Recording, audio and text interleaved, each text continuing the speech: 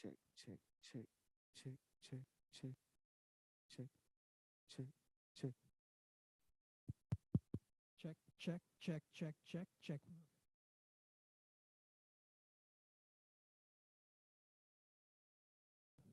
check, check, check.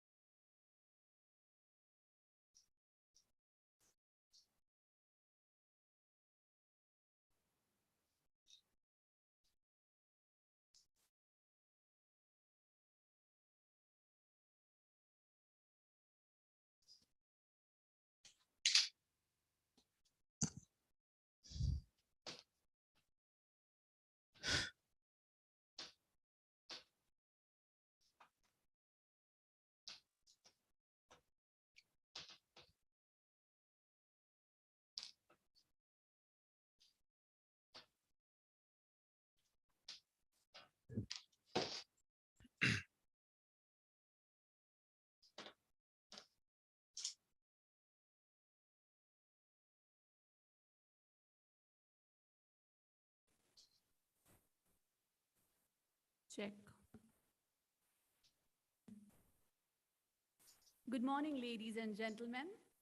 How are you all doing this morning? Had your coffee, tea, cookies? Did you enjoy it all? Yes, ma'am? All right. On behalf of V3 Events, I take great pleasure in welcoming you all to the second annual 5G Enables Middle East. It gives me immense pleasure to announce that our edition 1 of conference was a huge success. Can we have a huge round of applause for that? Thank you so much. Today, 9th of March at Marriott Jadaf, Dubai, we are hosting the second edition of conference wherein we will be hosting 25 industry experts participating as speakers and panelists from across the Middle East. Industry leaders will take the stage to share the insights, discuss and explore themes and topics integral to 5G ecosystem, real application use cases, market readiness and its challenges, the future of 5G technology deployment in the region, the evolution of 5G, and the roadmaps towards 6G, Open RAN architecture and 5G, and cyber security challenges, amongst other topics. I would like to thank all the speakers, both locally as well as who will be joining the conference online today.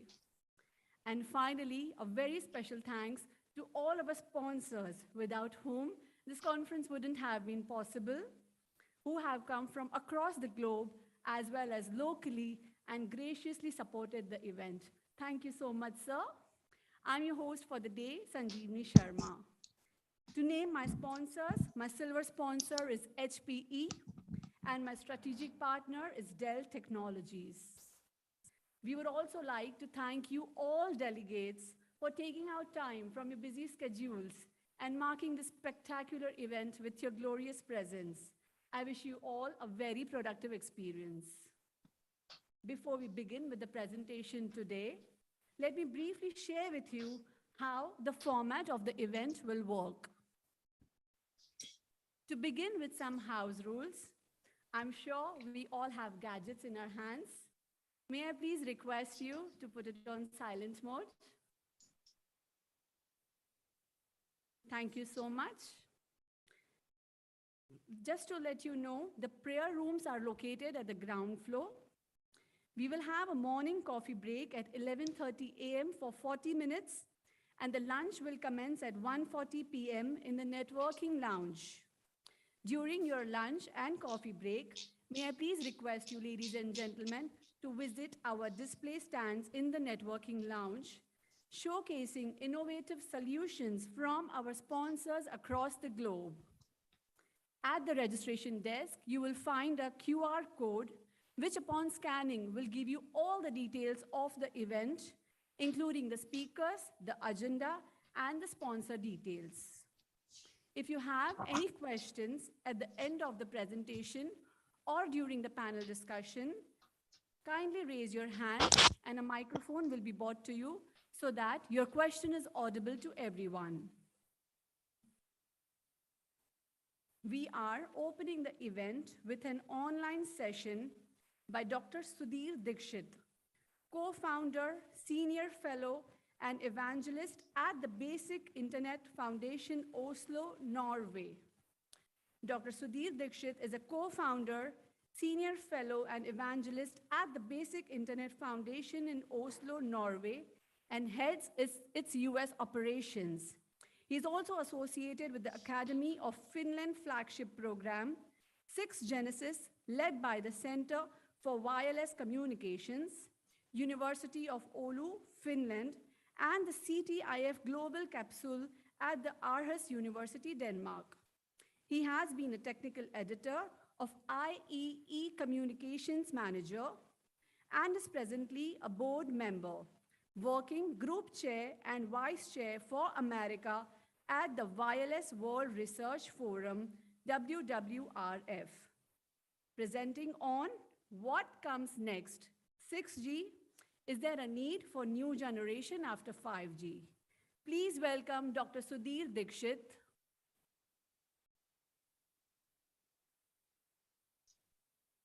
He will be joining online.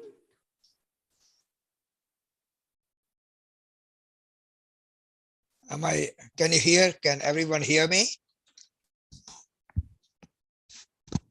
Yes, sir, we can hear you.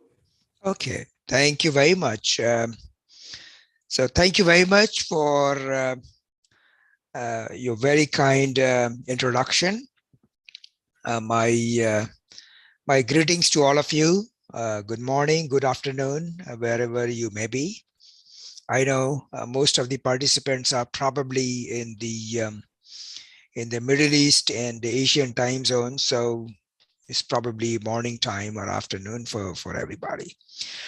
So I'd like to thank the organizers of the conference for inviting me to give this talk, visionary talk, as it has been mentioned. So I'll try to rise up to the occasion. So let me share my presentation here. I hope you'll be able to see it, all of you. So just one moment. Share, where it is, share screen. Okay, I see that the host has disabled participant screen sharing. So can somebody enable that for me? I'm not allowed to share my presentation. Kindly bear with us for a moment, sir. Sure, We are on okay. it. Okay, thank you.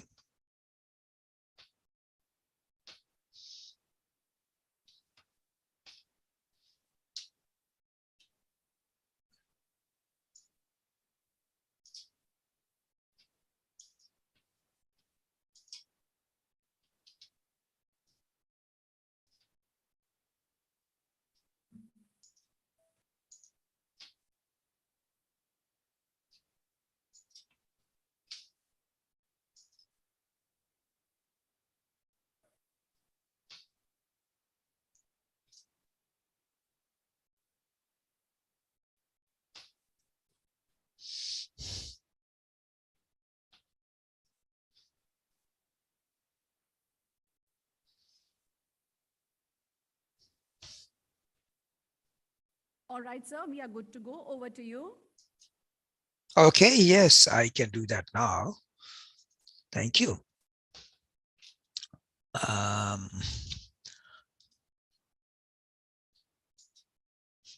hope everybody can see the screen now, right? Can you see the screen? My Yes, sir, slide. Yes. Okay. Okay. Excellent.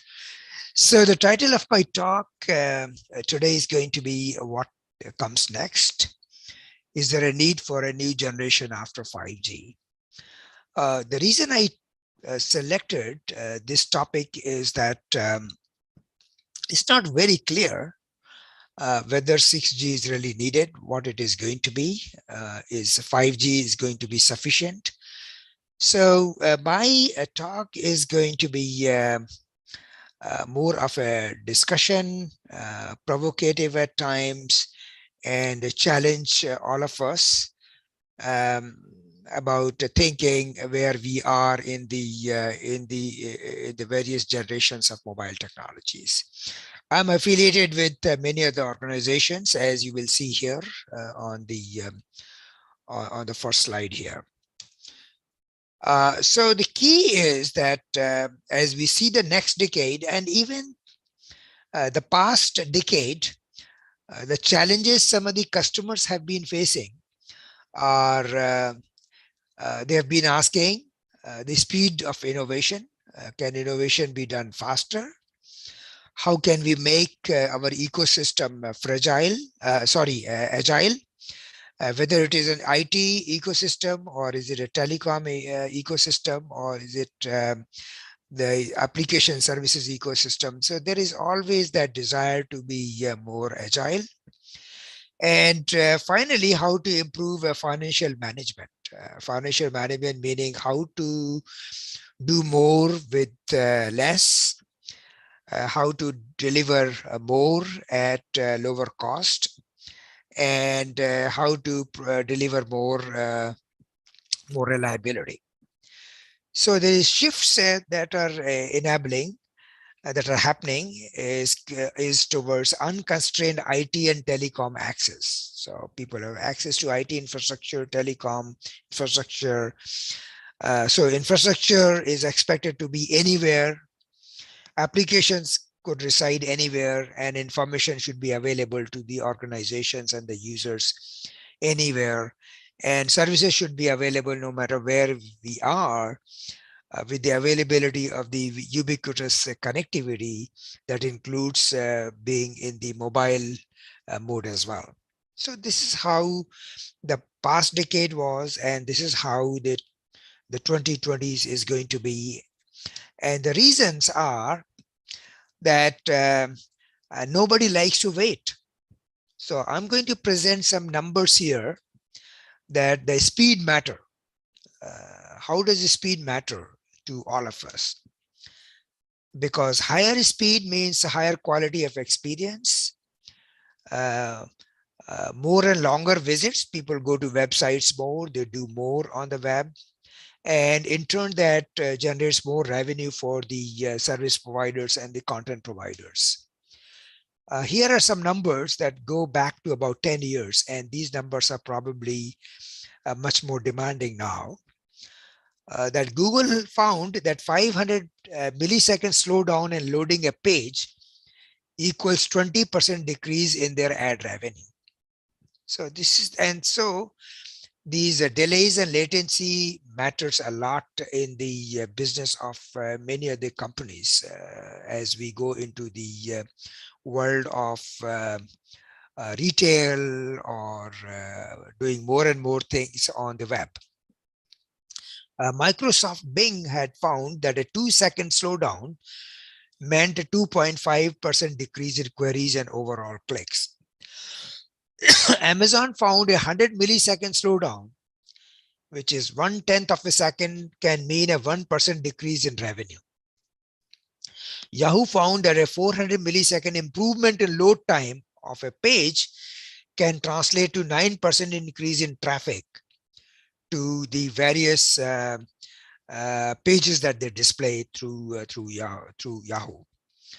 Mozilla mapped a 2.2 second improvement to 60 million additional Firefox downloads. And 27% of users say that visiting a slow site makes them more likely to visit a competitor. So if you do a search, if it takes longer to load a page of a vendor or a service provider, if it takes longer, they'll go to somebody, click on somebody else's link. And these are some real numbers. That means in dollars and cents. And user experience in entertainment services and applications are equally important, as we all know. So bad performance results in subscription churn rates, lost revenues for everybody, etc., etc. And it also impacts brand's credibility. So if we are using a mobile operator, or if we are using a Google search engine, and if we can do things fast enough, it impacts their brand, and it improves the number of subscribers, their revenue, and their quality of service. So these are some of the real facts. So tolerating latency is no more an option. That's why we have been going from 2G to 3G, 3G to 4G LTE, and going to 5G. However, 5G is just getting deployed, so it is too early to tell whether 5G is going to be able to meet the some of the performance objectives that were set for it. That will Excuse call me, for sorry developing to 6G. interrupt. Yes, hi. The slides are not getting changed. Oh, it's not changing? No.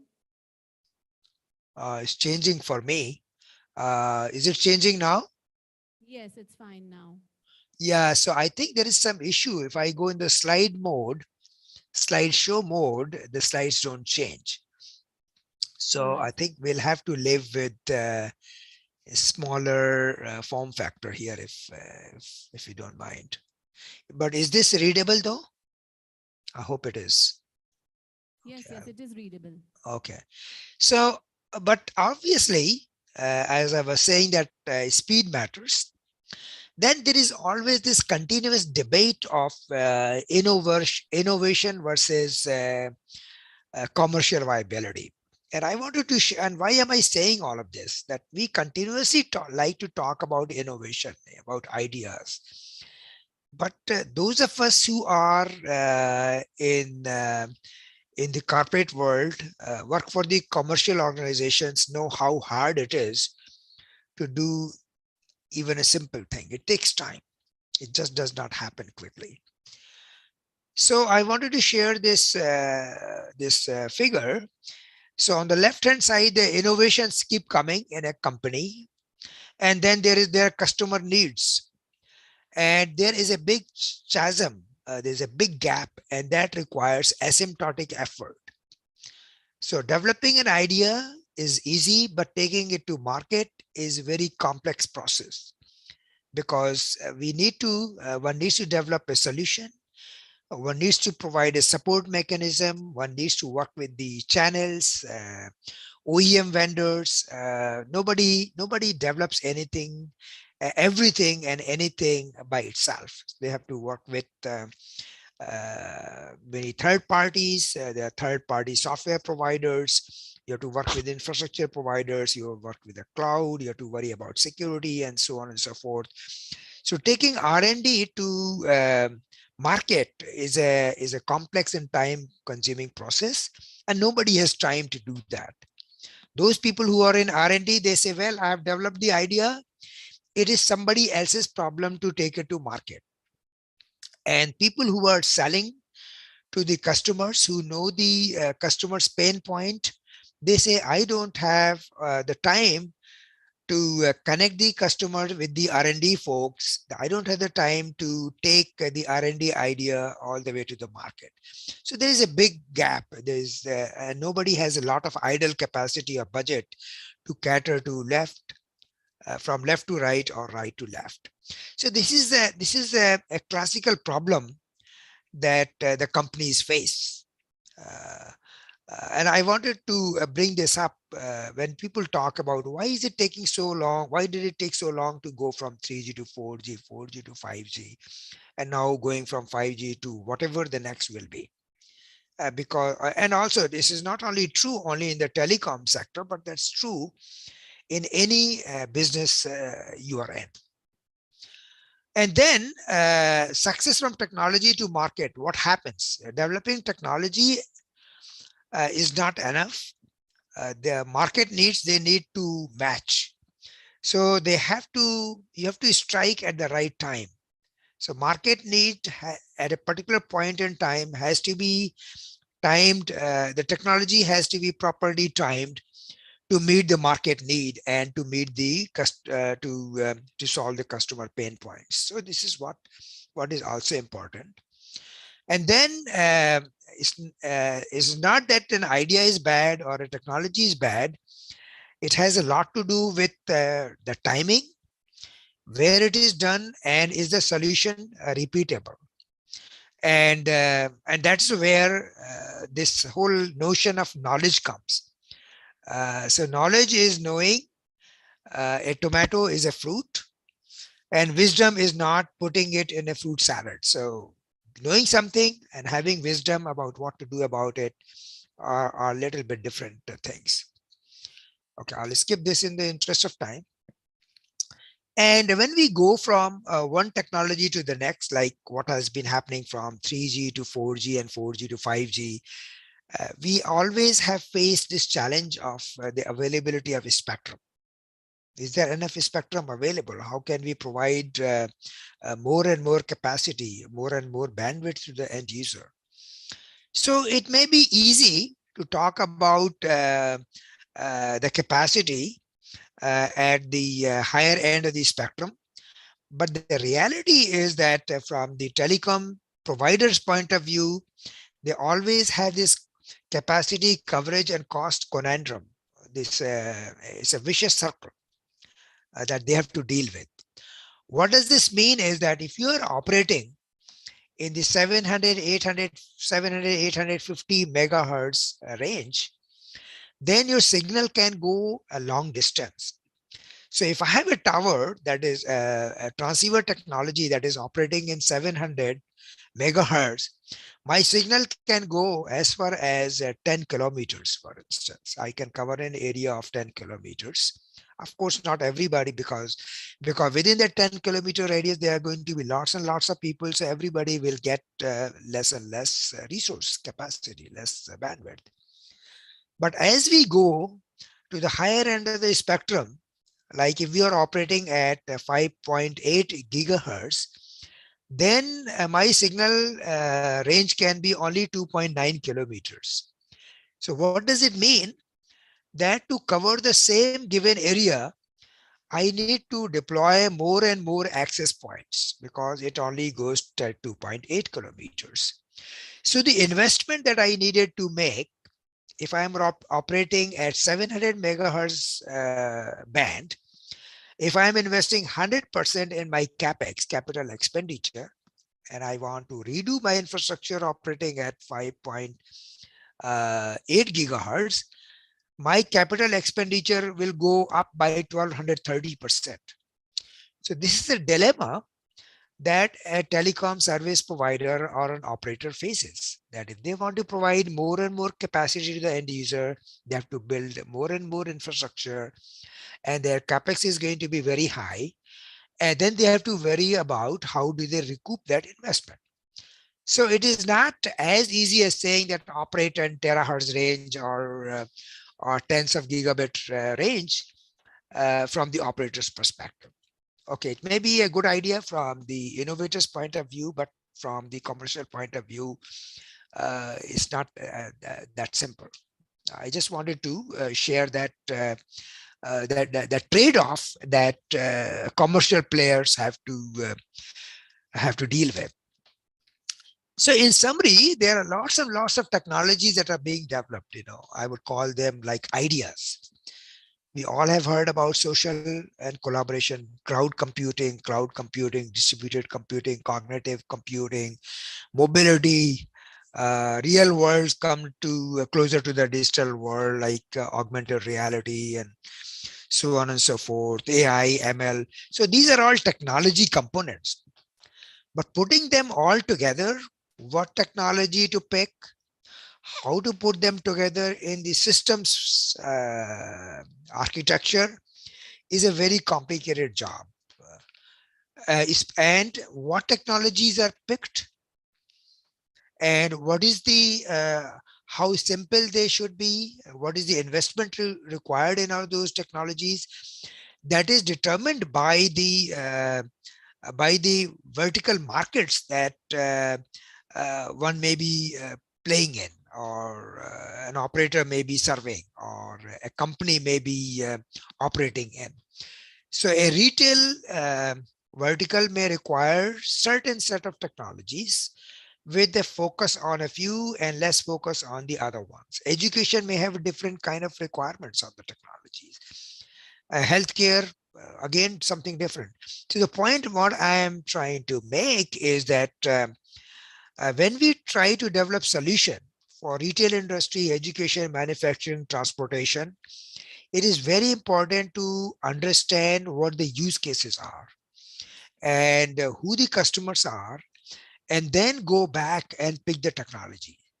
It rarely happens that the technology is picked first and then a solution is developed. It's the other way around.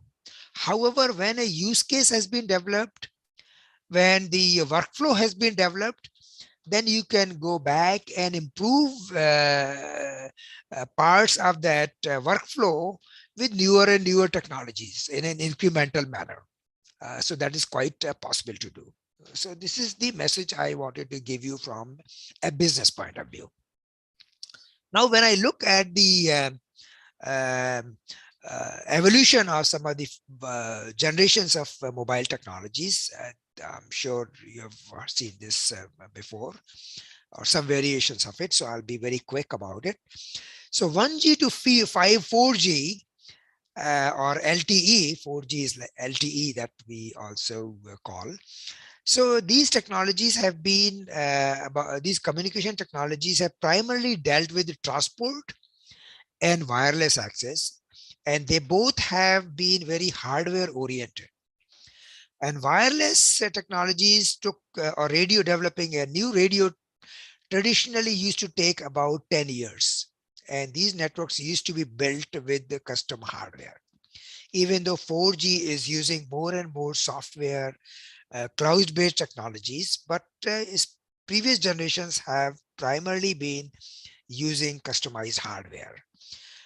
5G is about transport, it's about wireless. Wireless plays a big role because of being able to be mobile, because of the need to be tetherless. But 5G, so communication is not only about transport and wireless. Cognitive radio is about storage, where the storage will be, where the computing will be done. Wireless still took almost 10 years to develop the radio technology. So 5G, so wireless is about radio technology and wire technology. And to tell you that as far as the wired part of the 5G technology is concerned, that is already can be can be deployed very quickly, as quickly as in one day. And those standards are developed by ITF. So much less hardware is being used in 5G and more software. And this trend is going to continue as we go to beyond 5G. And people are saying it could be 6G or something else. So communication as we go to beyond 5G is going to be about all of the 5G things, plus more and more use of AI, machine learning, blockchain technologies, virtualized network slices, and there is likely going to be more democratized business models with user in control. So right now, user has very little control on what information they share about their profile, about their usage pattern. But I think this area is ripe for revolution, where user will get the control on what they want to share, with whom they want to share, and they will like to get paid in return for sharing their personal information. And people are talking about 6G, that what about quality of life metric? So if you look up to 5G, all the objectives were driven by what should be the latency, what should be the bit rate, what should be the energy consumption, how many bits can be carried per hertz, what can be the mobile speed, speed at which a car can drive, like 400, 500 kilometers per hour. But in 6G, people are talking about let's bring in other metrics about quality of life. And those metrics could measure by mind plus body health optimization. How do we optimize human in the loop? What is going to be the social impact? So like, people are traveling less, using less cars, and they can work remotely because they have broadband available. It is having a social impact because the environment is getting better. People have more time for other activities. And also there is a better family time. But interestingly enough, probably you may have heard this before, that the law of even numbers, success in only generations with even numbers, if you look at this. So what typically happens is when a new technology comes, there is a desire to jump to the next generation. However, there are lots of gaps and imperfections which continue to get improved. And when they get, all those gaps have been filled up and technology really starts living up to its promise, that it is called that it has really arrived. So if you look, those of us who remember the arrival of 3G in year 2000, there were lots and lots of gaps. This is the arrival of UMTS technology. But 3G continued to get improved. It was called 3.4G, 3.5G, 3.9G. And when all the expectations of 3G were met, it began to be called 4G or LTE technology. Similarly, now we are launching 5G. 5G has some very aspirational requirements, and I'm sure they are not going to be met over the next 4 to 5 years. There are going to be disappointments, but by 2030, 5G will come. A real 5G will come. Of course, people will use 5G as a marketing tool, or the operators will say, well, 5G is arrived, we are providing 5G, but actually this will be 4.5G, 4.9G or whatever. But the true success of 5G will come when 6G is ready to be delivered, whatever that is. So the interesting part is that the success is only seeing in even number generations of mobile technologies. Okay, I'll skip this in the interest of time. So what is 6G next? So in 6G, software will dominate the communication systems. A lot of these things will happen in cloud on very generic hardware platforms. And the cloud will reside at the edge. It will reside in the core. There may be an instance of a cloud on the at the cell tower itself, from where the content will be delivered. But hardware will still be needed for generic platform running software. New frequencies might be given out now on the fly. Just terahertz. Okay, people. So 6G will be about terahertz communication. But then why to call it 6G? Why not call 5G plus, 5G express, 5G plus plus? So some of these new nomenclature will get used by the marketing folks, from the telecommunication companies. So right now we are using release 16 and 17 of 5G. These are release 16 and 17 from ETSI. But as we go to further improving 5G, whatever is being rolled out now, we will have the future releases of the standard, which will be release 18, release 19, release 20, and so on and so forth. But the marketing folks will call them that 6G has arrived, but actually it won't be true 6G. Okay, so what should be the better questions that we ought to be asking? A fundamental question we should be asking: will the future be cellular? How can we make 5G more interesting for the industry? What are some of the challenges? Security. What is going to be the cost structure? What is going to be the availability and reliability? Because we still have challenges of coverage, that you don't get good throughput wherever you go.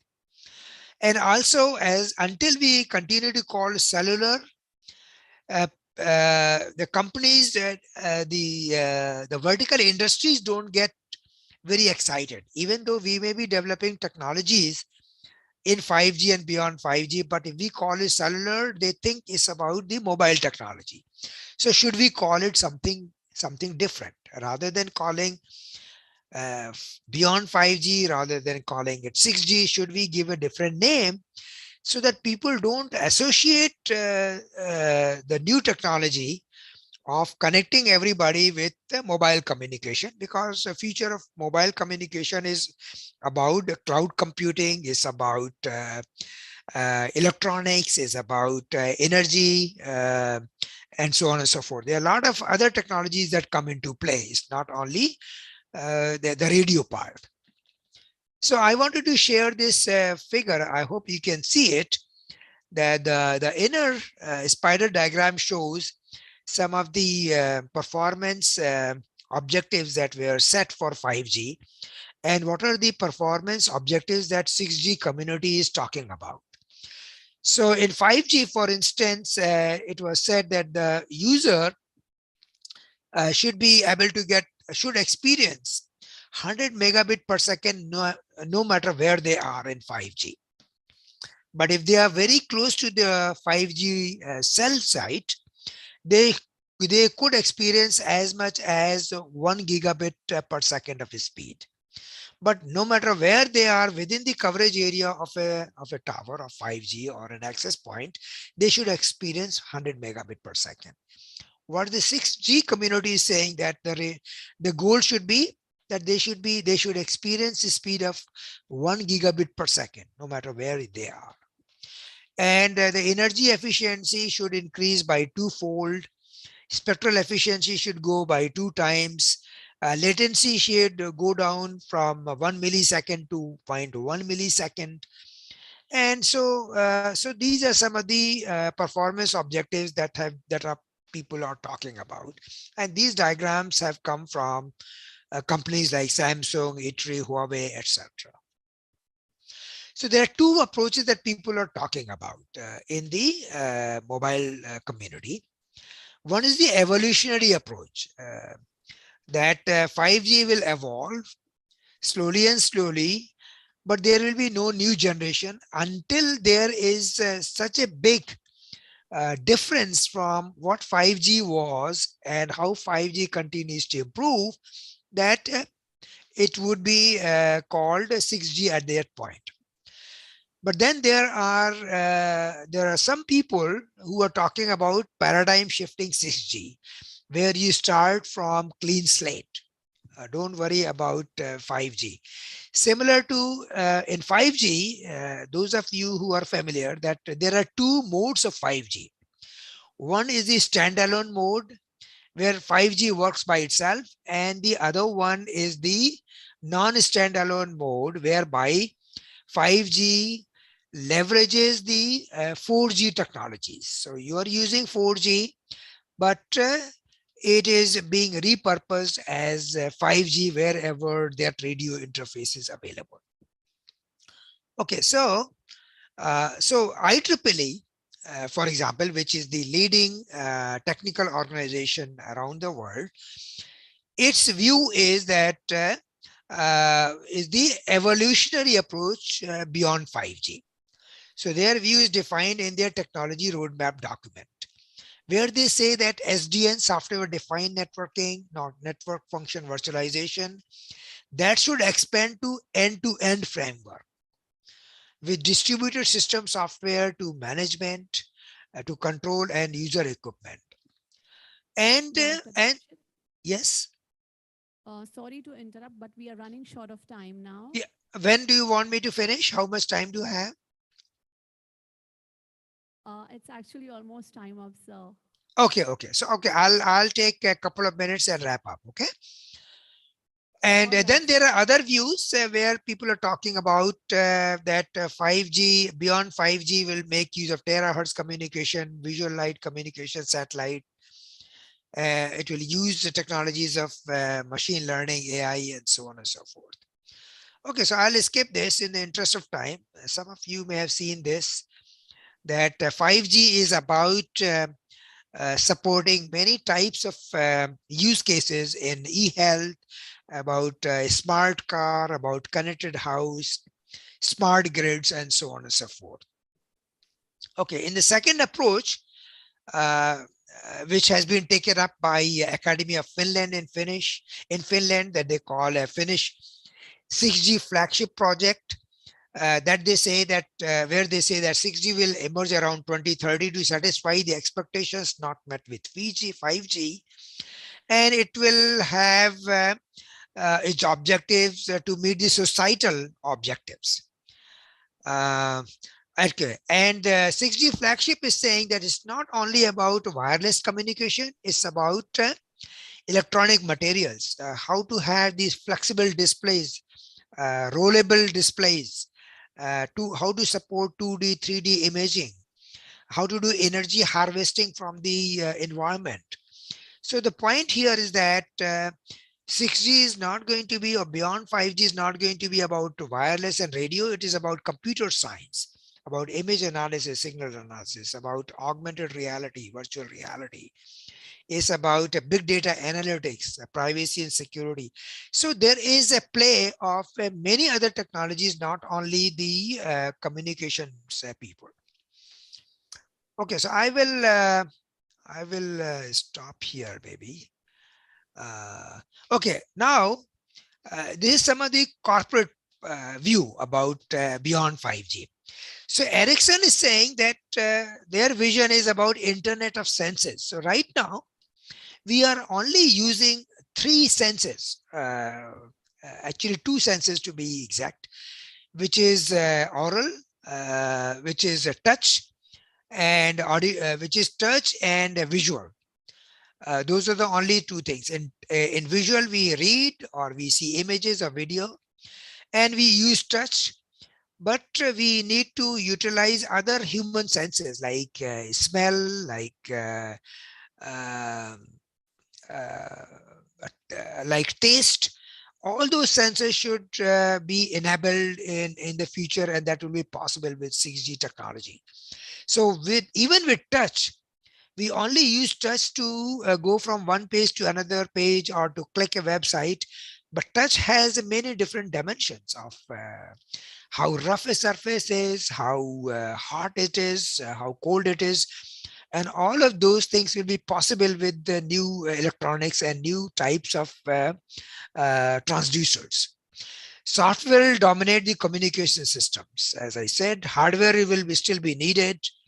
A lot of the companies will use 6G as a marketing tool, but technically they will focus on 5G plus.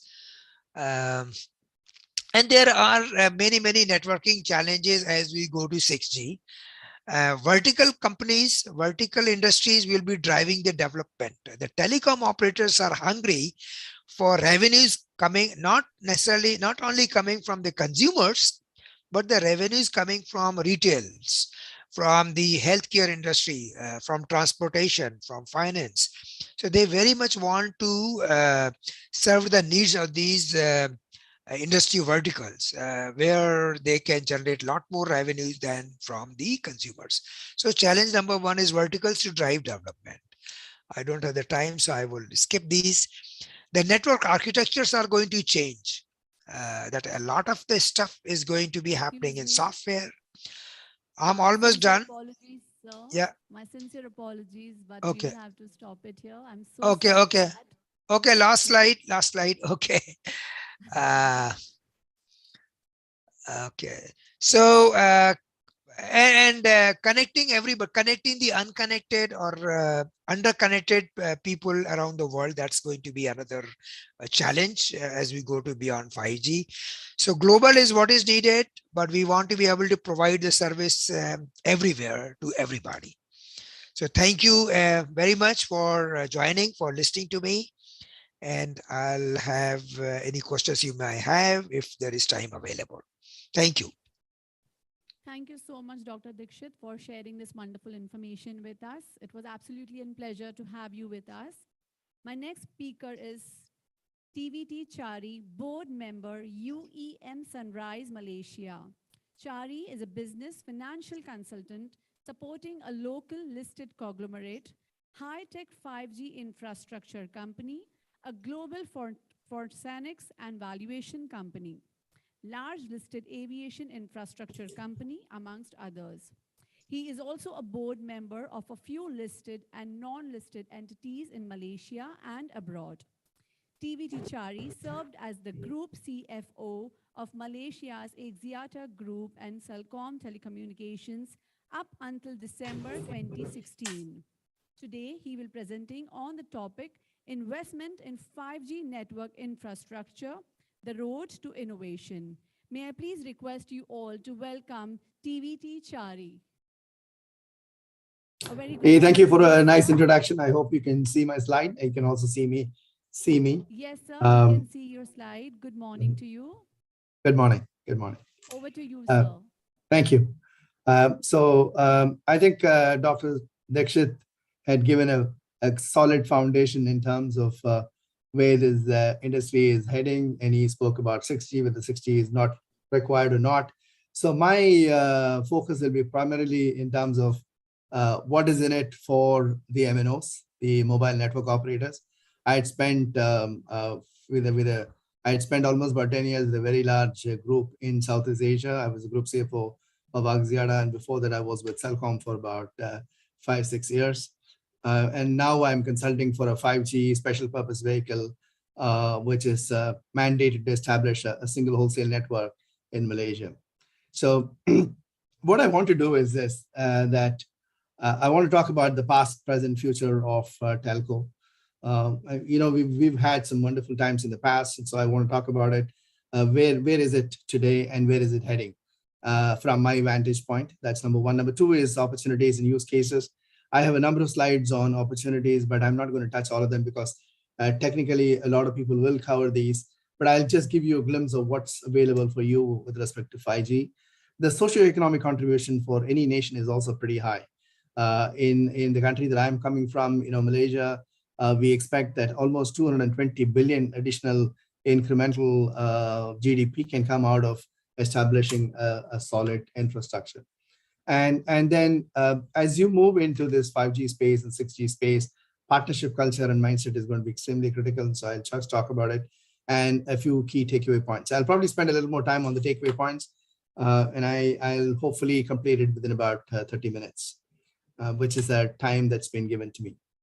So if I look at this chart, which I think Dr. Dixit also covered, we had a fantastic runway when it comes to 1G, the 2G business, and even 3G. When we started, we literally have about 20 to 25 years of runway where we all made a fair amount of money with respect to SMS and voice and inbound roaming and outbound roaming. And we all know, right, from an MNO perspective, we all had a fair amount of money. And then came the so-called data business, which is the 3G business. And then what happens is this, that the 3G requires a fair amount of investments in terms of putting up the RAN. And the more you consume, the more RAN you put, they call it densification. And by the time you started smelling a little bit of money, 4G came in. So the technology shifted so rapidly, and we started investing in 4G. And they said, okay, let's go and shut down 3G and let's move on to 4G. And the investment started on 4G. As the investment started on 4G, and we even started smelling some money, the 5G comes in. And so the technology keeps moving much rapidly. And unlike the voice and SMS, where the more the volume, the more will be your bottom line, here, the more the volume, the more densification you need, more CapEx intensity that you need. So it's a very different set of business in a way. And we had a fantastic runway on the first phase of the past of telco, with the glory days of telco. We had a fairly long pathway, but it got shrunk in 3G, it got shrunk even more in 4G, and 5G is shrinking more. So unless we change our mindset and methodology and go to market, we'll find it very difficult to move forward in 5G space. But are there opportunities in 5G? The answer is absolutely yes. So with that as a background, let me go on to this. And these are slides that I got from UBS, and these guys are absolutely fabulous analysts, and they know the market fairly well. And they've said that this is not a darling industry anymore. It was a darling industry at one point in time. But over a period of time, the share performance of telcos have underperformed, which we can all relate to. If you're in the business, you will relate this to. ROIC, the return on invested capital, which used to be fairly high. We can even call it obnoxiously high at one point in time, has now substantially come down, 400 to 500 basis points. And in this part of the world, Southeast Asia, it's even more, because the capital intensity is relentless year after year. You need to go and cover. And the regulators are also insisting that, we need to bridge the digital divide, and let's go and cover in areas where a very little demand is there. It's not supply-based anymore, it has to be demand-based. But the regulators are saying, sorry, I want you to bridge the digital divide. I'm giving you the spectrum, go cover. And so CapEx intensity and CapEx to sales stubbornly high at more than 25% of the sales. So any money that you generate as the EBITDA just goes into CapEx, as a result of which there is very little money available for dividends. Investors are demanding higher free cash flow, which is, again, anybody who's in the industry will probably feel it. In the past, it was a darling industry. Currently, we're going through a fair amount of difficulty because of the deficit of cash. primarily because of the fact that you need to continuously keep investing in the data business. Now, the biggest question that comes up is the 5G conundrum is, do we invest or do we not invest? If you invest, you're doomed because there's a fair amount of investment that needs to be made. Even in the case of Malaysia, a country which is smaller, we're talking about every MNO, the mobile network operator, spending anywhere between 7 to 7.5 billion to do a fairly decent coverage. And so suddenly you need to go and put this in. The ecosystem is not fully ready, and you got to wait for another four or five more years before you can start smelling some money, earning some money. In the meantime, as Professor Dixit said, 6G comes in. What do you do? And that's a conundrum. If you don't invest, you're doomed again, because somebody else is going to invest, and the customers are going to move from one to the other because somebody is investing. The 5G it's all about latency, speed, and we can talk about that. Now, fundamentally, if you're investing, you're doomed. If you're not invested, you're doomed. And that's the situation that we are in. From my vantage point, from a purely commercial vantage point, it is a tough situation unless we go and change our mindset. Whether you're an MNO, whether you're a regulator, or whether you're a customer or a systems integrator for that matter. So I will come around that piece. What are the opportunities of 5G? Again, I've got about 8-9 slides, and I'm not going to spend a huge amount of time there. So I'll just quickly flip through for you to sort of get a feel of what this is all about. Right. So Professor Dixit spoke about this. It's all about latency. It is all about density. 5G per se is lower in terms of cost per GB compared to 4G. This is probably about 1/10 the cost. So the technology has evolved over a period of time, as a result of which the cost per gig is much lower for a 5G, number one. Number two is, as the volume increases, obviously the numerator remaining the same, the denominator is much higher, as a result of which the cost per gig also comes down. Now, one statistics in the case of Malaysia, in 2015, the average consumption per customer was 1.5 gig per person per month. And today it is at 22. And by 2030, they expect that it will go up to 150 gig per person per month. 1.5 to 22 to today to 150 gig per person per month. So imagine if you continue to stay with 4G, you'll have to densify it even more if you want to provide quality of service. They call it QoS, and that's going to be tough, right? So you need to necessarily move into 5G, right? Low latency gives you a huge amount of opportunity with respect to enterprise. We'll just talk about that. Enterprise opportunities are extremely high. And I believe that if you do a very good job, we should be able to make a lot of money on the enterprise space. And the digitization is going to be important if you want to sustain yourself. Any company, and I sit on the board of a number of companies, both telco and non-telco, and that's the discussion that we have regularly in terms of what are we going to digitize and how are we going to enhance the customer experience.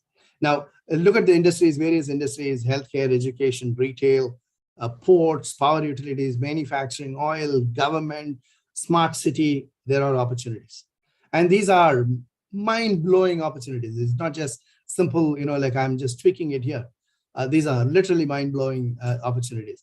So imagine in a healthcare, and I support a company called Pharma Niaga here, and imagine if I can have a platform which is connecting every single citizen of Malaysia through a device. It could be like a Fitbit, for example. It gets connected and it picks up all the vital statistics of any individual for that matter, whether it is blood pressure or heart rate or sugar levels, whatever it is. It just collects all this piece of information, and it is connected in turn to the insurance company, into the doctor, into a hospital. So it's fully connected as a platform. And there is an AI, as I keep talking to you, the AI calls me and says, look, Shari, your blood pressure is already at 190. Whatever you're doing, just stop doing and run to the hospital. And so that's the kind of a platform and power of platform that we are talking about. And who can do this?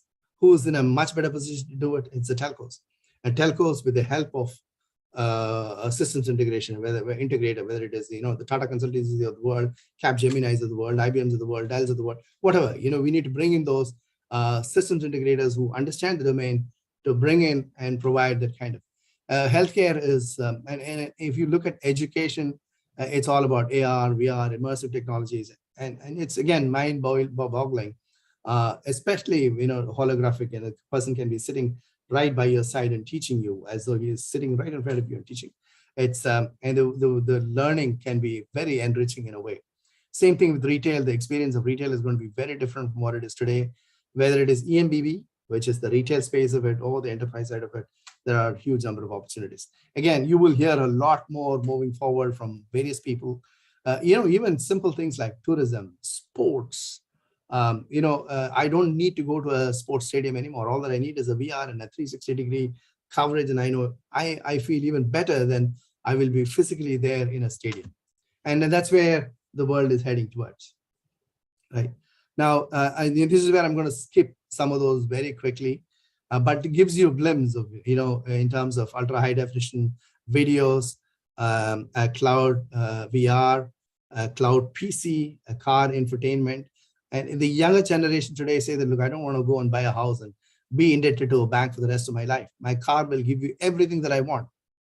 Imagine the mindset. It's completely different, right? And that's where we are heading. The future seems to be heading in the right direction. It's pretty exciting, scary also in a way. From my vantage point, it's a little scary, but this is where the world is heading. From a ultra reliable, low latency communication for drones or for connected car, absolutely needed. And again, you need to have massive machine type communication. Like you take an example of a bridge. In Penang, there's a bridge which is running to about 20-25 kilometers in a way. So, and imagine having an IoT device in each one of those points. Then if there is a corrosion, if there's a breakage, you can know immediately. Now, that is not as exciting as what I'm going to say. There's a company called T-Systems. They came in here and said, look, I want to put the IoT under the bridge. And under the bridge, what happens is this, that as the water collects, it collects a lot of dust. The dust are called the barnacles. I didn't know what barnacles were. So you can just go Google barnacles. And today what they do is they send physically people down to go and clean up the barnacles. And tomorrow, if I have an IoT device, if I know that it is getting collected, I can send a robot to go and clean up. Today, it takes about 4 years to clean up. And tomorrow, it can take 1 to 2 months to go and clean up. Now, what's the advantage? The life of the bridge goes up by 15 years to 20 years if the barnacles are not there and it's clean on a regular basis. And that's a power of technology. And that's a power of how we can go and implement enterprise solution to our customers in a way. So, I mean, I can sit here and talk for hours together, but manufacturing, there are huge amounts of opportunities. We have a huge number of palm plants. Palm oil is a great export for the nation. We have got about 30 million trees for each company. We've got about 4 to 5 different companies. And how do I go and manage all of them? Even precision agriculture requires private network, private slicing, network slicing, and all that. Pretty interesting in terms of what opportunities are there, right? So we spoke about smart city solutions and we spoke about smart bridges. And this is one of the slides that I got from T-Systems. 15 more minutes. So on the digitization, again, numerous opportunities, whether you're in the airport or anywhere for that matter. This is an example that I normally give. When I go to see my son in London, I don't even know whether my baggage is coming on my plane or not, right? But when DHL sends me a package from the US to my house in Malaysia, I can track minute by minute. I rest my case. So is that needed? Not needed. The answer is yes. The minute my bag hits the carousel in London, I should know that, hey, Chari, your baggage is there in the carousel. Can you go and pick it up? And similarly, like I go to the airport, I've been pre-pandemic days, twice or thrice a month, right? And I used to travel a lot within the region and outside the region too. And they know everything about me. They know which plane I'm taking. They know that I'm a vegetarian. They know which seat I'm sitting. And they've seen me many, many, many times over. Why are you making me wait in a queue for 1.5 hours or 2 hours to give me that stupid boarding pass? Can that not be automated? So fundamentally, there's a huge amount of opportunity that's existing today in any industry possible around digitization, and technology like 5G can help make it better, faster, cheaper. And most importantly, the customer experience will be absolutely awesome, which is exactly what we want them to do, right? Drone technology, we have, today, the national grid is using drones. They don't send physically people, right? E.co, which is a tower company, is using drones. And so these technologies, if you have a private network, it becomes even easier to go and cover and control those. Oil and gas is a big thing. And I spoke about this 5G live broadcast esports stadium. And literally you will feel better than you're physically there in a stadium to watch a match. And that's how the world is heading towards, which means that you need to have a low latency. We spoke about education, I'll just skip it.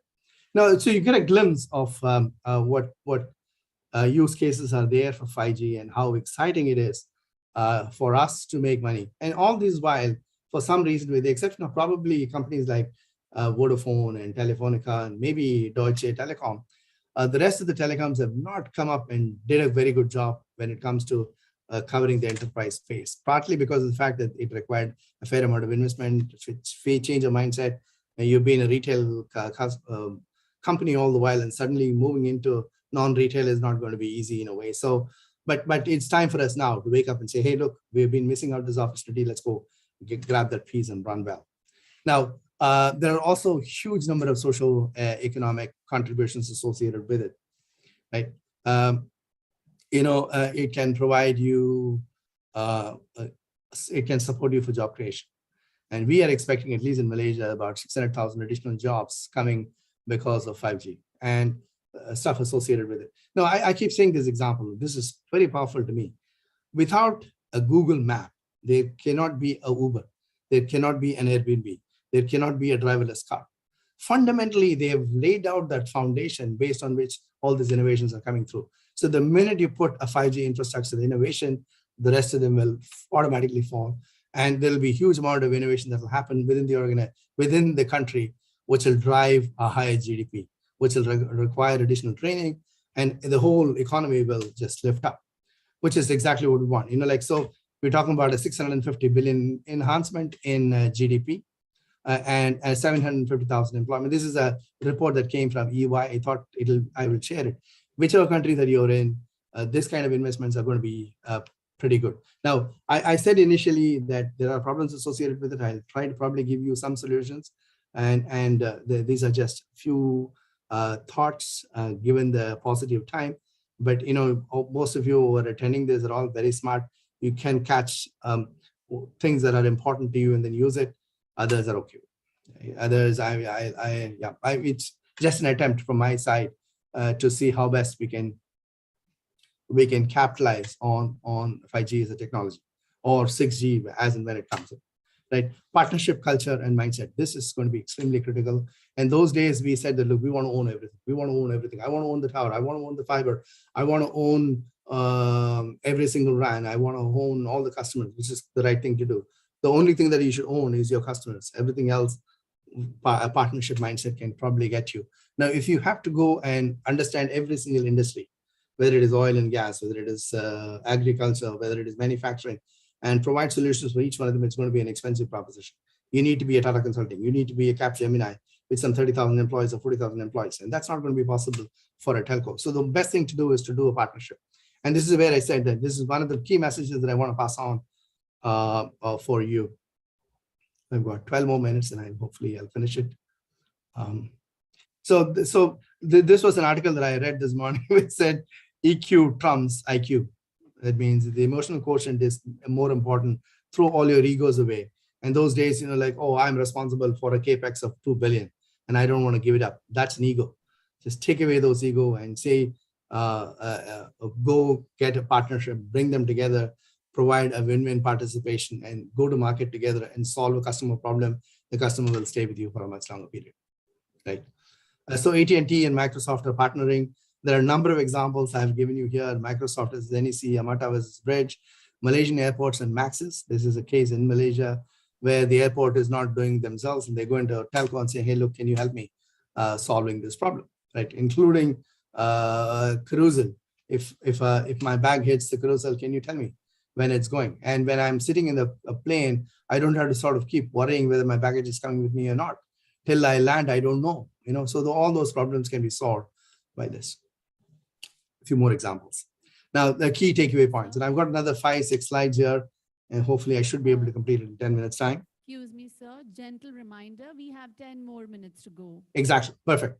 That's exactly what I want. I wanted last 10 minutes for my key takeaway points, and exactly there. And hopefully, I should be able to complete it. I don't want to. All Yeah. right, perfect. Thank Fun- you. Yeah. Fundamentally,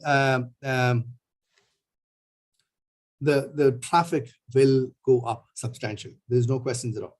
You know, when we went into Bangladesh initially, we thought, Bangladesh, who's going to use data? We were so wrong. We were so wrong. This is about 15 years back. And the minute you put an infrastructure, they consume it, right?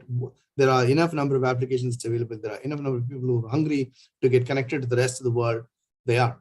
And today there's a person in a remotest village possible is selling durian to US. So he was able to connect to the customer, the customer places an order, and the money comes in here, and this person exports durian. And this was a mom and pop, small little village person, and now earning US dollars, which is the whole purpose of infrastructure. So let's assume that the volume is going to increase. The volume is increasing. Obviously, what you need is additional RANs, additional CAPEX, additional densification, and additional spectrum, right? And if you need to go for a spectrum, you need to go and buy that spectrum, and it's not going to be cheap. Nothing is going to be cheap, right? So the second piece is 5G is all about this ABCDE. I think Professor Dixit spoke about it. The AI, the big data, the cloud, data center, edge computing, all this stuff, you will have to necessarily invest in all of them, right? Now, the question is, you have a limited amount of resources, the limited amount of money that you can make.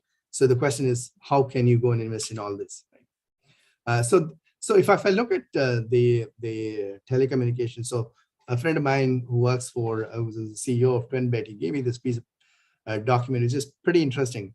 There are 4 categories, layers of any telecommunication, which is the communication infrastructure, connectivity. Third is the terminals and devices, and the fourth is the service and application. If you see the communication infrastructure and connectivity, it is a commodity now. It is just a commodity, right? Or somebody gives it to you at 3 cents per gig, and somebody gives it to you at 3.5 cents, and that's the only difference, right? It's all become a commodity. And the minute there is a price, they can also move from one to the other in a way. The last piece is around the service and application. That's where the growth is, right? And so again, I'll give you a few examples here. You can clearly see that the service and application is growing about 50x, whereas the rest of them are not as growing as much. And so focus on this growth area. Keep all your money to go and develop some of those spaces in services and application. To the extent you partner with somebody to create a network together, even in Singapore, it's happening. They have, they had about 4 players, and they said only 2 players will get a license, and only 2 players are making those network. The same thing is happening with Malaysia. Malaysia is saying, okay, can we do a single wholesale network? 1 person, and the rest of them just go right on it and probably focus on those service innovation rather than worrying about the network infrastructure, because network infrastructure is getting to be more a commodity in a way, right? And now, this is a chart which is important. If you don't mind, take a look at it. And this is again coming from a research company that in the past, with the exception of 1 or 2 large telcos, the rest of them have not gone beyond connectivity. So it's important that we start focusing on the services in the application space so that the pie can be expanded. If you continue to stay where you are, your margins will get shrunk. You have to put in more CAPEX. You won't have as much money, and your share price will come down even more. Your ROIC will come down. You won't have as much cash to go and pay dividends. Right now, these are some of the examples of how mobile operators are enabling e-commerce, and this is where even if you get about say 1 cent, 2 cents, 3 cents per transaction, you're talking about huge amounts of money. That's exactly what we did with SMS. We charge 1 cent, and there are billions of SMSs every month. I used to get about 1,000 SMS for every festival. Today it is 0. And so can we bring in that SMS culture into the services side of it, right? Again, you are an enabler as long as you take the role of an enabler and create a marketplace for anybody to come and trade, and you take a cut from both sides, you're done. Right? So these are things that we want telcos to be focusing on, more service focused rather than the infrastructure focus. And that's how we can probably sustain ourselves. 5 more minutes. Media became a natural adjacency for telcos. And some of them have done well, some of them have not done as well. As you can see, AT&T went and acquired a fairly large company, and Telefonica. And again, some of them have done a very good job of integrating it. Some of them have not done. You need to be a little more careful as you move into, but to the extent you have a little more cash rather than going and investing very heavily into CapEx, you have time, energy, people to go and do the right things on the services space, which is the 4th dimension of a telco. So we need, all that I'm saying is, let's move on to the 4th dimension of telco rather than just focusing on 1, 2, and 3. 1, 2, 3 are needed. 1, you partner. 2, you partner. On the 4th dimension, focus, partner specific smartly, and bring in additional revenue and profitability on a win-win situation. So SK Telecom is a great example where non-connectivity revenues through partnership and acquisition, they've done well. And here is another report from Vodafone and EY. They've said that, look, shed all your assets. If you really look at all the old telecommunication company, the more the asset, the better it is. And again, the example here is very similar to what is happening with scalable assets, like the Ubers of the world, Airbnbs of the world. You just make it once and just replicate it. And so the less the assets that you have, the better it is what is being preached to all the telcos. Now, this is, again, a very important chart as I see it, that we should move away from being an infra innovation company to a service innovation company. On the infra side, you don't innovate. The innovation takes place at Ericsson's level, the Huawei's level, the Nokia's level, the ZTE's level. The telcos don't do. Telco buy all these assets, and we feel great about it. But this is where the IQ versus the EQ piece comes in, and we need to be a little more rational to say that, look, yep, I can't innovate, but on the services side, I can do a lot of innovation, and I can do a lot of partnership, and I want to go and focus on that space and do well, right? So this is my last slide, and I've got 3 more minutes. Stay asset light. Partnership mindset is needed. And as far as infrastructure is concerned, as far as possible, have partnership with somebody else and share the costs associated with it. Get a little smarter, give them independence, give them quality KPIs for them to go and deliver. You're done. And focus on service innovation, which is capital intensive infrastructure innovation, because that's a commodity. On the left-hand side is where you make your profits, and you also make your customers happy with the number of examples that we've given you. Focus beyond connectivity revenue, and that's where the revenue is. So with that, I want to really thank you for giving me this opportunity. I hope the stuff that I said is useful. I'm not a technology person, so mine is commercially oriented, but I spent about 20 years with Hewlett Packard. I spent 10 years with Telco, and I sit on the board of a few companies. So I understand technology from a commercial angle, and that's why mine was slanted towards the commercial side of it. Thank you so much. Thank you. Over to you. Thank you so much. Thank you so much, Mr. Chari. I really appreciate the way you have maintained your time zone. Highly appreciate that. Thank you so much, sir. Take care. Bye. Thank you.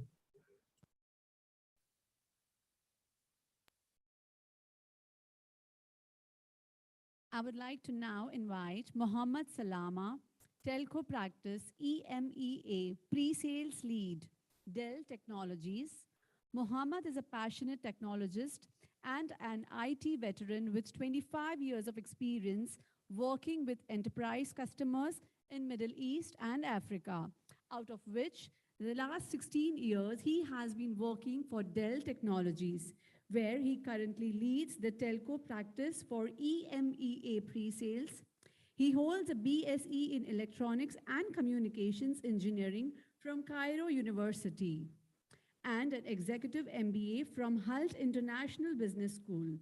He is also a design thinking practitioner and a big believer in the ability of telecom industry to reinvent itself and to lead the world towards realizing the full potential of digital transformation. Presenting on building the modern revenue growth machine, please welcome Mohammed Salama. It's absolutely a delight to have you, sir.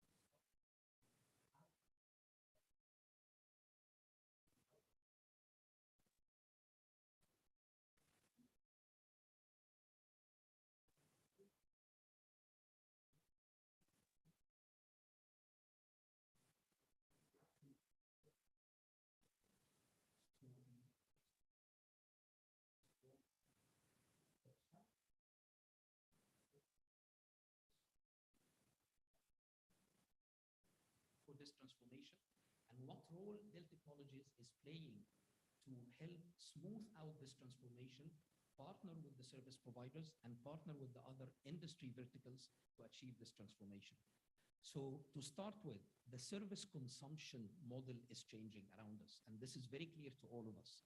Starting with the exponential growth in digital media consumption. We started with TikTok and YouTube. Now, as you all know, our children, the new generation, they don't use TV anymore. They use streaming video for everything, and more recently, even for live sports events. We saw Netflix as a transformation. Now Disney Plus is coming to our region. And as I said, even the live sports events are being streamed today to mobile phones, to tablets, and to smart TVs. So this can be seen as a huge challenge for the telecom industry. The telecom industry had to continue to pour CapEx investments in upgrading their network from the radio all the way to the core. And you will never be able to outpace this exponential growth. This model has to change, and we need to change our mentality with it. So we are partnering today with many service providers around the world to build a new value chain for content creation, content distribution and delivery. Imagine for once, if you could actually deliver 90% or more of this content from the edge. And this is why 5G and edge are extremely important. So investing in your edge delivery capability means that you can offload 90% or more of this content delivery and streaming media to your to the edge of your network and offload the transmission, the core, and stop this never-ending cycle of CapEx investments in upgrading your network, which, as I said, will never be enough to support this growth. Second most important aspect that we see in the service consumption transformation is the next generation enterprise use cases. The previous speaker showed us so many use cases, from smart stadiums to retail, to healthcare, to smart airports. And all of these enterprise use cases require smart connectivity, next generation connectivity, low latency, high bandwidth, and on-demand connectivity as well. So the telecom industry today, again, needs to shift their mindset and move further from the connectivity revenue-driven stream, selling minutes, selling gigabytes, into innovating new enterprise use cases that you can help those industry verticals, from healthcare to retail to transportation, help them actually transform. So the new revenue streams for the telecom industry will no longer be selling minutes and gigabytes. It will actually be partnering with those industry vertical consumers and innovating new use cases that we can sell to this industry. Third important aspect that we all need to be aware of, which was also mentioned in the previous two presentations, is data, analytics, artificial intelligence, machine learning. Think for a second, what is the biggest difference between the telecom industry, let's say AT&T, Verizon, Du, Etisalat, and everyone else, versus the Googles of the world, the Amazons of the world, and the YouTubes of the world? What is the biggest difference? The biggest difference is how those hyperscalers use data, how they can actually harvest data from their users, analyze this data in almost real time, have better insights about the user, even more than the user. I'm 100% sure that Google knows more about me than I know about myself. So they are able to monetize this data. And trust me when I tell you, it is about time that the telecom industry realize the value of data. And guess what? This data actually travels through your network. You own this data. Before it reaches Google or YouTube, it reaches your network. It goes through your network. So it's extremely important to understand how to harvest the value of this data and transform this data into business insights, into revenue and business opportunities with your consumers and enterprise customers. So this is extremely important. This is how the business model is changing. And this is why the telecom industry and the service providers need to shift their mindset and think like the hyperscalers. What is the second biggest transformation that is happening? It's the network. If the service consumption model is changing, we also have to change the way we design, architect, and build our telecom networks. And this has been in the making for the past decade.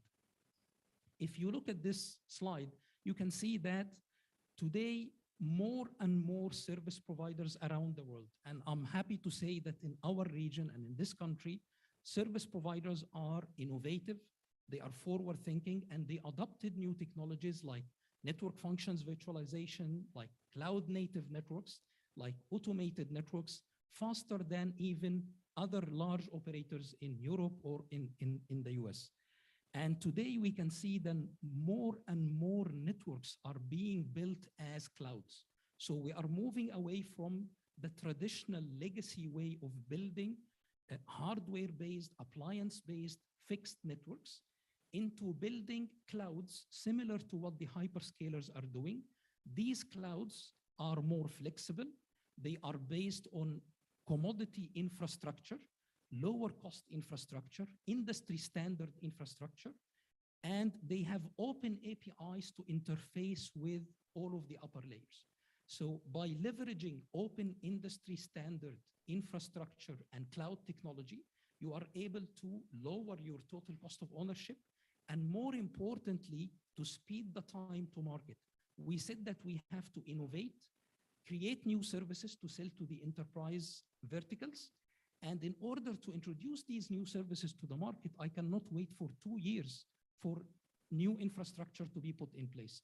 It has to be dynamic, and it has to be able to shift where the demand is shifting. So this is the second most important aspect. What does this mean? It means that if the service consumption model is changing, and if the way we have to build our network is changing, then our business strategy must follow. Our business strategy must change. So what is the first thing that we need to do? We need to think like a hyperscaler.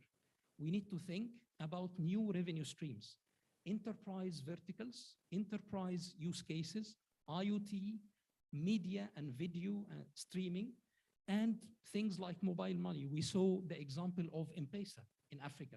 This transformation, this innovation did not come in the US or Europe. It came in a small country in Africa.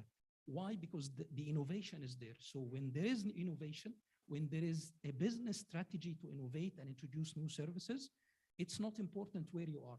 You can actually speed up the delivery of those new services to your customers and generate new revenue streams. So generating new revenue streams is extremely important.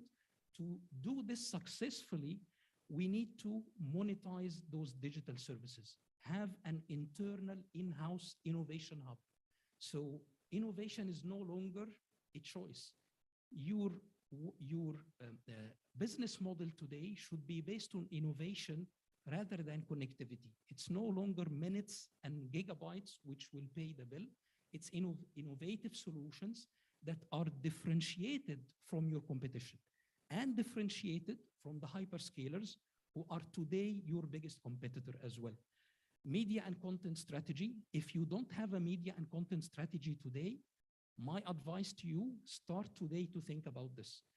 Media, as we saw in the previous presentation, media is the next adjacent technology and business opportunity for telecom. You must have a media strategy, a media and content strategy.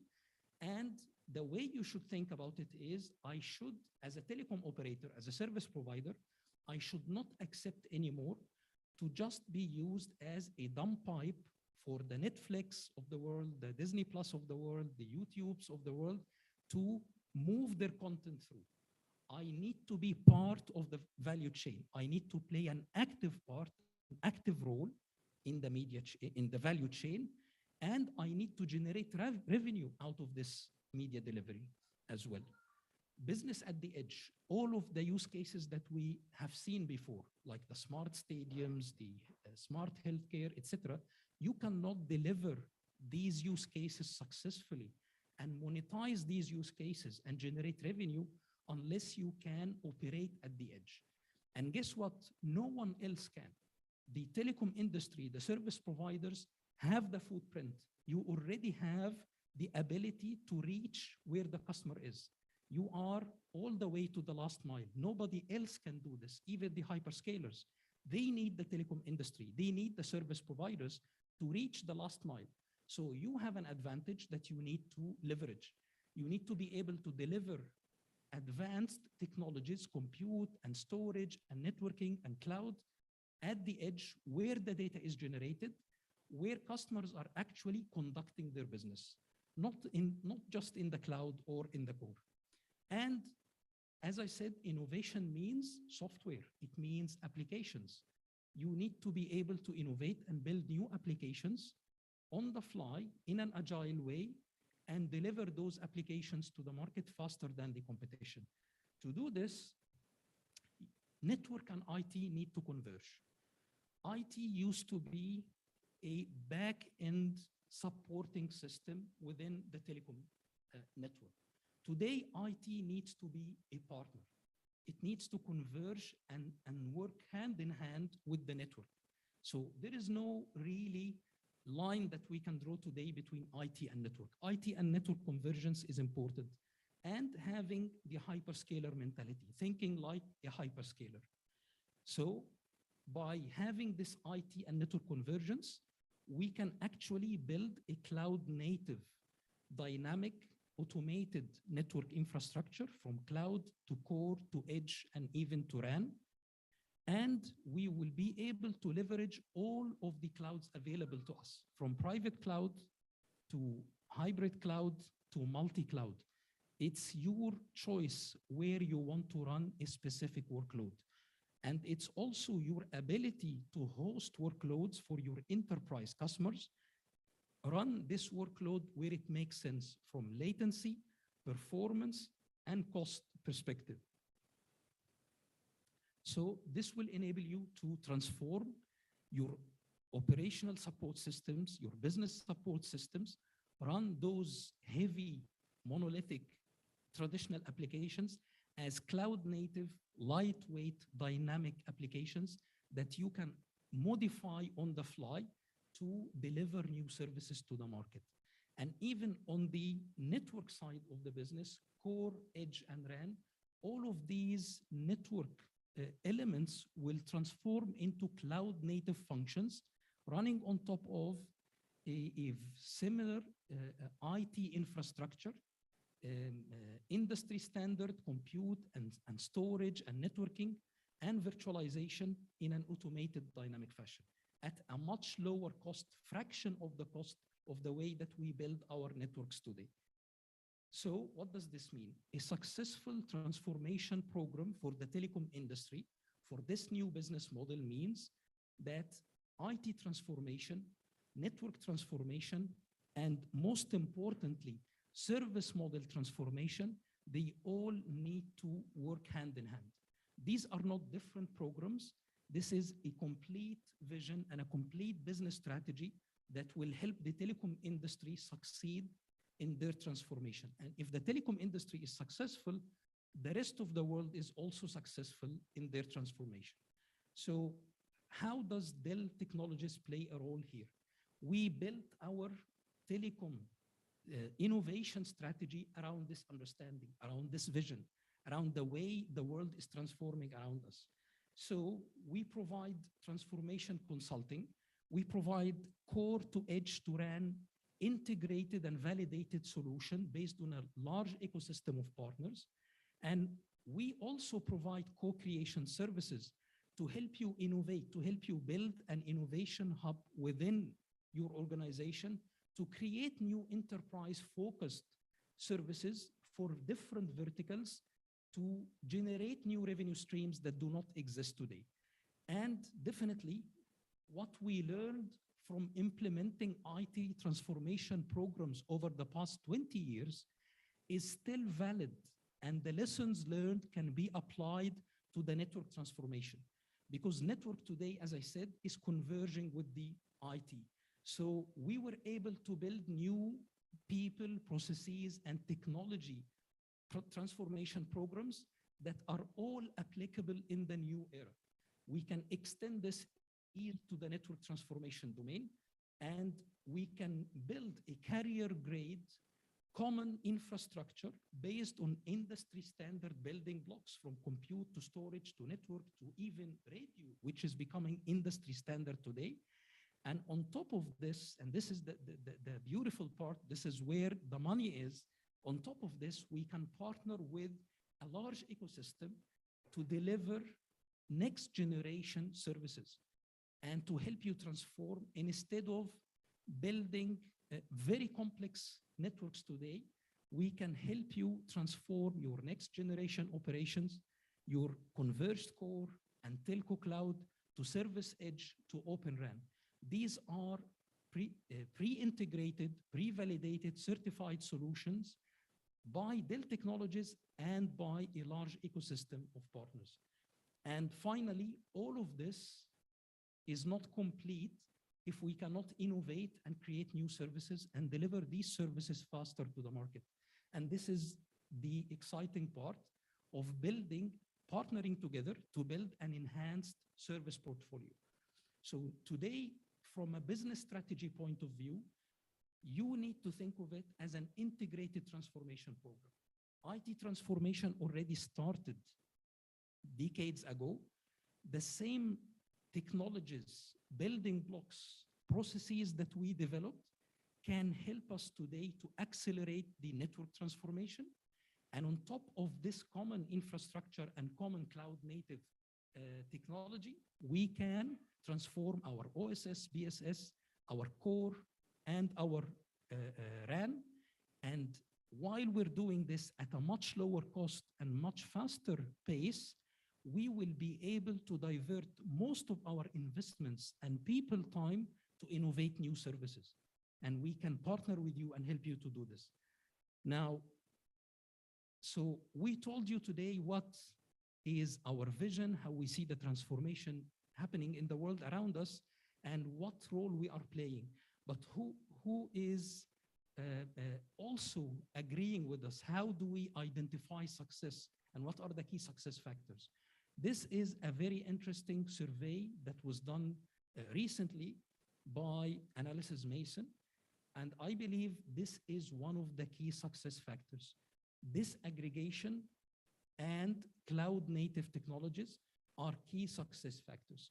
If you want to succeed in this common IT network and service transformation program, you can no longer rely on a single vendor strategy. You need to have a fully disaggregated network. At each layer of the stack, you need to have freedom of choice and be able to partner with the right vendor or the right technology partner or supporting organization to help you transform. So open is the keyword, and open means disaggregate the layers and transform each layer. This is the first key success factor. And this also leads us to the second success factor, which is multi-vendor strategy, freedom of choice.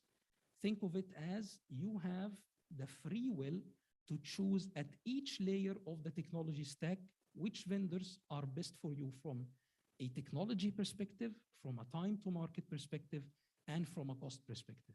And this was assessed and actually validated by a new heavy reading white paper that says that even at the 5G core layer, their advice is don't have a single vendor, don't rely on a single 5G vendor, even at this layer, and have a multi-vendor strategy. And based on their study, they believe that the best and most optimum partnership model would be between 2 and 4 partners. So 1 partner is too few, more than 4 partners is too many to handle. So the lesson learned here is disaggregation, cloud native, freedom of choice to partner with the right technology vendors to build a unique network capability that your competitor cannot copy and paste. Now, Excuse me, sir. yes, Humble reminder, we have 9 more minutes. thank you so much. Thank Thank you you. so much. So this all means that there is a huge open ecosystem forming in the industry today.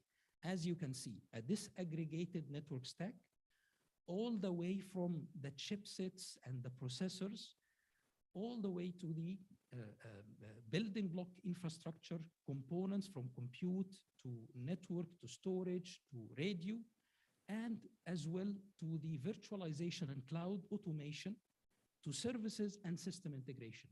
Today, you have the freedom of choice. You have an open 5G ecosystem that continues to grow, which is definitely a big benefit for the industry.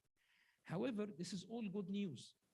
However, we have learned over the past 10 years, as this open ecosystem has been forming, that it is extremely difficult to consume by the service providers, because the service providers are not systems integrators, should not be systems integrators. You should not waste your time and money and people and resources on validating and integrated 10 or 20 vendors to build a single solution.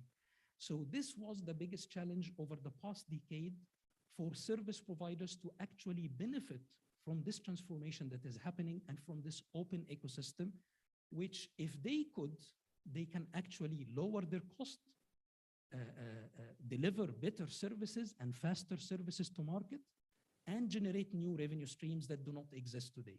So what is Dell doing to help in removing this biggest challenge in the industry today?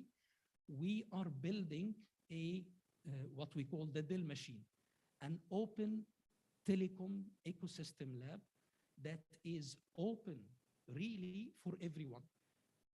Open for service providers to come in with your dreams, with your new ideas, with your innovation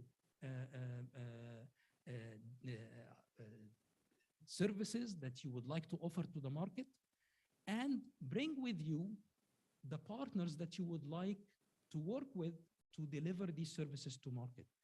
From network equipment providers to independent software vendors, even our competitors are more than welcome to come into this lab. So by removing this integration and validation challenge, we can bring everyone together. The industry verticals, if your customer is a healthcare industry or government entity or retail provider, they can come with you and you can select the technology stack that you would like to implement, or we can help you select the best technology stack that you would like to implement.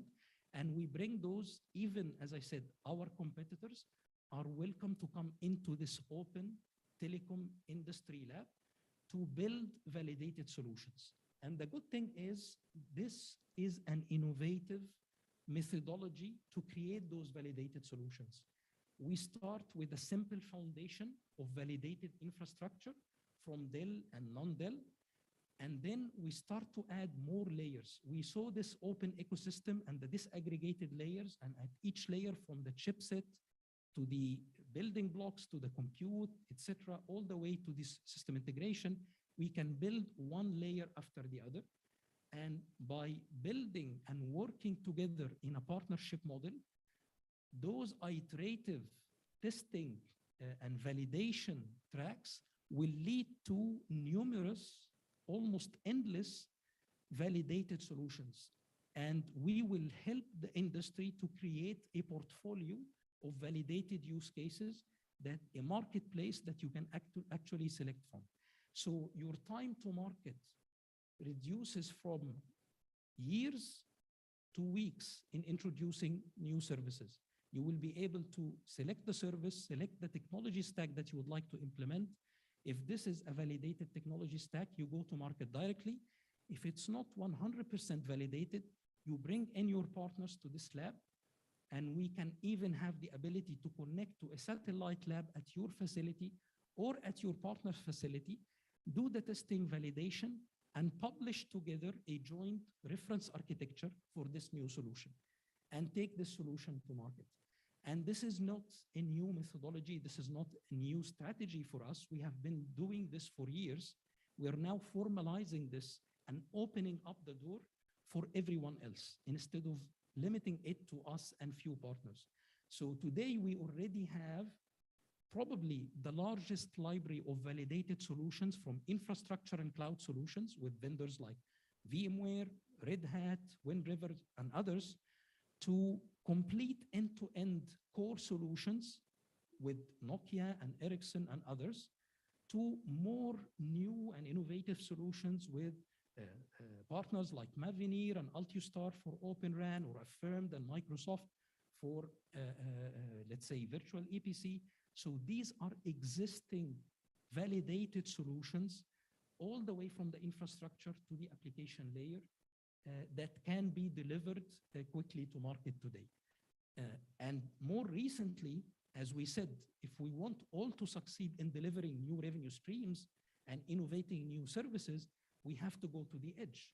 And this means that we also need a validated solution for the edge. So recently, we partnered with Intel and Red Hat and introduced the first end-to-end validated MEC reference architecture. And we're also working to deliver the first validated private mobility, private 5G reference architecture that you can sell to the enterprise. Similarly, Open RAN, transforming the RAN, which probably constitutes 70 to 80% of the CapEx investment of any service provider today. If we can open up this RAN network and disaggregate the layers similar to what we are doing in the core and the edge, then we can remove a lot of this heavy CapEx investment and direct it towards new revenue streams. So we're working closely with the O-RAN Alliance, with the Telecom Infra Project as well, and with the most active influencers in this domain like Mavenir and Altiostar and Intel and many others, to build Open RAN validated solutions that we can take to market quickly.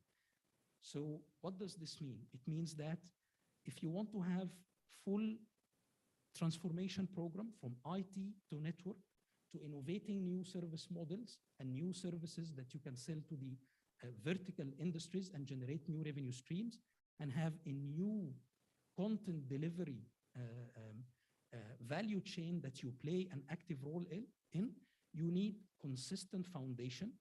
Infrastructure should no longer be a challenge. It should not consume your time and your budget. So consistent foundation of the infrastructure, relying on validated open telecom ecosystem and validated solutions that you don't have to test and validate yourself. Instead of wasting years to validate a solution, you can pick and choose from pre-validated solutions from a wide ecosystem in the industry, not from a single vendor, and flexible delivery models from a consumption-based business model to CapEx-based to OpEx-based. So the way you consume those services would be probably similar to the way your end customer is also consuming your services. So there is no need for you to worry about investing billions of dollars ahead of the industry and waiting and to figure out how to monetize this 5G, huge 5G investment, while you are still maybe struggling to have a good return on investment for 4G and 3G. So having a flexible business model, a flexible consumption model that does not consume all of your budget just for infrastructure. So this is our strategy, and that I wanted to share with you, and you can learn much more about this strategy and the actual solutions that exist today from this location. We share this with the world. Every new solution that we partner to deliver to the market is available for everyone to learn from, to implement. And as I said, the Open Telecom Ecosystem Lab door is open for you, for your customers, and for your partners to work with us in a collaborative manner to help the industry accelerate this transformation, which is crucial for all the other industries to be successful. Thank you so much. Very happy to be here with you in person today. And we have a stand where we would like to meet with you again and answer any questions you might have. Thank you so much. Thank you so much, Mr. Muhammad. It was indeed a pleasure to have you with us today and sharing this wonderful information. Well, I must say you have a magnificent personality and presentation indeed was very beautiful. Thank you. Salam to you, dear sir. I would now like to invite my next speaker, Mr. Uwe Pesses. Mr. Uwe has 25 years of experience within HPE's telecommunication businesses, holding a number of different roles in both sales and delivery, covering the entire telecommunications portfolio offered by HPE. His passion for innovation is clear, and he has played a key part in the development of a number of HPE solutions that are designed to enable zero-touch operations using OSS solutions, influencing HPE's contribution to TMF standardization. To talk about unlocking the potential of edge computing with 5G and AI. Please welcome Mr. Uwe Pesses. Pleasure to have you, sir. Hope you're doing fine. Yes, thanks for having me here. Good morning, everybody. Over to you. Yeah, it's a pleasure to be back in the Middle East again after COVID. It's only my third trip after we started traveling again. And what I wanted to talk about today is how we are trying to make it happen that all these promises, which you have seen already this morning with regards to edge computing and 5G and the things which are happening over there, how to make that happen for telcos and also to give the benefit to the enterprise customers. So I want to start with this slide, which maybe is giving you in one form or the other a wrap up of what we have seen a few times this morning. So we are expecting an extreme rise in remote working, for instance, and an extreme explosion of connected devices and sensors we're going to see out in the networks. So, and all this is based on 5G in one form or the other, on some form of connectivity or MAC-based. So the big question I'm getting very often from our customers is, if that is the case, if the projections are that fantastic and they're going to happen in one way or the other, why are the revenues we are seeing today as telcos in these segments not just going through the roof? So what we need, you see it here on the right side, is we need edge computing. I mean, we all believe that that is the future for the industry and for the industries and the telco environments. We need a lot of connectivity, transport connectivity, but also wireless connectivity in one form or the other, be it over Wi-Fi, be it over 5G. And last but not least, we need the apps. And if we talk today about 5G, we have a lot of technology talk, which we do on the telco side. And ourselves, we are also a technology provider. So we like to talk about slicing. We like to talk about core slicing, RAN slicing. But the thing which we're getting from slicing is we're getting some kind of connectivity. But the connectivity by itself is worthless without this thing down here, which are the apps. So if I'm talking about monetizing 5G and what is going to happen in the MEC environments, it remembers me a little bit of the time we had when we started to introduce UMTS. So the regular question we got as a technology provider when talking to customers, in this case telco customers, about UMTS was, what's the killer application? So everybody was looking for the killer application. And that is repeating right now in the MEC environment, in the private 5G environment. What is the killer application? So is there a killer application? Well, we can put a few things into a catalog and can share that with you, and we're definitely doing that. But there are some big enterprises engaging on their journey right now where they're building these applications themselves. Like, for instance, I want to share a little bit our experience we have with big manufacturing companies, in this case, a car company, and they're building their entire 5G MEC applications themselves. So it's really specific for the enterprise. So that's one flavor of the market. And then there's the mid-sized market, which is really struggling in adopting MEC and 5G technology because they cannot build that themselves. So they're relying on help, which they're getting from system integrators, from technology partners like HP or my colleague from Dell, and the telecom providers who can provide the connectivity. So how to bring all that together in a way which is easy to consume for the enterprise, we strongly believe that that is the thing which will give telcos who are interested in engaging in the private 5G market really the lever they need in order to accelerate their business. Why is that the case? I mean, if we look at the edge is where everything is coming together, right? So we need the connectivity, and we have the enterprises who want to invest in IoT, data management. They want to exploit their data because also the industry has the same problem which the telcos do have. They're not properly exploiting the data they have available today. So in order to do that, they need new approaches on how to exploit the data they have inside their company.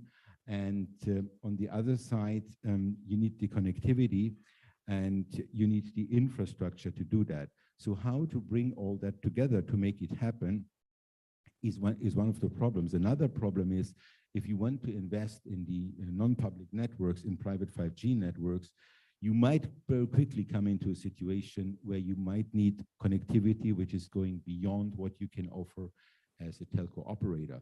Telco operators, also the bigger ones, only have a limited reach. And that is one of the big differentiators between the telco operators and the hyperscalers, which are definitely going into this direction and want to cover that market.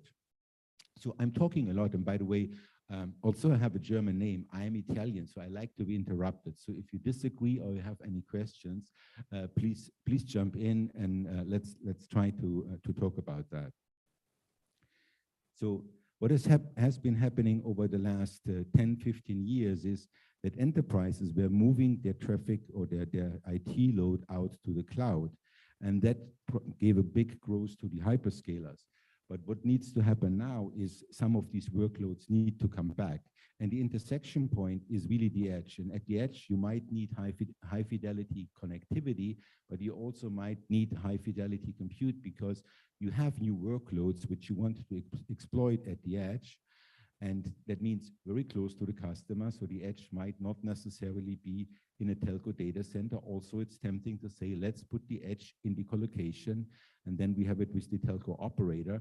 Enterprises, for security reasons, might really want to have that local.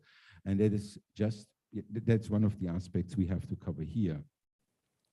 And what we need to bring together is really the CSP's connectivity capabilities.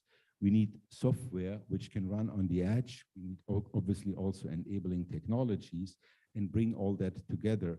And here I fully agree with my fourth speaker. You cannot achieve that by buying that from one vendor. That is really, really difficult.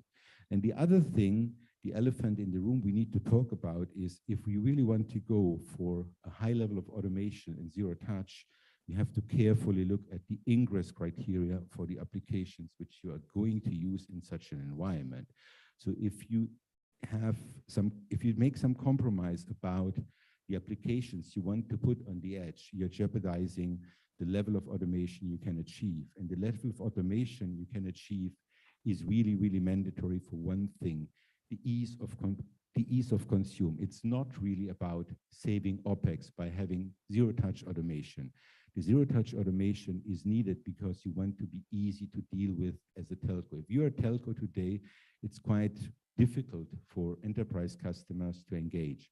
It's also difficult for ISVs, honestly speaking, to get their solutions running on the edge side. The other thing which we need to keep in mind, the main motivation the enterprises have, why they want to go for this 5G.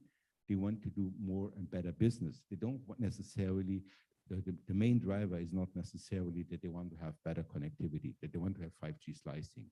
5G slicing is a means to achieve an objective, and the means is not the connectivity. It's a business objective of the enterprise. The enterprise guys are measured on certain KPIs, and they have to meet these KPIs, and we have to help them with the enabling technologies, with 5G connectivity and so on, in order to get to that point. So what is needed is really a digital transformation which goes end to end inside the enterprise, where it definitely has started. So the enterprises are fully on, let's say, a CI/CD train, a DevOps train. They have very agile ways of some of them, not all of them, but many of them have modern ways in how to build the software they're using. And what they need is customer use case integration. I mean, that's the main thing which will bring the business. Without this customer use case integration, without understanding on what is really happening, let's say in manufacturing or in healthcare, it's going to be very difficult to be successful with these kind of customers. So here we might need to think about having specific SIs to partner with, which understand what is happening in the oil rig business, what is happening in the car manufacturing, what is happening in healthcare. The other thing is customers need self-care, and they need an easy way to bring in their applications. Now, self-care is very easy to say. We want to give them self-care. For telcos, what does it mean? You might lose control on what is happening in your network if, for instance, you allow an industry customer to decide how they want to shape the local breakout if we're talking about private 5G.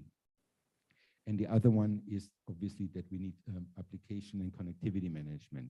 Enterprises don't want to be bothered with 5G connectivity management because they simply don't have the right people to manage a 3GPP network. They might understand what is happening in IT and in IP, but they don't have that knowledge. And that's where the telco operators need to jump in, or system integrators need to jump in and help them how to manage these networks.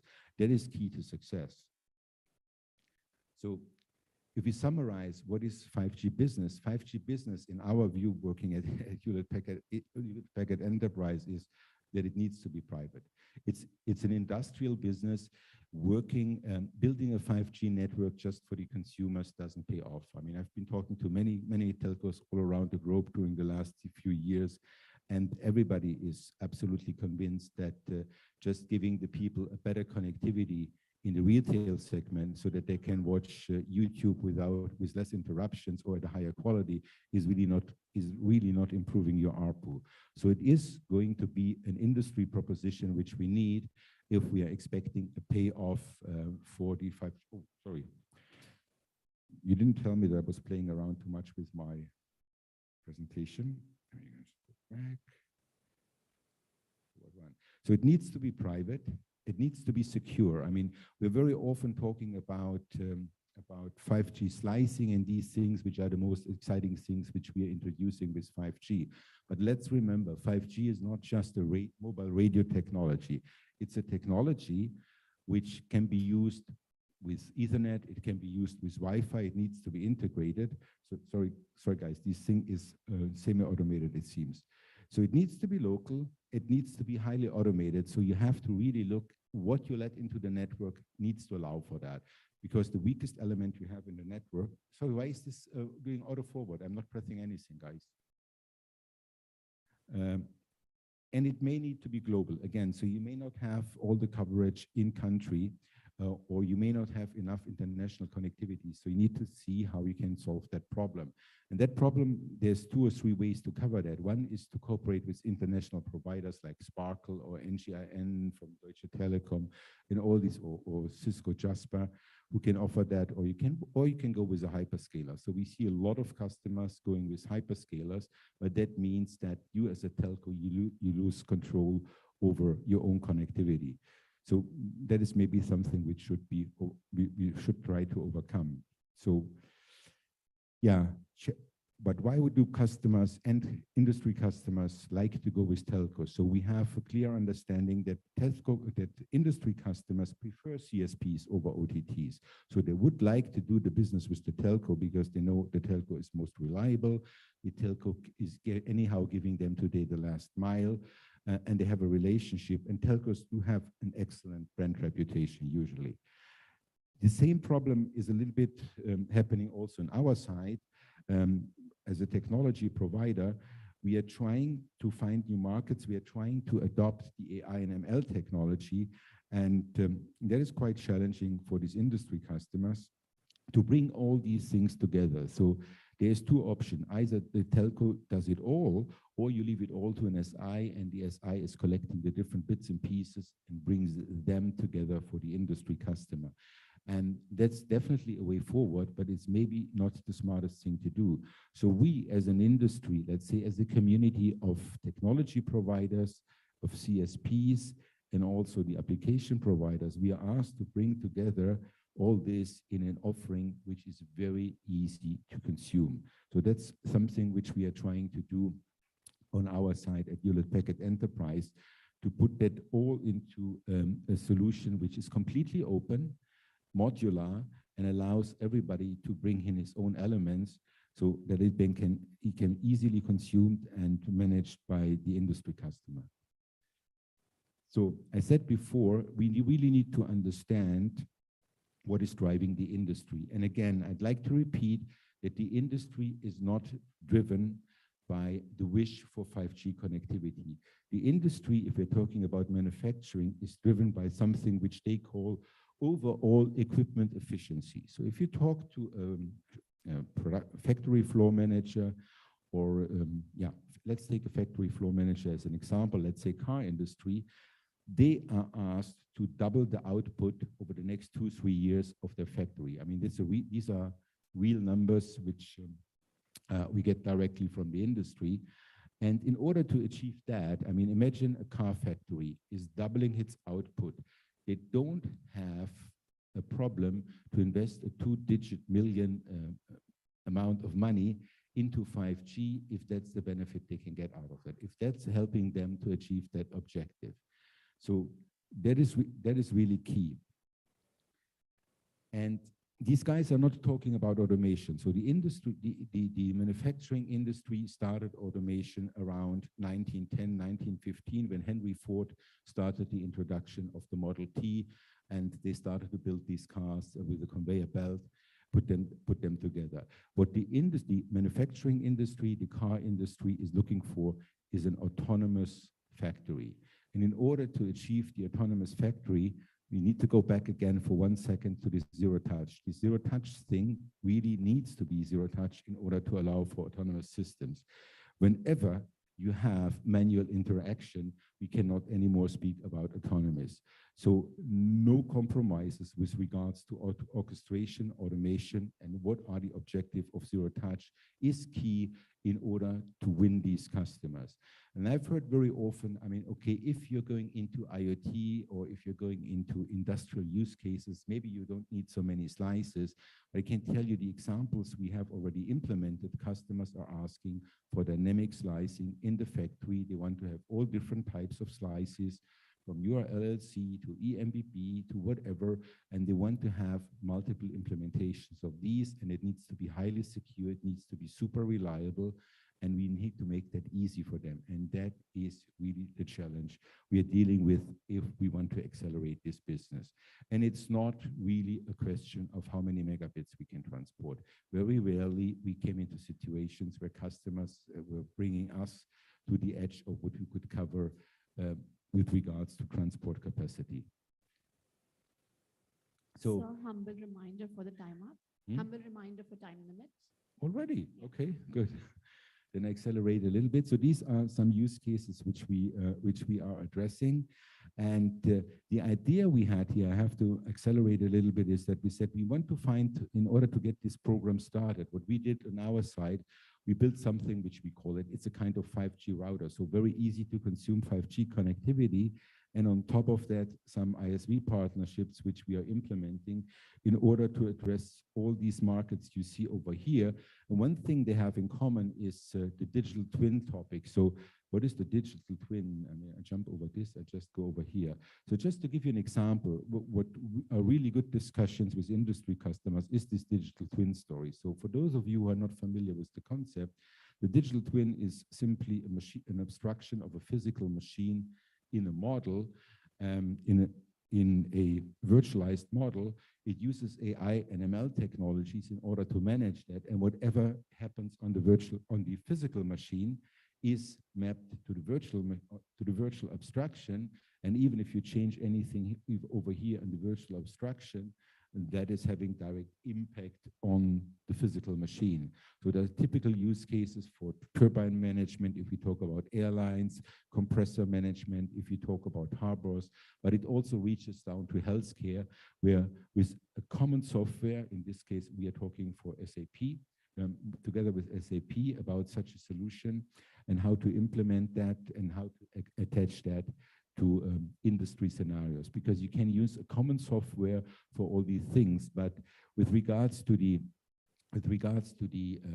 killer use case we mentioned earlier, at the end of the day, you need to do the last integration. You have a standard software, but the standard software needs to be integrated in the company's environment. So if you're, obviously it's different if you're using this software, let's say in a healthcare context, or you're using it, let's say in the Freeport of Dubai, right? This is different how you do the last integration.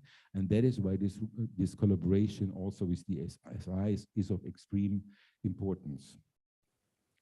Yeah, and this is how we usually present it. So this slide is, I'm not going to explain this slide. I just want to make sure, I mean, usually if we talk to customers, we do something like that. We show them such a complicated picture, and that's the complexity we need to hide. And that is the full picture of what we really need to automate.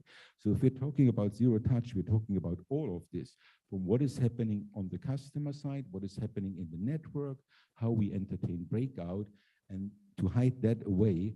I mean, that's the challenge we have in order to make this MEC business and 5G business happening with our customers. And we're getting quite good feedback on putting that into one box and managing it end to end.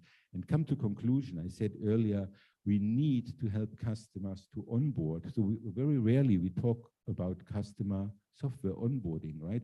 Because this customer software at the end of the day needs to use the 5G network. We need to think about how to do the breakout. And what we have come up with, and if you come to our booth later in the break, we are happy to tell you more about that, is what we call the edge orchestration, where you have a very easy way to get business applications integrated in the network and then offer the customer self-care mechanism so that they can really decide what kind of security features they want, what kind of breakout scenarios they need, what kind of traffic patterns they want to see, or traffic policies, maybe I should say, and bring all that together in a handy solution which is easy to consume. So the main objective here is really make the use of 5G, make the adoption of MEC easy for the end user. That's the only objective behind the entire exercise. And we are quite convinced, we have good experience so far with that, that is unlocking the business for us in the 5G and MEC context. Thank you. Any questions? No? Okay. Thank you.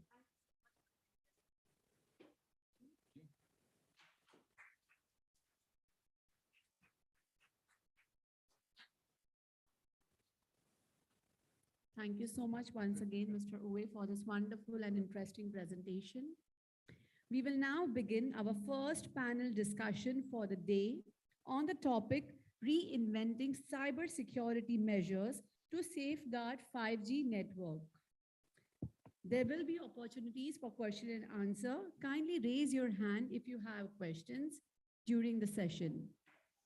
I would like to welcome the moderator who will be joining us online, Ernesto Damiani, Director of Center for Cyber Physical Systems, C2PS, Khalifa University moderator.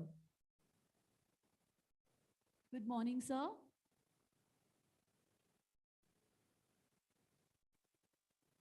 Can you hear us, Mr. Ernesto? Can you hear me?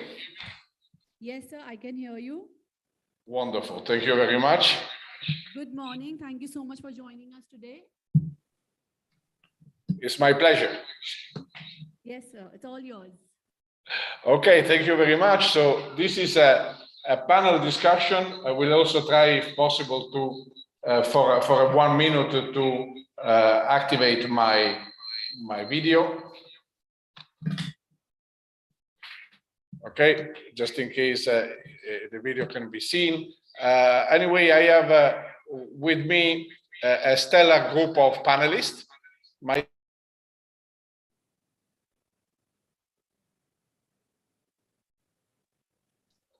check. Yes, Professor, I'm here. Can you hear me? Sir, we cannot hear you. Mr. Ernesto? Ms. Hoda, kindly bear with us. We are not in a position to hear Mr. Ernesto.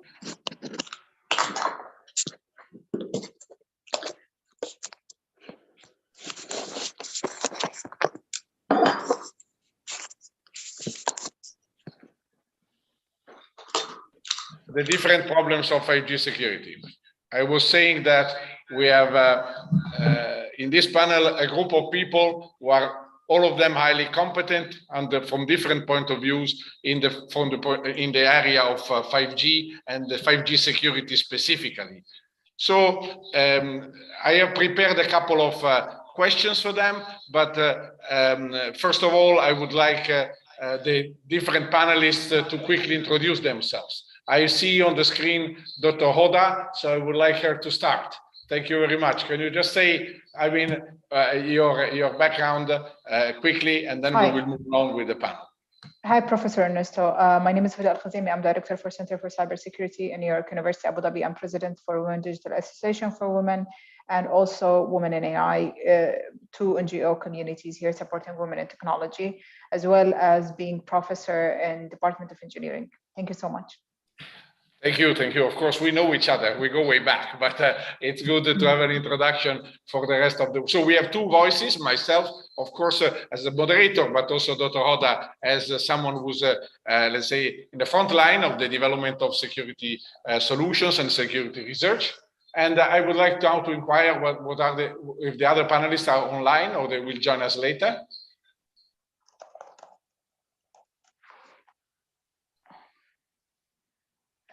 Okay, it looks like we are going to start with Dr. Hoda. So let me say just a couple of introductory words. I mean, we have a lot of security features which are part of the 3PP specification for 5G. And these, of course, include all the basics functionality for CIA. We have encryption, we have authentication. All these are important parts of the specifications of the technology. On the other hand, most of them are marked as non-mandatory. So actually, we will get to know in a given mix of 5G services, as we heard with the previous speakers, we know in each given mix of 5G services, which will be multi-vendor, which will be a community, we will have to look case by case to understand what are the security properties that we can achieve. And also there are a number of open areas, because what the 3PP specifies is part of the picture. Then you have research going on, for example, in delivering security at the physical layer. So we have two areas here. How we will make sure that the 5G scenario will actually deliver the security properties, regardless of what is listed in the 3PP specifications. We will have to do with the concrete implementation. And on the other hand, there will be the notion of what can we expect from security research to develop for 5G. And I have an initial thing, which is also how different this is with respect to the current situation. So, Dr. Hoda, yeah, I hope you can hear me. I can hear you, yes. What's Wonderful. the question, sorry? The question was, I made a little bit introduction on what we have in the 3PP standard about the security. We have a lot of things. But then there will be the problem of having them in the concrete deployment of 5G, because most of those are marked as, well, non-mandatory. So we will have to look on a case-by-case basis to the practical security properties that we want to achieve. So my question to you is how the situation is changing, moving from 4G to 5G, and how do you see that we can guarantee security on a specific, real, concrete deployment of 5G technologies in the region? I have also another question as a researcher. What are the areas that are not yet in the 3PP specifications, and that you think our research work is going to contribute to in the short or in the medium term. So these are the two things that I think from your position you can clarify, but I know you may have other things to say as well. So I'm just leaving you the stand for a few minutes to give us your point of view. So thank you so much, Professor Damiani, for the questions. I think because of the restrictions in time, I would try to be as brief as possible, as I have another meeting in a few minutes. And I would rather not go through the differences of 4G and 5G, because that's really a great conversation, but it also has a great level of technicality that we have to go through, that I don't think we have the time to cover it in just a few minutes. I know that 5G is designed to connect as many types of devices and smartphones as possible through this kind of provision of providing a high throughput network, and at the same time supporting a higher level of technology being provided on the network. For us researchers, this is great news, because it is providing a huge bandwidth of applications that was not available in the past. For example, edge computing application, where you could see drones and robotics applications having this kind of edge computing capacity that did not have in the past. And also going beyond the current narrative of size and connectivity. While as well talking about the different generational aspects of differences in speed and latency and coverage and bandwidth, I would like to focus on the security element in here.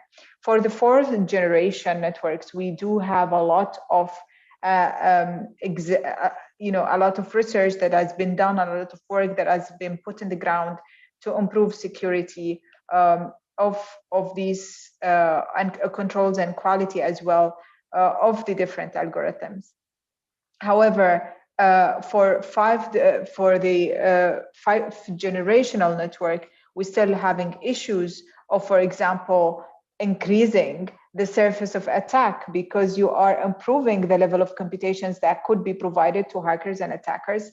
And at the same time, you would increase this level of attack to a great number of devices within your network, especially that you are also increasing the volume of connectivity of these IoT devices, smart connectors, to over 50%. So the existence of, we don't have, at the same time, we have a higher attack surface, a higher operational surface, and at the same time, we have the concern of having a higher issue of lack of standardization, central standardization of all these kind of security concepts that brings all of these devices on the same layer. So we have actually provided some kind of demo experiments where we are attacking specific authentication protocols on this 5G network, and the attack surface, the attacks that used to happen, for example, in 5 days, we managed to have them in less than a few hours, which is great for us. But at the same time, it shows that we can automate many attacks on the network, and we can have higher vector of attacks with lower complexity, which is a concerning aspect most of the time. So I would leave it at this, and I will get the mic back to you, Professor Ernesto. Thank you very much. Thank you very much for this. And I know that there has been a lot of interesting work going on 5G security on your side. It's a pity that we don't have the time to go into the details of this one. But of course, we are here also to provide to the community our interfaces, and we will be, people can contact us after this panel if they want to know more about what the different research centers in the country, in the region are doing. So I would like just to verify now whether it's just the two of us, or some of the other panelists has joined in the meanwhile. Let me just double check if we have someone else who joined in. And if, okay, I don't see anyone joined. So I would like to now the floor is mine, I would like to give a couple of additional points that I think could be of interest for the audience about the difference between what are the security provisions that the 3PP mandates and the 3PP advises. So what we are saying here is that 5G is a very complex beast. It is made of many parts and it is run by many operators who collaborate. So also it is a highly communal infrastructure that we are building in the different regions of the world with different participants, but the participants are also connected to each other. So this is something that basically is in part handled by the specification. And of course, the specification specifies, as I was saying at the beginning, a number of areas in a number of provisions for ensuring the CIA properties, for example, cryptographic protection of traffic, identity management. Mostly, there's a lot of push towards a secure orchestration environment. This is another topic that was mentioned in the previous talks that we heard this morning.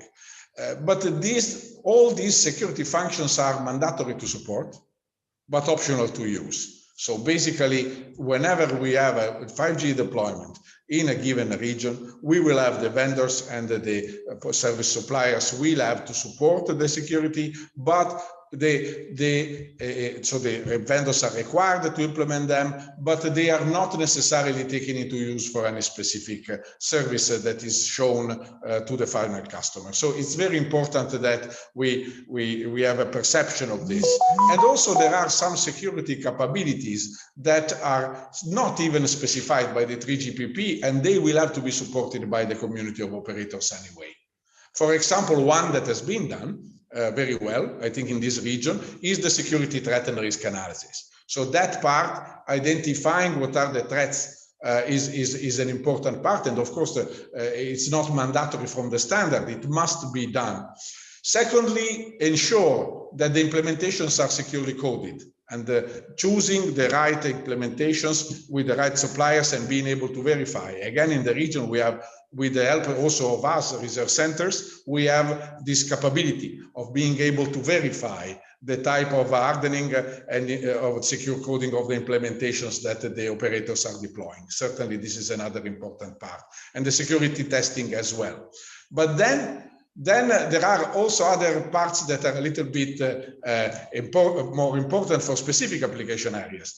I will only mention one of them, which I think is of importance for the region, is the degree of separation between the core network and the periphery. This degree of separation is fundamental because the 5G is going to host a number of services that in the past were provided separately by the providers. One for all is Wi-Fi, right? So we are accustomed to consider the Wi-Fi service separate from the telephone service. 5G is bringing this polymorphic capability so the network will be able to provide all type of services to us with through standard protocol interfaces. But in reality, the infrastructure is one.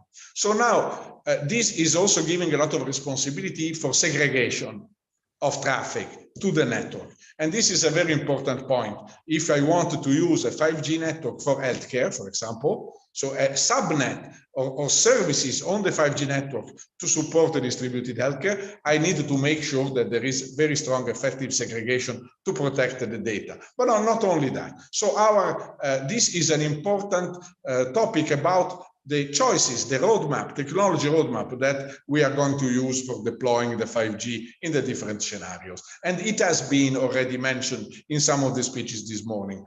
Us as research centers are there to support the operators and the suppliers for this type of technology roadmap testing and how can I say, even the threat modeling that we need to do for the entire 5G environment. So this is a little bit the overall different actors, the suppliers of technology, the operators who deploy the 5G technology, internationally and in the region, and us, meaning the R&D arm that is based at the universities, but also at the independent research organization. And we try to provide support for the secure deployment of 5G in the region and internationally. This is, and I hope that I highlighted the two big chapters that we have to handle. One of them is what is mandated by 3PP. It's mandatory to implement, but it's optional to use. So we need to make sure that the right security features are used in the right moment. And on the other hand, the part that it is not covered by the 3GPP, and basically it is left by the quality of the implementation of 5G that we are going to bring, that the operators and the suppliers together are going to bring to the market. And so this, I think this is also another part where we as research organizations can help, but also the users need to be aware of this when they choose the right bundle of 5G services from an operator.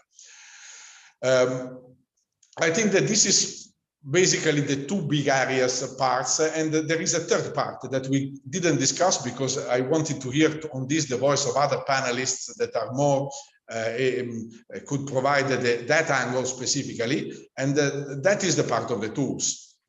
So the tools specifically, what are the concrete from the point of view of the toolkit, from the point of view of the component, of the concrete components of the security support in a 5G network deployment, and what can we do as security controls that will actually address the threats that you can always identify.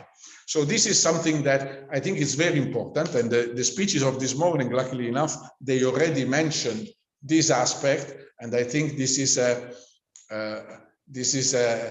topic that is of interest for a number of people. I see that maybe someone has joined, right? Javed, are you here?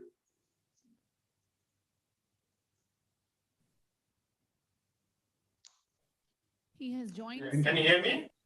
Yeah, I can hear you. So in this case, thank you for coming to support me. I would like now then you to introduce yourself. And but basically, I'm passing you I think the relay on this topic of the concrete cybersecurity tools and components that we need to have, but also on the threats, because I know you are an expert also on the threat part. So please, could you quickly introduce yourself and give us your point of view? Thank you, Mr. Ernesto. My name is Javed Habib, as you can see. I'm working for a company that is based out of Paris in France. Name is ENGIE, and we have a stake all around the world in energy sector and in solutions, and mostly what I'm doing, I'm supporting all the power plants, thermal power plants in the region here, GCC, as well as cybersecurity of the control systems and OT networks here in GCC, as well as in Latin America and Europe. So my area is basically cybersecurity of the OT networks or the operations network. 5G, I'll give you my views, and this is a topic and subject that is still under development. A lot of research is still being done because this is for many organizations, especially commercial organizations. 5G is still a new subject that they are venturing into, and as we go into it, the cybersecurity concerns as well as the solutions will evolve. The challenges will evolve. Like you can see, is the technology of Microsoft operating systems has been very old, but it's still we find vulnerabilities and we still address all those vulnerabilities. So you can relate to it how novice we all are as a community to the cybersecurity of the 5G network. We still have a lot of things that still depend on the 3G and 4G networks. because we are actually evolving the networks into 5G. This is not being designed from scratch, and therefore all the vulnerabilities and shortcomings of the 3G and 4G will still be in 5G, and it will be ironed out in some time. Data encryption in 5G is still a challenge. We already have some solutions, but as you know, like I said, this is yet to be tested against the very harsh and hostile environment that we face in the cybersecurity arena these days. For the 5G has a very short bandwidth, and therefore the area coverage for a 5G network cell is very limited, and therefore there needs to be a lot of hardware at a short distance to be installed, and therefore it increases the threat landscape because you have a lot of devices connected. And because 5G is going to handle a lot of data at a very low latency and will be able to facilitate the high data and high resolution applications. Therefore, we will be expecting a lot of different operations be connected to it. Flying vehicles, drones, delivery vehicles that use the drones. We will have the smart vehicles. We have the driverless vehicles will be using this. Mobile medical units will be using this network. So you can see the operations, a lot more operations that will be connected to 5G, which are not connected to on a wide area network or WAN. At the moment, most of these are in the LAN networks. These operations will go onto a WAN, which will be governed by which will be supported by the 5G. So you see the complexity here. I have given you some ideas of the shortcomings, at least in the beginning, for 5G networks with respect to cybersecurity. And I'm now trying to give you a picture of more users and more complex users that can be of very good interest to the people who are trying to harm the society. So it will be prone to a lot of interest from the hackers. And then the 5G is still a good choice. The last point I want to say is still a good choice with respect to the benefits it's going to offer as compared to the complexities. Every new technology brings complexities with it, challenges with it. That's how it has gone in the world. This should not stop us from embracing the 5G. However, we need to be vigilant, and more resources from the academia, like universities, as well as from the industry, have to collaborate on meeting the challenges of the 5G cybersecurity. This is the very quick information that I want to share with you with respect to the challenges of the 5G security.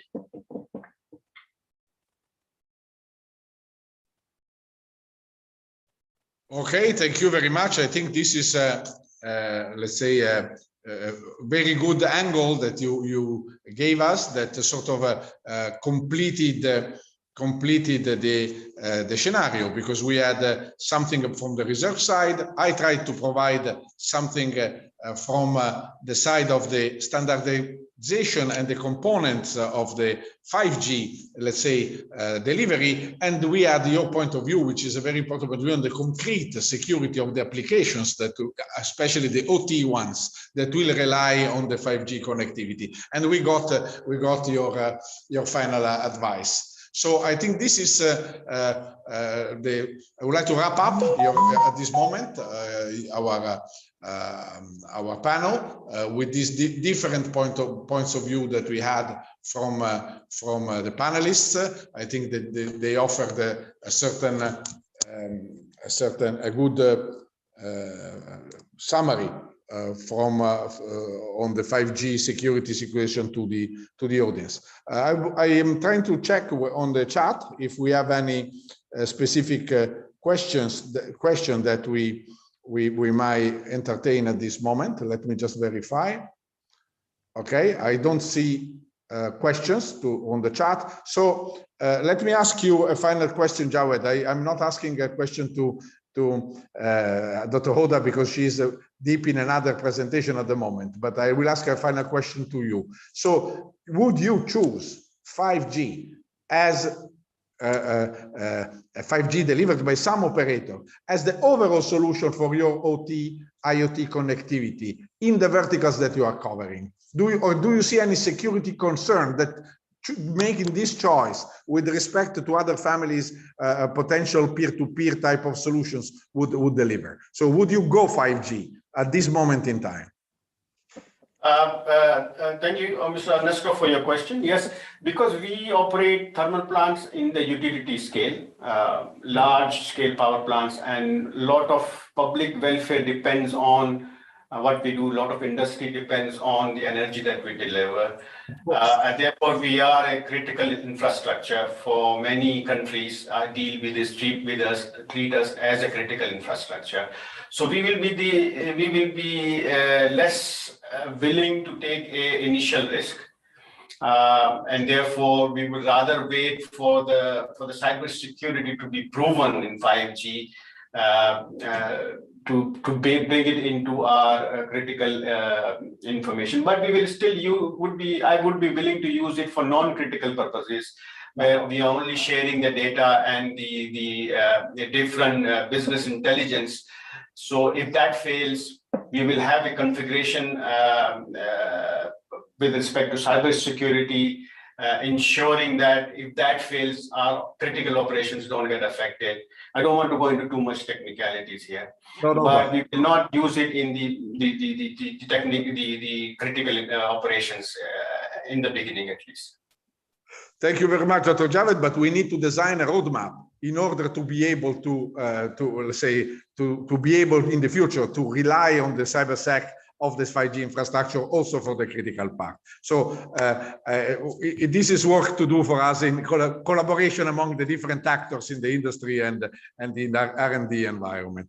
So I would like now to thank you for your answer. To wrap up the panel here, I think we provided some different, diverse, but complementary points of view on the topic of what is the security of 5G and what are the problems behind it. And I would like to thank you, everybody, for joining us, the audience, for joining us in the panel this morning. Thank you very much. And this is the end of our panel for this morning. Thanks, everybody. Thank you so much, Mr. Thank you. Thank you all. Take care. Thank you so much, Mr. Javed Habib, and thank you so much, Ms. Hoda, for joining the panel. We now head towards our coffee break. The networking coffee break will allow you to visit the display stands from our sponsors. Kindly meet our organizers to direct you to the workshop venue. We shall meet in next 20 minutes. Coffee break for 20 minutes, please.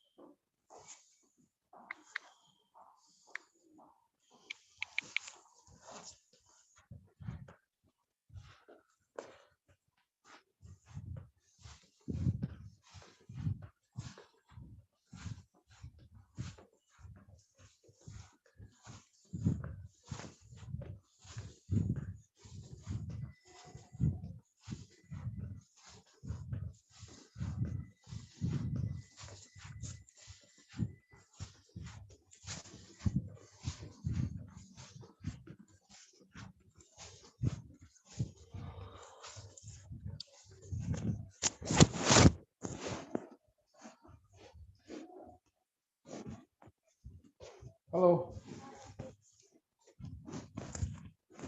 I'm looking for Dr. Roos. I mean, he said that he was on the third floor, but he's not here.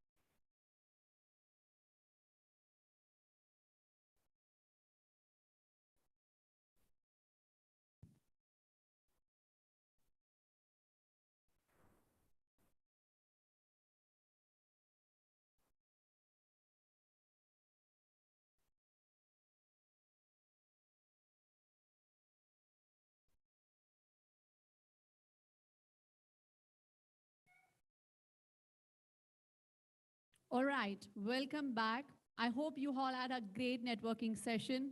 You all got a nice platform to meet, greet, and talk to each other. It was indeed very wonderful to see you all interacting with each other.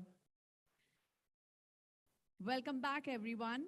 Our next session is a recorded session by Joe Weinman, board member, digital strategist, author, Cloudonomics and Digital Disciplines, and co-editor Fog and Fogonomics, who is based in the United States.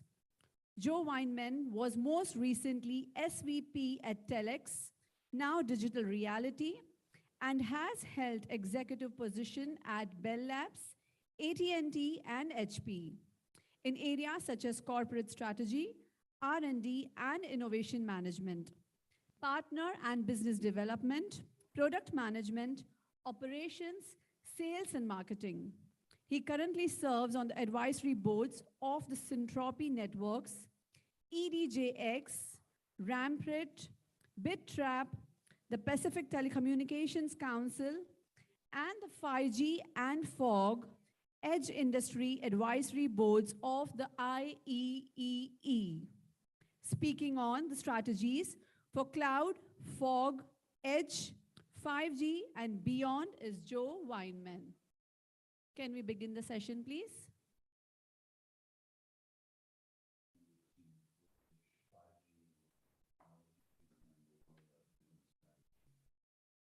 A little bit about me. I have a long career in IT and telecom, been awarded 27 patents, sit on a variety of advisory boards. I've written a number of books and over 100 articles, spoken at 400 events, and I'm going to give you a little bit of an overview of at least some of my writing. Today, I'll be speed reviewing 3 major areas. First, 4 generic business strategies. Secondly, how to think about the balance between cloud and edge/5G. And thirdly, trying to think our way through the right vertical applications for 5G and subsequent technologies. Rather than saying that IT is strategic or not strategic, I think it's fair to consider a range of value that begins with things like conference room reservation systems, gets into basic logistics systems, moves into those that can create strategic competitive differentiation and may even impact the very existence of the business, and those that address human welfare.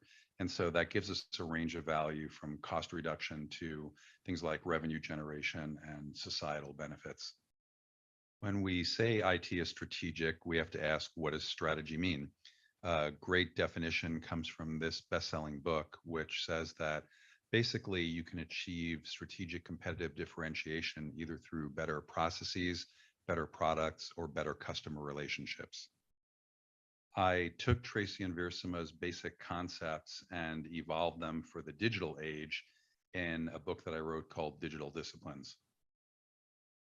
I updated their book to basically look at better processes, resource utilization, and organization structure via IT, smart digital connected products, platforms, and ecosystems, moving customer relationships to the ultimate level of scale and automation, and accelerating innovation and also making it cheaper and better. Information excellence is really about processes and the resources and organizations that support those processes, and how the world of information, namely digital virtual capabilities, can be integrated with or otherwise interact with the physical world. For example, consider the Nike Flyknit sneaker. It replaced a complex supply chain that required offshore labor and literally dozens of individual parts that would be sewn or stitched together, and replaced it with a very simple 2-component process, including the molded sole and a knit upper that was knit on a computer-controlled machine. Burberry has also done a fantastic job integrating physical with virtual, including putting basically RFID tags into many different items of apparel, using digital signage, live streaming, fashion shows, and enabling a high degree of order customization and personalization for their customers. Another example is UPS through their nearly $1 billion investment in the Orion system, which basically optimizes truck delivery and pickup routes. UPS has nearly 60,000 of those routes, each of which has over 100 stops. And that doesn't sound like a lot, but it's a combinatorially tricky problem. And so between routing, GPS, optimized scheduling, and so forth, they've achieved numerous business benefits. If we think about a port like Jebel Ali here in Dubai, we know that ports are extremely complex. There are ships arriving and departing, there's bills of lading, there are trucks, there are stacked containers being loaded and unloaded, there are cranes, there are trucks picking up and delivering containers. Very complex logistical challenge that obviously can benefit from IoT and edge processing and advanced algorithms. Another great example is what's being done at Dubai International Airport, where they're optimizing in a variety of ways, but one of which is to decrease the hassle for those passengers that are changing planes, that are racing for their connections. Another example is agricultural applications where IoT monitors can enhance irrigation, minimizing water use while maximizing crop yield. Besides process management and optimization, there are many applications in terms of process improvement. So the Singapore Metro Rapid Transit System looks at where customers enter and exit the network to help plan new routes. A final intriguing variation of information excellence is exhaust data monetization. 23andMe, for example, ostensibly is in the business of DNA analysis of saliva samples for consumers, but actually makes a substantial portion of its revenue by ethically selling that data to pharmaceutical companies who are in the process of drug discovery. Second generic strategy is solution leadership. And the idea there is that individual products and services become smart and digital, but mostly connected to larger platforms and ecosystems. And so I'll give you a few quick examples of variations of that. If we think about classic product leadership, you can think about an expensive watch, or if you want to think about services, you can think about a fancy restaurant that has 3 Michelin stars. And of course, all those things these days are becoming smart, digital, and connected, whether it's a watch or a soccer ball or a connected autonomous vehicle or a pill that one can take that reports when it's been ingested or digested, to connected pacemakers and things like that. We also have connected bicycles and connected fitness instruction and connected weightlifting machines and connected treadmills. And in the industrial area, we have things like connected windmills, which talk to each other and report the best way to face into the wind to maximize energy production. We have heterogeneous architectures, for example, from John Deere, where the grain combines talk to the tractors so that production time is maximized during a constrained harvest season. Another good example is the system that Nike built that ties together coaching applications, mobile applications, and things like scales for measuring weight and body fat while connecting to exercise equipment like treadmills and bicycles. In fact, one of the most interesting ones perhaps is what Amazon has created by linking together a variety of apps and products and services and platforms of both its own as well as competitors into an integrated, flexible, open platform / ecosystem.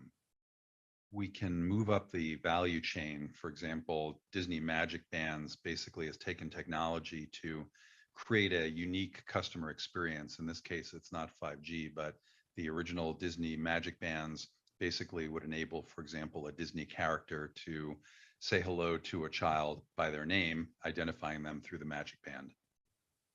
Beyond ephemeral experiences, we have permanent transformations, as might occur through things like a university education, say delivered by a mobile device, but perhaps more interestingly, improved athletic performance based on IoT sensors in the soccer ball or basketball or what have you. The third generic strategy is basically to create great customer relationships. So rather than simple anonymous transactions or relationships based on sort of understanding the basics about a customer, it is moving beyond individual customer intimacy into what I call collective intimacy. And that can easily be understood as taking lots of data from each individual, convolving it together and using it to develop personalized recommendations or services for a particular individual. So if I think about buying a book, things like customers who bought this item also bought these other items as an example of using upsell, cross-sell for collective intimacy. A streaming site that generates recommendations as to what to watch next is a good example of collective intimacy. And the basic idea is not just to understand our customers in terms of demographics, but in terms of a wide variety of things, including their attitudes, how they behave, the context for those behavior, for example, what device at what time and what location, use external data like say weather, understand the social network and understand the customer's individual objective. Do Buy Now is a great example of all of this as a single portal that provides valuable and personalized services to each individual citizen. And of course, this can be expanded to things like personalized healthcare or personalized therapies that are based on genetics, microbiomic data, or what have you. Fourth generic strategy is the evolution of innovation to be faster, better, and cheaper. Big part of that has been a move to open innovation. For example, the Pfizer partnership with BioNTech is an example of saying we can't do it all ourselves, we need partners, but actually we can mediate that in a way similar to collective intimacy where we can crowdsource solutions. And that can be done by publishing lots of data and making it accessible to app developers. It can be done by letting those app developers then leverage the data to create a wide variety of apps that are of value to citizens by crowdsourcing through hackathons, by crowdsourcing through online means, tapping into creative talents, using innovation networks, creating idea markets that link companies with problems to experts around the world on an ad hoc basis, and running contests and challenges. For example, the $1 million Netflix prize to improve their recommendation algorithm. These days, we're moving heavily into leveraging AI to support innovation. So for example, Google DeepMind has done a great job with protein folding, which has been traditionally a challenging problem. We have the top Go player in the world is now DeepMind AlphaGo. And we even have AIs that are designing quantum physics experiments, and even one could say doing basic science through things like automated hypothesis generation. Now, a question, of course, is what is the right architecture to accomplish all this and the role of 5G in creating these strategies? And there's lots of benefits to consolidated resources in the cloud, but there are also lots of benefits to dispersed resources at the edge. And I won't go through all of these right now, except to say that there isn't necessarily one best solution. It depends on what you're trying to do. For example, consolidating things in the cloud can create economies of scale and manageability, and also reduce latency, not to the edge devices, obviously, but to perhaps large databases that are resident in the cloud. Conversely, the edge has lots of benefits. I addressed them in a white paper I did for a company called EdgeX. Most people talk about lower latency, but there are many benefits beyond latency. that get into greater ability to process information quickly to make decisions, lower backhaul transport costs, and things like that. And I've done pretty deep analysis of a lot of these. For example, this is a statistical analysis that takes a look at the benefits of aggregation and, for example, aggregating device functionality at the edge and being able to do that dynamically can be extremely beneficial in terms of resource utilization. So when we think about the types of applications that are well suited for 5G, of course, any mobile application that exists today and that migrates into a category like ultra reliable low latency communications or enhanced mobile broadband.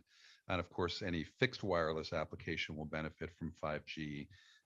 Any place you can use a network, chances are you can use 5G or 5G plus some sort of backhaul.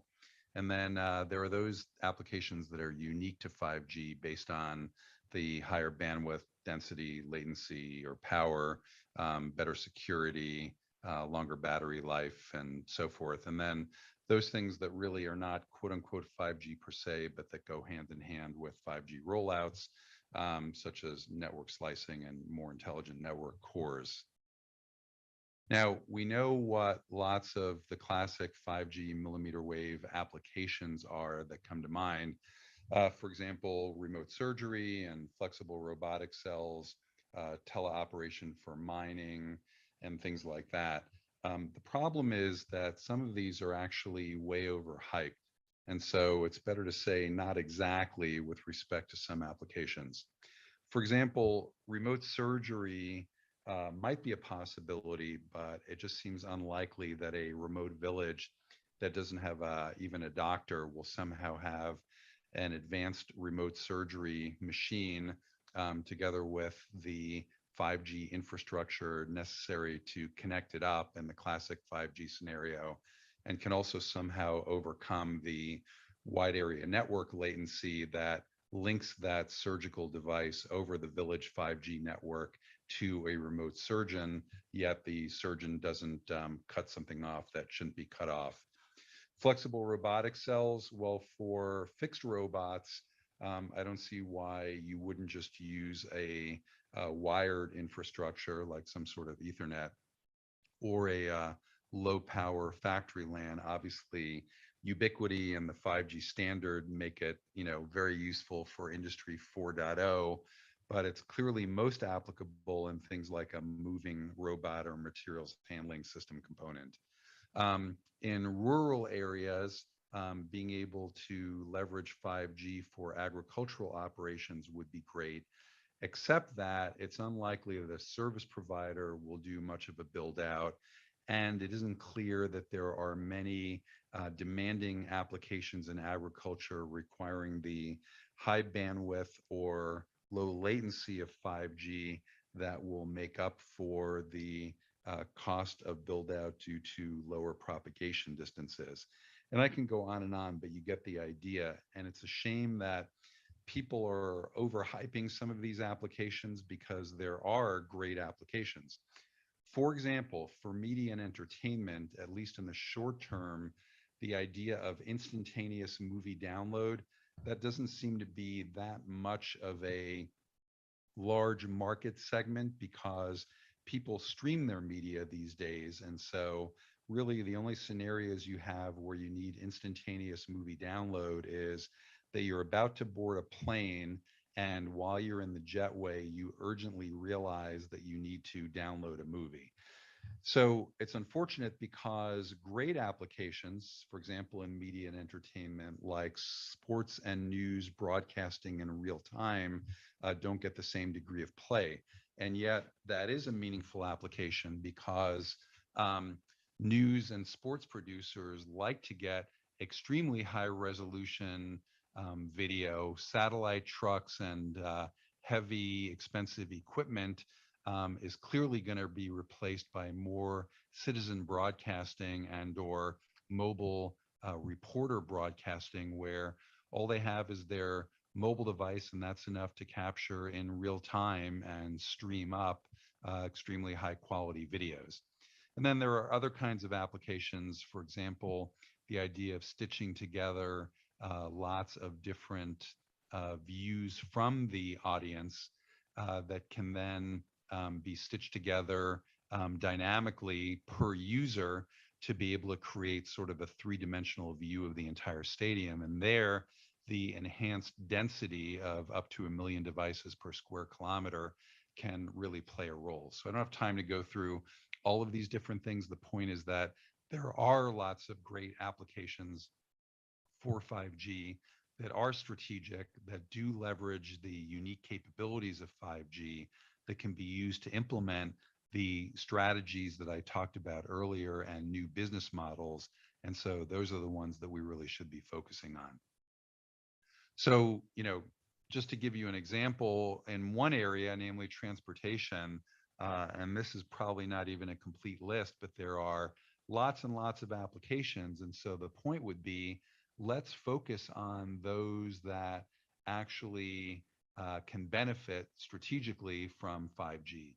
For example, in-car entertainment, sure, having multiple people in a moving car wanting to watch in HD or 4K or 8K on their seat back displays, that's a great use for 5G. I'm out of time, so I will just say thank you, and here's my contact info. Thank you so much.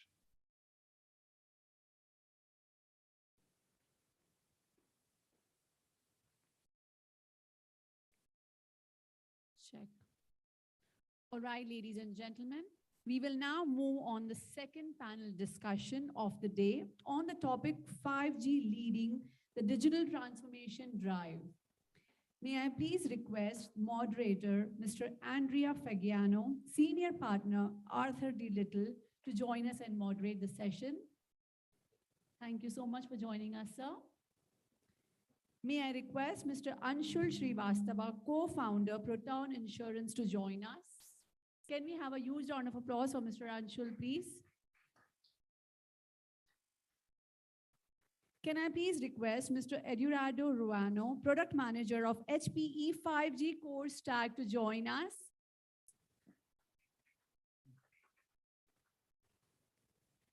May I request Dr. Nitin Verma, Director, Product Management, IQVIA, to join us? Pleasure meeting you, sir.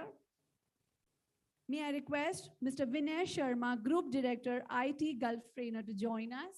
Hope you're doing well, sir. Over to you, sir. Thank you. Thank you. Ladies and gentlemen, good morning. And thanks for being here physically. It's always a pleasure to come back to normal life. And I see that the attendance here in the physical event is also has increased. So thank you for this panel to 3 events, and Hewlett Packard and Dell Technology for hosting here on this discussion. So we have just heard about John Wayman, about the opportunities and difficulties about 5G.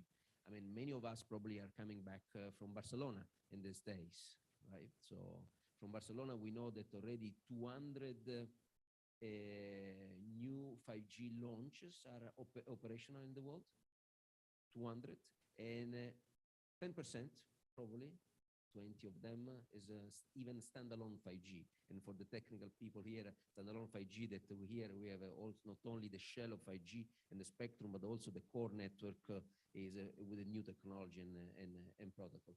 But only 5% is probably launching some new application. So today, our panel is about to understand where we are with the 5G and how the 5G can enable the promise of a digital transformation. Now, this is, I mean, I was very impressed by John Wayman was saying, not exactly, right? So many promises are hype, but also there are also big opportunities. And this is something we want to reflect upon today.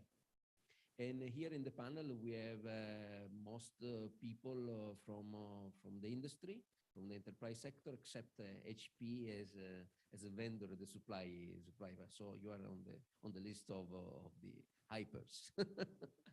While I want to ask a little bit around. So we have Anshul from insurance.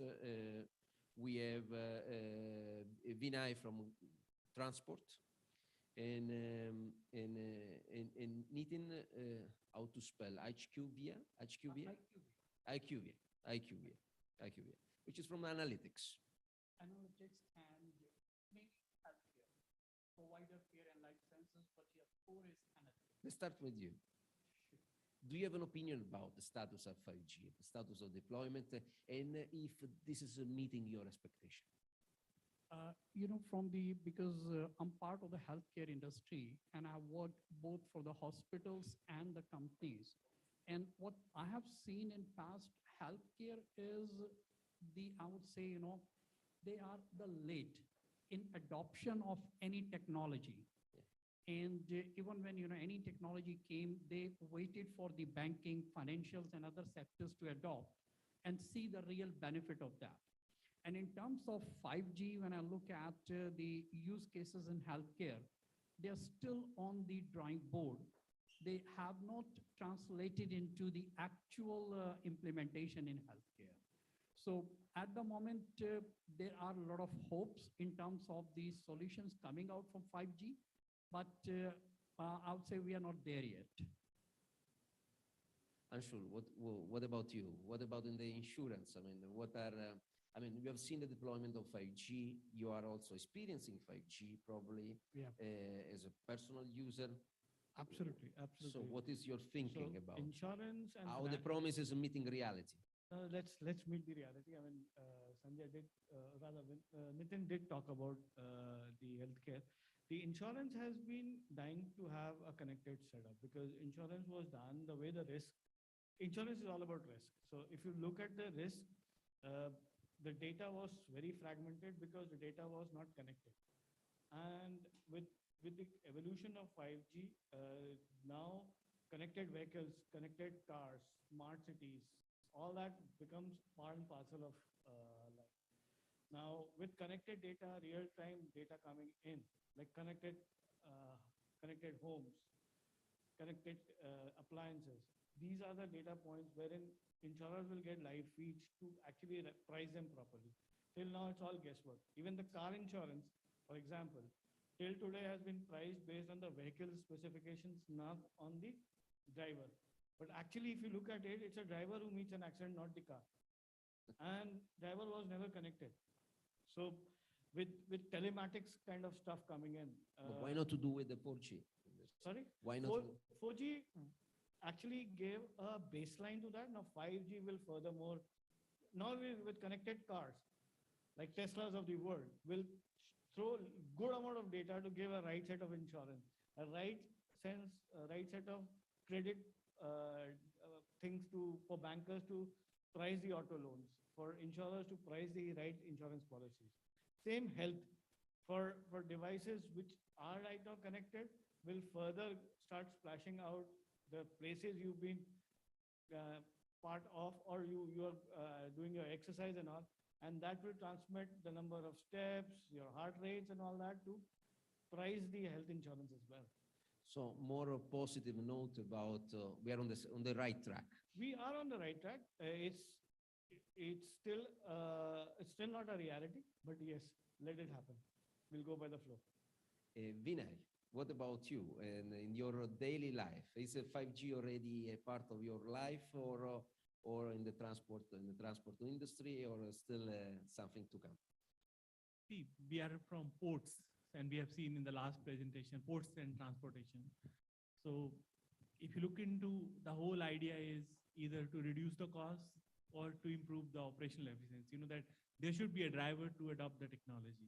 When 3G to 4G drivers happen, obviously it was just a technology change, but now the benefits are, I can say that the 5G is really fueling up the whole digital transformation, because we are in ports and lot of complex environment where we need a data from cranes, we need a data from port equipment, we need a smart port, but our core business is where container need to be moved on the go, where that you need a transaction where the customer can see the real-time visibility, but getting all those data with 4G or the traditional network is really challenging. Is So there now- any 5G application already live in the port? No, we are in a POC stage with one of the telco partner. The team is here, and it's promising. I can say that it can transform the port industry big way from a customer point of view, as well as from a overall ecosystem point of view. Eduardo, HP is bringing new technology, new stack in 5G, a new core, and we have a quite good mix of a perspective from the industry saying we expected a little bit more, as Nitin was saying, but Ashur saying, no, we are on the right track and we are at the POC stage. So in awful messages out there. What is the perspective on HP about the 5G and where we are right now? So when you look at a 5G network, you have to distinguish like two main domains, the RAN and the core. In the RAN, I think that 5G network is progressing steadily, right? We have 5G pockets, 5G RAN hotspots deployed in many 200 countries. cases, we said. 200 200 cases live operations. all over the world, which is a significant number. Like you very well said before, only 10% of them are 5G standalone deployments, which means that both the RAN and the core are 5G, pure 5G elements. And that is where we are falling slightly behind expectations, I would say. And I humbly admit it because I am working and I have worked in the core network domain for a long time. And well, we're still expecting to see a large number of real deployments of 5G standalone cores that meet the new releases of 3GPP standards in order to fully unleash the potential of 5G for different industries. So exactly this is the point. So we have a many 5G shell, but not yet 5G core that can unleash the potential of 5G. Now, moving forward, do you think that the new core of 5G, so what is what do you think can augment the 5G services at the point that the technology can serve better the promise of a digital transformation? What we will see coming? So, besides all the aspects that have already been mentioned about an increase of throughput, a decrease of latency, and all those parameters, which will improve the quality of the connections and the communications. Density and with less 5G, power also. and density as well, less power, yes. which is true. You need to look at how the different components and different net elements of a 5G networks are built. All those components are cloud native in nature. They're not monolithic anymore. This allows to achieve a much greater degree of flexibility and agility when doing deployments. And this degree of flexibility and agility is going to make many use cases materialize. And an important point that I wanted to mention regarding strategies to accelerate 5G deployments. And it is very important that we start to engage in forums like that, where 5G suppliers like us can meet with the final customers and the final users of 5G technology. Why? Because traditionally we have sold our technology with indirect channels via service providers and via system integrators. And when we were developing our solutions in the past, we've had the necessities of these companies in mind, but not so much the necessities of the final enterprises. And this has to change. So the right strategy to do business from now on needs to be building bridges between 5G technology suppliers, 5G technology developers, and the final enterprises. So Eduardo, if I'm hearing you out well, so you're saying that the cloudification connected to the implementation of 5G core will introduce a lot of agility and speed in the deployments, right? So we will see an acceleration anytime soon and to catch up with the promise. So first of all is, so we were behind, and now we will catch up soon, and this will be enabled by the cloudification. Second, you are saying that you will have a better proximity to end user. This will help you to define better technical specification to meet the requirement, and maybe talking to the final customer will enable also a new business model. Vinay, you mentioned before a POC in 5G. What, I mean, I want to ask you if you have any opinion about how 5G could do better, because you are testing now on the ground, how the ecosystem providing the 5G could do better, because now from Eduardo we learned that today you may be interacting with a service provider or a vendor of technology. You will tell us how you're doing. So I wanted you comment on Vinay also, if this is aligned with your thinking. See, the challenge is being an end user. When you come to enterprises, any manufacturing industry or a ports or an airport, they're heavily dependent on telcos. And telcos are behind. So telco is your main interface in this case.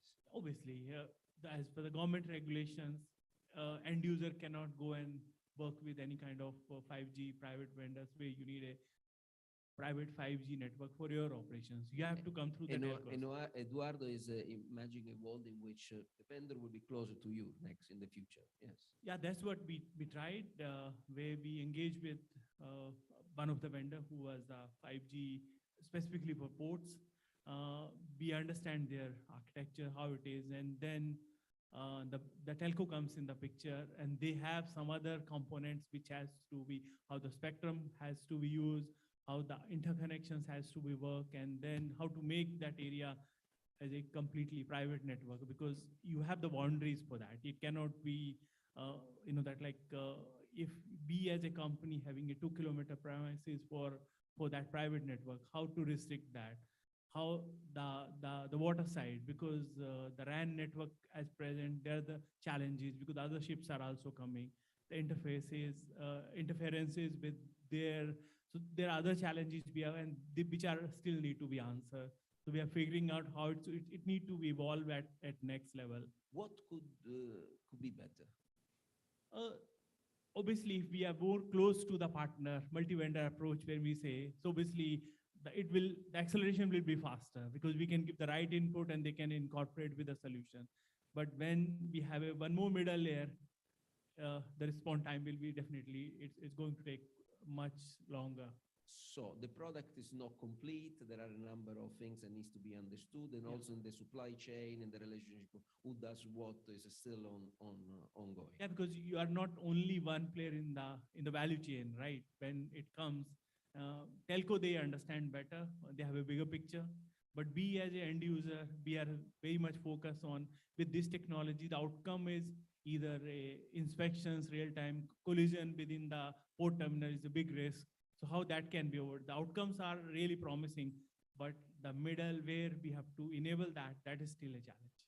It's a challenge. Thank you. So this was a better streamlined value chain in the future will be one of the most important. So it's like the industry is learning how to do this job, and still is in the process of doing this. Nitin, you were among the comment, if I may say, a little bit the most negative on in the hype, but I don't want to. No, it's very important. So because we will hear you better now in this respect. And what didn't work? I mean, your expectation in healthcare were a little bit higher than what you see. Let me tell you, when this COVID started, sometime in late 2019, I was working as a CIO for a large hospital in Saudi, and it was bad. But in turn, it was a blessing in disguise. It exposed us badly. We didn't know what to do. We hit the revenue at a zero. no, because of lockdown and everything, no outpatient, no inpatient, no surgeries. And even if COVID patients were coming into the hospital, we didn't know what to do. Now, taking a step back to this 5G, what I feel that the vendors like HP and then the solution provider who provide the solution or based on these 5G technologies, they need to educate the users outside. We do not know what to do, how to do, what I can do with this. And I'll give you an example. At that time, we had this one hospital and around 6 clinics in an area of around 100 kilometers in Jeddah. And we were connecting all those clinics to this, and we were just using these standalone technologies from STC and other. Then one of the vendor came to us. They said, we can use 5G and we can put an SD-WAN for you, which will be maybe 100 times faster. But it was a painful journey since we started those clinics for 3 years. And all of a sudden, when this COVID happened, then someone came to us, this is what we can do. So someone need to educate us where we can use that technology, and do not just give us a use case on a PowerPoint. Show us the real use where I can implement in healthcare. Though there are use cases in healthcare, but from 5G perspective, I need something which is affordable, which is accessible, which is available, and on top of all these, which is reliable. I'm playing with the patient life, and if I have like a remote surgery or something with a patient, and if the connectivity is not stable, there's latency, I'm playing with the life. The 5G SD-WAN, the 5G enabled SD-WAN was a real product? Yes, yeah, was that's a real product. one. It worked. It It worked. was? It Yes. was, but came out of the blue. It came out of the blue. You could have come earlier and with a better preparation. Exactly. And actually, it cut our cost by almost 75%, and we saved around like 12 million dirham per year on year, on the expenses what we were having earlier in maintaining these connectivities. So 5G kept the promise, It is out of kept- blue, unplanned though. Out of blue, unplanned, but we needed someone to educate us. That education, in terms of how I can use the 5G better to, give benefit to, my patients, give benefit to my organization. That gap is there. Your So- answer is very clear. So in the industry, we heard from the transport and healthcare similar problem. Okay, value chain of the 5G not yet there, not matured, and in the interaction between the player and the value chain, and also especially in the interaction between the value chain and the end user at the end. The two opinions I see are closer than I expected. And what about you, Anshul? I mean, do you have any? So Because this is technical also, Yeah. right? And I mean, how to make better 5G or? So I would say that what Nitin and Vinay had talked about, and similarly, I'll take a clue from Eduardo. What we have done wrong in 3G and 4G implementation we can fix it in 5G. And one of the clues which Nitin has given was SD-WAN implementation. Now, with 5G coming in, why don't we build industry-specific solutions on 5G and let every enterprise becomes a part of it, and cloudification of 5G is the criteria. Now, what we've been doing is from the provider side, we've been attacking one enterprise at a time. Rather than taking in bespoke solution for the industry, take bespoke solution for an enterprise. And one implements it, others follow it. And the followers normally land up copying the other without any context. So industry actually has a good amount of suffering in terms of the implementation. So Anshul, you are advocating the creation of verticals around verticals? See, from the enterprise side, verticals will be a very powerful way of looking at it. Like Who should manage this? Who like should be the facilitator of this? I mean, of this the association? folks like the people, the telco providers, the service providers, they should build industry-specific solutions. Build actually baseline of cloud-based setups. Don't have to, in isolation, go for SD-WAN. I mean, he did it in SD-WAN, but he was lucky that he got it. I implemented 4 years back SD-WAN. I mean, I was loaded with challenges, but had to do it. And like he saved 75% of the cost, I save a huge cost. But again, I saw that there was no one in the industry who was doing it. I mean, if others can come and join me, we'll share the cost. We'll share. Better coordination or better go-to-market. So that has to be done by telco, I believe. To answer to your question, because in ports we have seen the very complex environment, and for us, Nokia has come up with solution, industry-specific solution for 5G, and they are partner when they approach us, and we know how it works in here. So it's evolving now, the industry-specific solutions. So that's why the Nokia for ports is one of the solution which local telcos are working here. But we don't have in Dubai a club of transport operator that where user can meet technology, can meet service provider, right? So Yeah, this that's is right. what- There's a and huge this- gap. And this is what Anshul is advocating, the creation some place where to meet and discuss the. That is from the enterprise side of it. And from the end consumer side of it, people will ride on to the technology wave. And so enterprise, like what Nitin and Vinay highlighted, if this thing kind of a collaboration is done as an industry standard, believe me, it's going to be a game changer. Yeah. Here we are talking about, because 5G is a topic of exclusively about telecoms, right? But in reality, you're talking about solution, application, and this is the complication. That is something that technically doesn't exist and needs to be created on spot, tailored to the requirements of a vertical or a specific situation. I see. And Eduardo, any reaction to this? Because these are a very good input here. I think they are very good inputs, and I absolutely agree with them.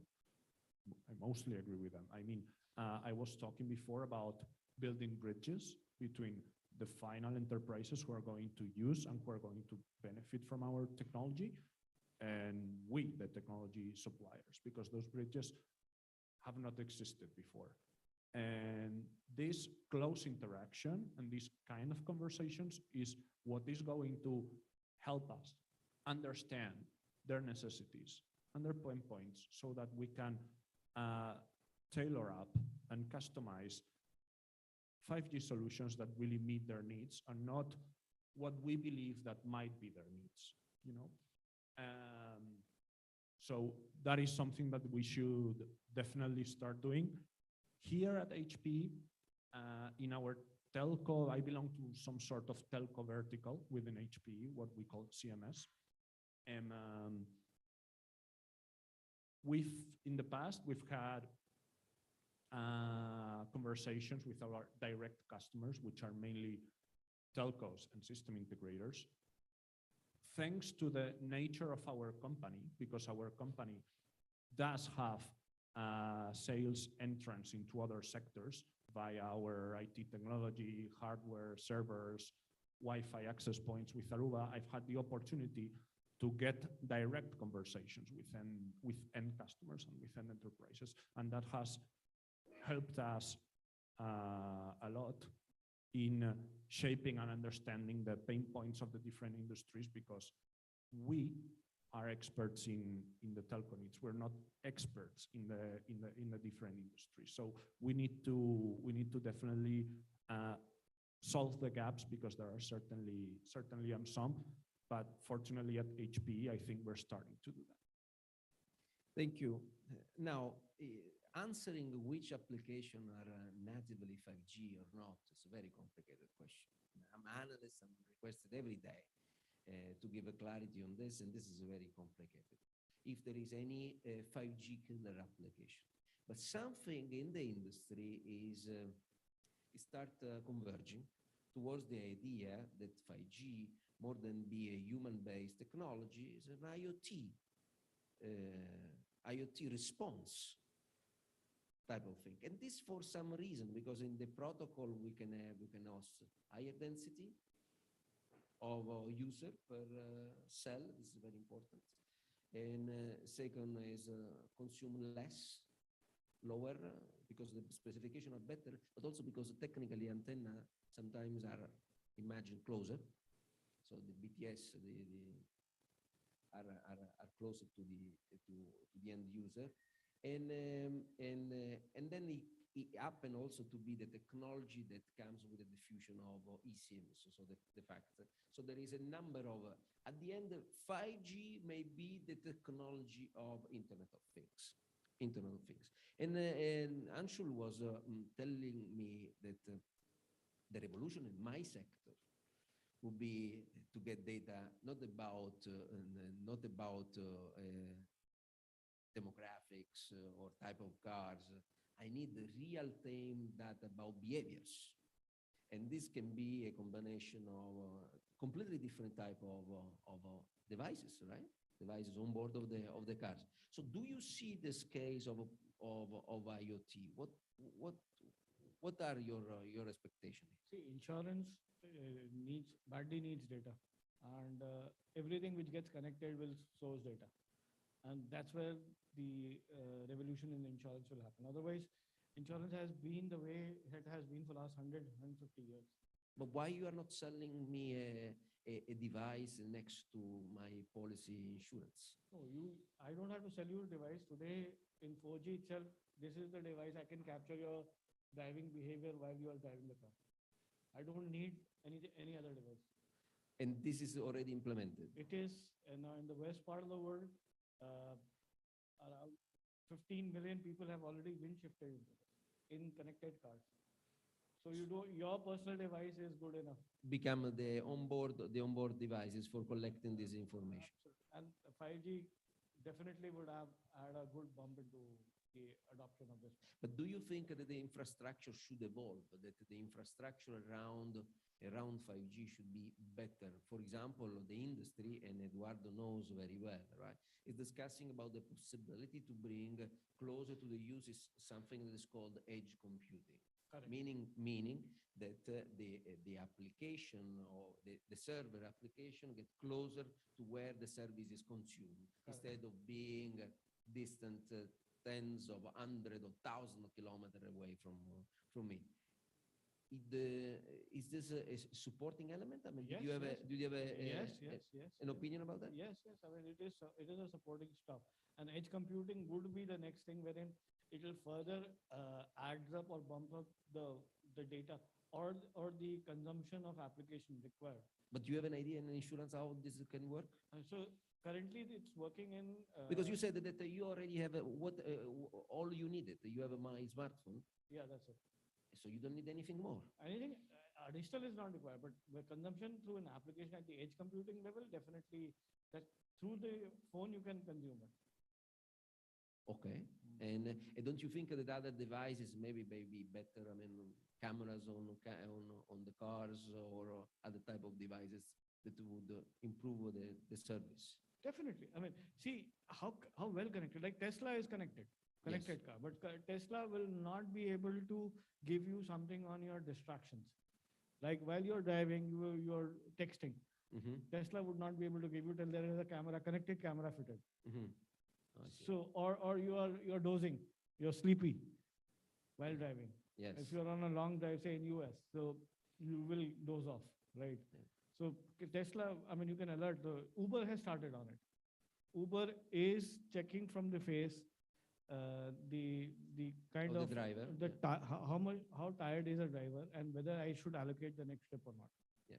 So I mean, it goes on to the behavior of a driver to even level wherein I can go in for per trip insurance. I mean, so rather than you paying insurance for the entire year, I can give you trip based. You did this trip, you were good, take this good amount of discount in your pricing. In this. From the way you put it, it seems like that 5G tends to be, will inertially take the entire society and economy to a different level of connected. Correct. And enable, and we will go there, but will not be disruptive in sense, but more in an inertial way, a more incremental way. No, so industry will change the way it has been working. Yeah. Especially insurance and banking. Yeah. I mean, it's like if you have a connected building, I do fire insurance for that. I know the problems which building can have when it can have fire or there is some kind of if the connected building, I have alerts. Mm-hmm. So 5G will definitely help us. Stay connected. Here, Vinay, Nitin, any opinion on the relevance of IoT and the edge computing infrastructure for? Yeah, I would say that we are moving towards Internet of Everything. Yes. And specific to ports and transport industry, that like a lot of data is generated through these equipments, the cranes, the trucks, the forklifts, to the RTGs, and the whole idea is how we will extract that much data, because our core operation to manage the productivity without any interruption, where the productive maintenance, your video analytics play a big role. How to capture that, because 4G or the current fiber, it's not enough. Those solutions are there, but they are very expensive now. And to disrupt the whole thing, you need a bigger bandwidth, which 5G is really promising to solve those challenges. So you're making a bandwidth story. And anything on the edge computing part, Eduardo, Vinay? Sorry, Nitin? I think that 5G is bringing a case for edge computing. Edge computing is arriving, and it's definitely going to stay with us. But it's not yet in the current commercial solution, Eduardo? It is. It is. Actually, it's in the heart of our value proposition. I was mentioning before that the way the 5G network elements are built allow for a greater degree of flexibility and agility in deploying customized 5G solutions, depending on the needs of each specific vertical and each specific industry. But it's not an overshoot at the current stage of the application development, because I'm learning that the application development is not so sophisticated yet, right? And the edge computing infrastructure may be an overshoot at this right moment, because it's bringing processing capacity closer to the user, expensive stuff. Is require many more resources, multiplied by 3 or 5 probably, right, of resources. So I understand that is where we are going, okay, but the commercial deployment is not yet there, maybe. We are arriving. I mean, we are doing right now a POC, a trial with a Japanese service provider that precisely consists in that. And it is moving the components on the 5G network in different phases, closer and closer and closer to let's say, simulated end customer. And it is not live yet, but it is expected to go live later on this year. So we are getting there. And that is going, if just 1 second, excuse me, that is going to be probably the most important contribution that 5G is bringing. And it is the flexibility and the automation capabilities to perform different kind of deployments depending on what needs to be tailored for each specific industry or specific use. No, this is very important.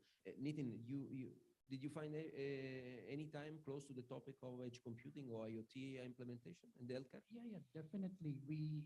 I have seen and I've been part of some of the implementations, but still those implementation of IoT in healthcare are mainly focused around the remote patient monitoring, more with wearable devices. And the second aspect, which I have seen, is more on the asset tracking. And again, I'm just taking back to the COVID time, when I would say, the lockdowns were open and the patients started coming along with the COVID patient, what was happening, and still more than 90% of the hospital, they are tagging their assets. When I'm saying the asset, not the furniture and the thing, but the medical equipment, their infusion pump, their MRI machine, their portable ultrasound machine, they are manually tagged with a barcode. But no way, if I have a patient in emergency and I do not have a portable ultrasound there, then one person will be running around the hospital to see. There is no console or a dashboard for me to see, okay, the machine is lying just next room. So there are use cases, but there need to be a handshake between the I would say the actual client, the healthcare industry, the hospitals, the system integrator or the solution developer, and the technology provider, because they know what their actual problem is. The SI know what need to be built in order to deliver that, and the technology provider need to help to exploit that technology to deliver that. So right now, there is a gap between all three. I see. You know, when I'm discussing edge computing, I'm very happy that Eduardo is saying that something is coming really to life. It's a complex case from an economical point of view, because you need to have a strong user case to demonstrate that you spend much more resources for developing those use cases. But what is convincing for me is most of the time, right, is we see application of a complex artificial intelligence algorithm. And artificial intelligence algorithms are useful when they are deployed fast, so with a distributed infrastructure, and respond even faster, so with zero latency, right? And in fact, solve of use cases. This for me is convincing. Any experience on your side on application of increasing application of artificial intelligence or machine learning in your specific sector? Yeah, I'll take that one first. In healthcare, I would say the artificial intelligence and automation both has made a deep root. They have already entered into healthcare and very aggressively. Who comes first, automation, artificial intelligence together? What do you see? Yeah. Some colleagues of mine are saying, why to jump on artificial intelligence? We will not even have any automation. No. I'll tell you, in healthcare, yes. On the automation side, because my hospital experience is more in Saudi, and what I have seen that there were, I would say certain business processes which were happening manually, and that were resulting in either delayed revenue realization for the hospital or a revenue loss. In very simple case, the way we have Emirates ID, they have something called Iqama, which is like a national ID for the expats as well. And when anybody goes to hospital, what they do, they manually register the patient. They manually enter the Iqama ID into the what we call the electronic medical record or the hospital information system. And then they scan that to attach to the patient file. But the number that is entered manually, that is the number that is used, because with that number, your insurance is linked. So it is used to get your eligibility verification from insurance and all pre-authorization, all pre-approval for the procedure you are going to undergo in the hospital.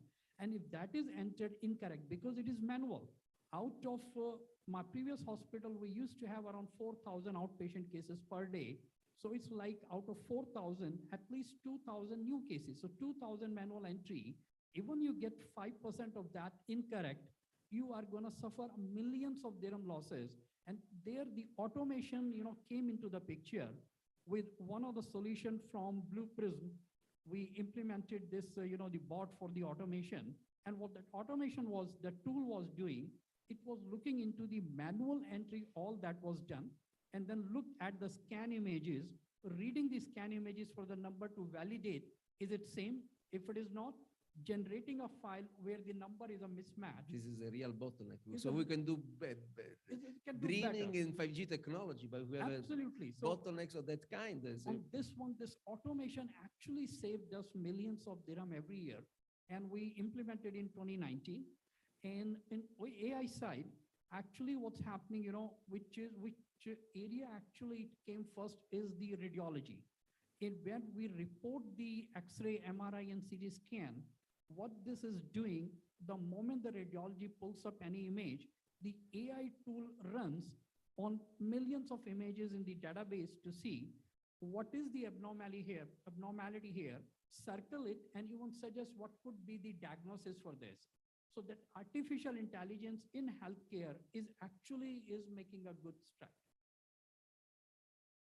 Anshul, Vinay, any case of artificial intelligence or problem of automation in your case? yes, Automation is probably at the core of your problem, right? Yeah, but like artificial intelligence in ports also, if you look into the container with a damage detection when we offload from the vessel, and the cameras are there. But that edge computing, as of now, it's not strong. You have to process them locally. It takes time.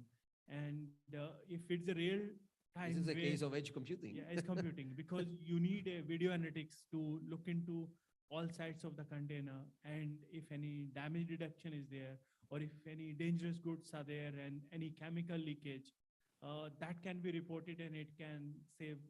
And this can be done automatically. It can be done automatically because And is you- done automatically today? we are doing, but the edge is creating a problem to invest Ah. heavily on premise, because videos cannot go on the cloud as of now with your limited bandwidth, because either you run your core or invest on these new technologies. So edge computing is a solution to high cost of connectivity. Ah, now I see a use case for edge computing. And Anshul, what about you? Tons of use cases happening, especially in the financial services side. I told you about the autonomous vehicles, which are generating tons and tons of data, and a lot of intelligent platforms are getting developed. I heard that the autonomous car can generate up to 50 terabytes per day. Yeah, exactly. And this is where actually AI will start throwing up some sensible outputs. What we do with this data? What are we going to do? So with no human can read this data. This is for sure, right? Why a human should read data? It should read the output of the data rather than the input of the data, right? So more on the output side rather than the input side. But yeah, I mean, the way the financial services is tons and tons of use cases. I mean, I can talk for hours on that. But yeah, I gave you one classic example of autonomous cars, the connected cars, and the Teslas of the world generating that kind of a data. And insurance definitely was hungry for that. But now with the data coming in, data models are being developed. A lot of data outputs are coming to give the right pricing, right way of detection of fraud detection is another use case which is happening. Then collision impacts, I mean collision container damages in marine insurance. The lot of data is getting generated. So all connected is having tons and tons of data getting generated. AI is taking a good amount of shape in insurance. Thank you. Eduardo, I will give you the last word on this. I think we got a very, very good input today. So the latest development of HP product portfolio go in the direction of enabling automation and the use of artificial intelligence. Where are you in this journey? Yeah, absolutely. So I would say that artificial intelligence is you could say, an empowering tool for automation. In HP, we've been developing automation tools that have somehow relied on artificial intelligence for quite a long time, all right? And we've been polishing and polishing our solutions better and better. And for this, in order to answer this question properly, I have consulted with some experts within my company to have a deeper insight about how they see the status of things, right? And I would say that, well, you can already intuitively think that automation is going to be a very important tool in decreasing operational costs and managing your network in a more proper and sophisticated way. And in 5G, it is going to be key. It is going to be paramount because the complexity that is behind all the network components makes that implementing automation is a must. And it not only is going to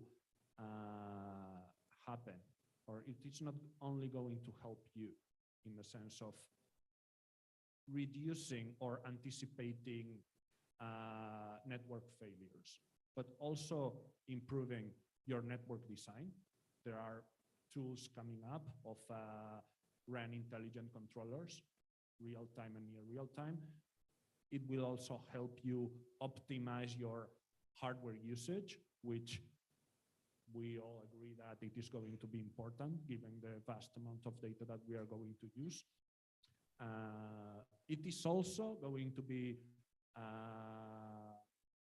a key tool to help you reduce energy consumption, which is an important cost in all telcos.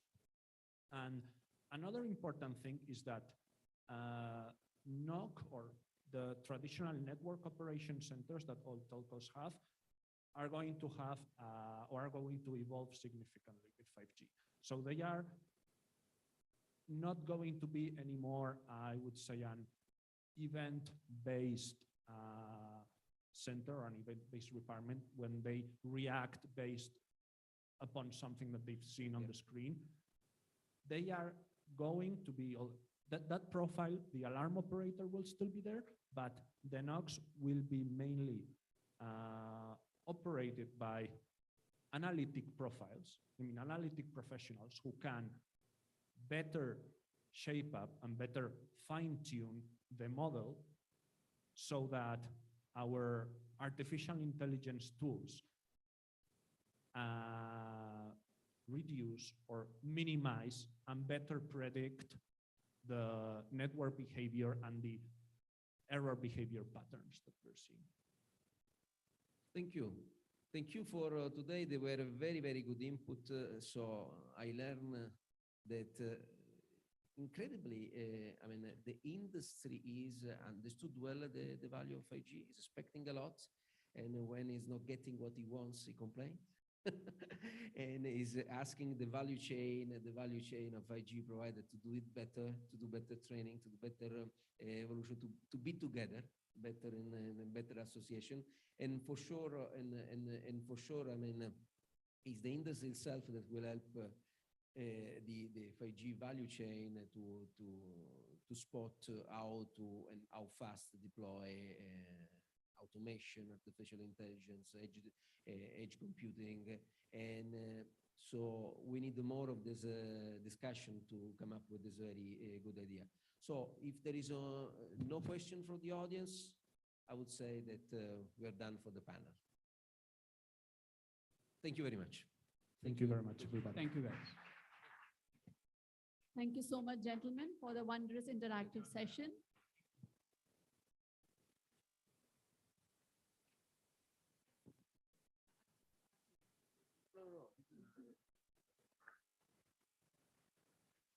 Thank you so much once again.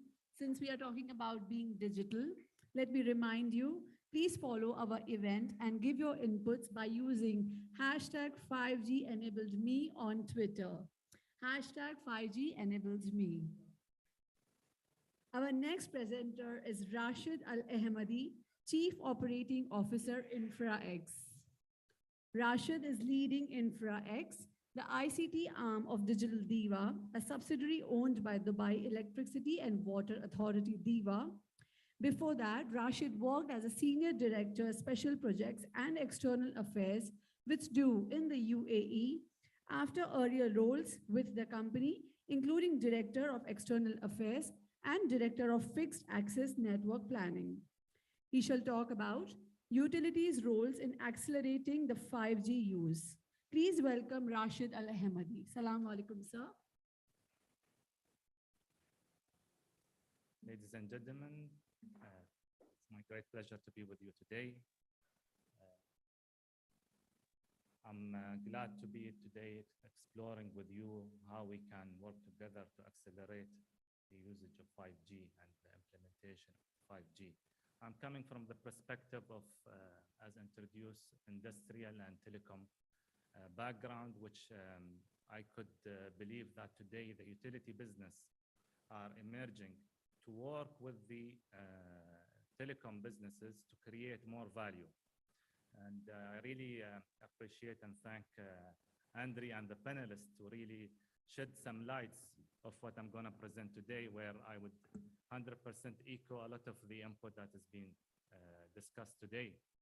I just want to start with a quick background about Digital DEWA and why we've actually initiated. Dubai Electricity and Water Authority is part of a program called Dubai 10X. This is a program led by the government entity of Dubai, putting Dubai 10 years ahead of other cities worldwide. And part of this initiative, Dubai Electricity and Water Authority announced Digital DEWA, where it's embarked of a lot of innovation and technology pioneered when it comes to the high adaptation of the latest technology. Just to share some of the success story when it comes to putting Dubai Electricity and Water Authority as the forefront of the digital utilities. Recently, we announced we launched the first nano satellite that will work to support our smart grid operations. At the same time, also, we are now in the progress of building the smartest and the greenest building in the world, our headquarters. And also, there are a lot of initiatives that has been launched under the umbrella of Digital Diwa, considering also the greenest data center on the region that will be launched very soon under our sister company, Moro. In Digital Diwa, we focus on 4 main pillars. As you know, the electricity energy sector today, it has a lot of impact that is coming from I call them the OTT of the utility business. In the telecom market, you have the new hyperscalers and the new players which are trying to intervene and bridge with the telecom market.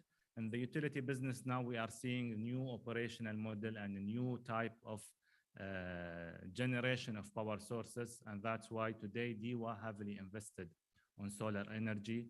And we have Mohammed bin Rashid Solar Park, one of the biggest single sites generating green energy, in line with Diwa objective to have 75% of the energy generated from greener sources in Dubai. At the same time, also, we are investing heavily on energy storage. As you know, we have good sources of energy coming in the morning. At night, those energy should be stored. So the storage is one of the key elements that we are focusing in Digital Diwa. And for sure, artificial intelligence also touch base on all our operations today and also the future services that we want to develop. I would say that the environment that we are coming from as a subsidiary, like InfraX today, is fall under the 4th pillar, which is the digital services, where the journey was put on place to put the digital transformation of Diwa as an enabler for Diwa to provide more services even to external parties by monetizing and utilizing the assets and infrastructure that we have in the utility business to create adjacent businesses and also to help our operation efficiency. This ecosystem is being created under a focused subsidiary where we have Moro Hub, our sister company, a data center with multiple tier 3 locations available in Dubai, creating co-location and cloud services and also focusing on artificial intelligence and high compute analytics. Digital X is our solution-based subsidiary that focuses on services and robotics and the high-performance kind of application that will be somehow installed on the data center, while InfraX, it's the vehicle to transport the data from the data center to the end customer by utilizing the communication and connectivity options we have to deliver fast and reliable and mission-critical type of infrastructure. Our portfolio are divided into 4 main segments. Connectivity, which I again say that the infrastructure that is available today to operate the smart grid have a lot of capacity to be utilized for mission-critical application and to serve some application discussed today even on the panel, like the edge computing, and have the nature of dedicated and the fast, reliable services.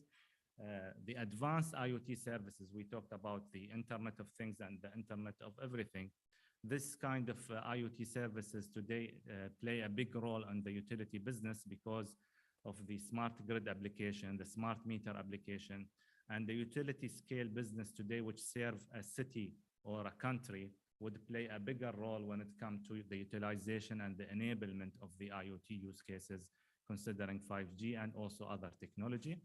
And alhamdulillah, we've been awarded by the Telecom and Digital Regulatory Authority in UAE, the first IoT license to operate public networks in the whole UAE and to be able to utilize our infrastructure and our partnership with the operators to support the industry and to create use cases that could be a benchmark for different industries. And for sure, all of this is being created to enable the solutions and the use cases of the end customers and create a customized approach where we work with the sister company and the partners and the other subsidiary under Digital DEWA to create 10 key options and 10 key solutions to DEWA and also to our potential customers. I think this was a quick introduction about InfraX and Digital DEWA. I would like now to focus more about how we can play a bigger role in accelerating the 5G implementation in UAE especially, and also considering this as a benchmark that could be inherited in the world. As we all know, and we are not here to lecture about the importance of the 5G, but there is a key differentiators between the 4G and 5G when it comes to the density of the technology, the ability to create faster and more bandwidth, the densification when it comes to the number of users that could be accessed under a single base station, the low latency applications that is creating bigger value for real-time monitoring and real-time and mission-critical applications.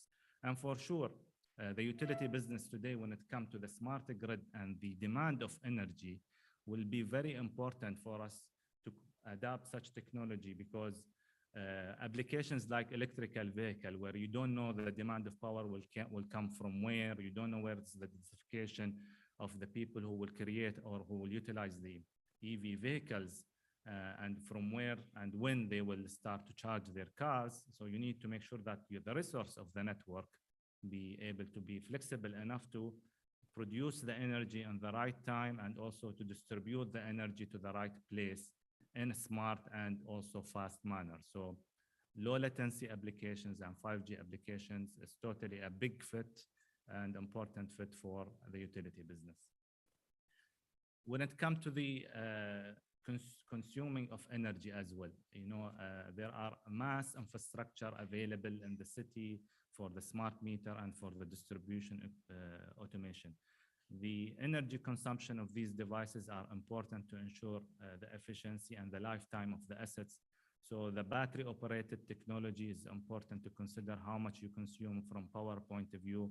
So such technology may play a big role in terms of the optimization, not only from the communication point of view, but also from the asset lifetime point of view. And as we know, and maybe today it's been highlighted in different presentations, the adaptation of the technology is not only considering the availability of the infrastructure. Andrea was talking about the killer application of the 5G, yet I believe we see that the 5G will not have a killer application, but maybe it will have a killer business model, or it may have a killer ecosystem that will really unleash the value of the 5G. And today, I believe beyond the utilization of the 5G for the consumer handheld devices, we need to focus more into putting the 5G in the right spectrum when it comes to enabling industry. IoT and 5G are very close with each other. The high requirement of the low latency demand today, I think it could be easily managed through 4G, and also talking about future applications like streaming and like high bandwidth demand. Today, with the current technology available, I have a 5G phone. I never turned on the 5G just to ensure that I have enough battery in my phone. So I think this is an evolution that will come with time, considering some virtual reality and real-time heavy traffic kind of application, where again, an edge computing application could also alternate the value of the 5G from that perspective. So I see that we need to really position the 5G as a key enabler for the fourth industrial revolution application. We need to have a great lesson learned from what happened from the COVID in terms of how we can really accelerate some of the use cases that we were shy to implement, or we have doubt about it. The gentleman mentioned about the healthcare sector. Today, if we were really pushing for the fourth industrial revolution use cases, and a high adaptation of it, maybe the situation would be able to manage better. But I think now, as they all said, the COVID was one of the key accelerator factors for a lot of projects by many CTOs worldwide. We've talked a lot today about the private 5G, the standalone implementation, but also I believe today the 5G, they are coming with an important feature and technology enablement, which is the 5G slicing. As you know, today, the geo-restriction from a regulatory point of view based on different regions play a big role in terms of how you will use the technology. Is the spectrum available for public? Do you have a high competition market when it comes to the service provider offering? Is the technology accessible? Is the vendor available in such countries? So all of these will play a big role to dictate that to go for an implementation of a standalone or a private 5G. Yet to say that also we did a POC for the first 5G implementation for industry use in UAE with our partners do in the solar park, and it was successful. But we believe moving ahead from city scale and nationwide implementation, the slicing technology will be the key technology to use for the industry. Considering different factors, the slicing will give you the agility and ability to dictate your resources based on bandwidth, based on time, based on quality of service, based on region. A utility like DEWA, it have a big sense to create a city scale slice, but a port implementation, which you require a small scale implementation, maybe it's not worth it really to go for a big implementation of standalone 5G, but a slicing technology could be a good alternative. This will give you flexibility because you will be able to dictate and control the slice based on your requirement. Today, if you consume the service as a normal consumer, you will be under the quality of service and the specification of the operator. But today, the operators or whomever is owning the infrastructure have the ability to create that kind of environment for you. We are envisioning that the resource of the 5G slices will become like a stock market in the future. You will be able to consume these resources based on different timeframes, based on different specification, based on your requirement. So we may come to see in the future a different business model and pricing model to consume the 5G services by the end customer. And I believe today, the key elements of really driving this, that the enablement of the slice also should be supported by the availability of the use cases.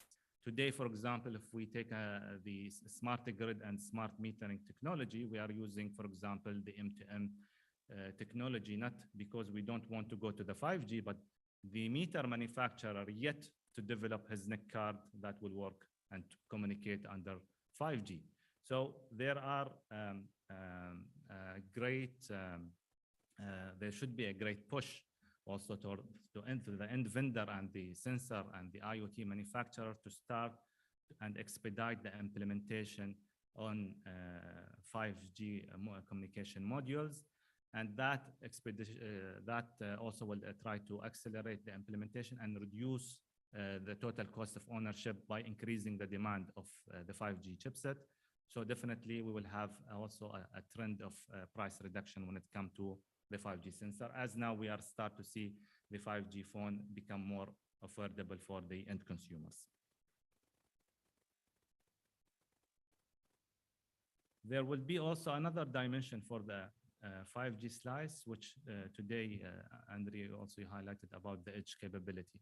And the multi-access edge computing capability that come with the 5G will give a perspective to support the different industry based on different requirements.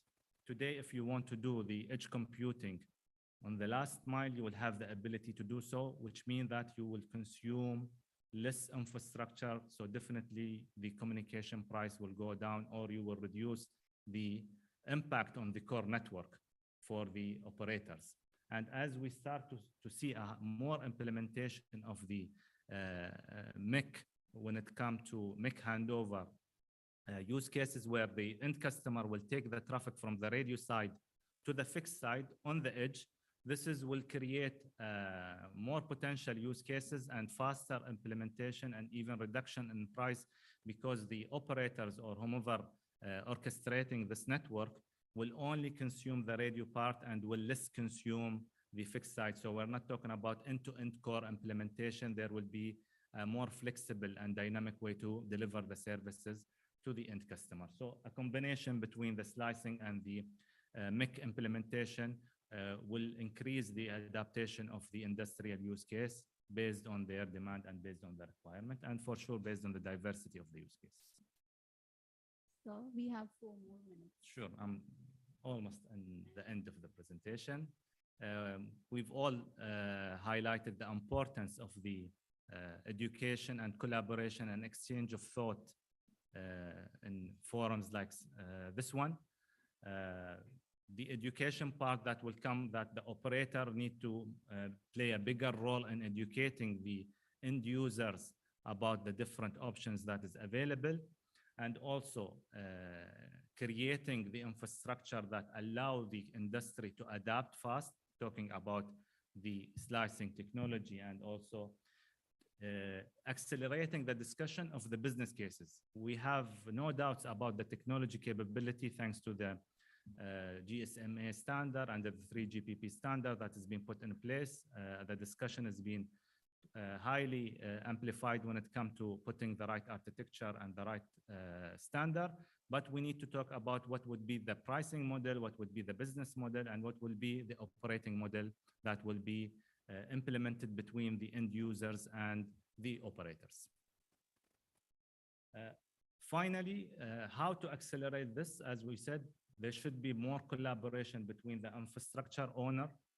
Either they are the vendor who can provide the private 5G if it is allowed in the region, or with the owners of the 5G as an operators to accelerate the utilization and the implementation of the 5G by breaking the normal customer-buyer relationship and moving to a partnership model where the consultancy part of the operator coming in place and educating and also work together to implement the use case rather than talking about how we will deliver the services, how we will implement the technology. It's about sizing and slicing the technology to give you the best fit of infrastructure with the best pricing point, and to really make you focus into the end application, which is enabling you to get the data on the right time in the right location. And this is definitely will require a big push and alignment between the industry players to put the roadmap of such implementation. And in DEWA, we are really in advanced stage right now with our partners to become a benchmark for such implementation. And we are looking forward that this could be an umbrella for all the other industry and key players to come and work together to implement such a roadmap. Thank you very much for your time, and I'm happy to be with you. Thank you very much. Thank you so much, Mr. Rashid. We shall now head towards our lunch break. Kindly enjoy networking, connecting, meeting, and greeting, and kindly visit our display stands. And as mentioned, please follow us and give your inputs on 5G enabled, on hashtag 5G enabled ME on Twitter. Thank you so much.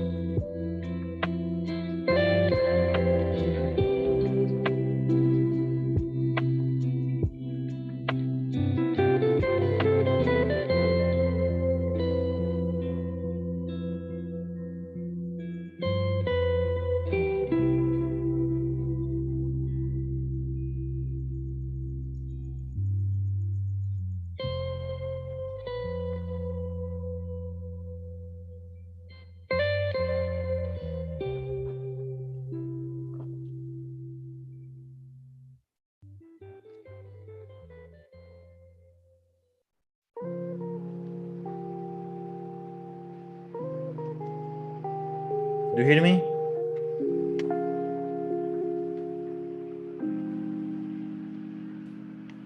Do you hear me?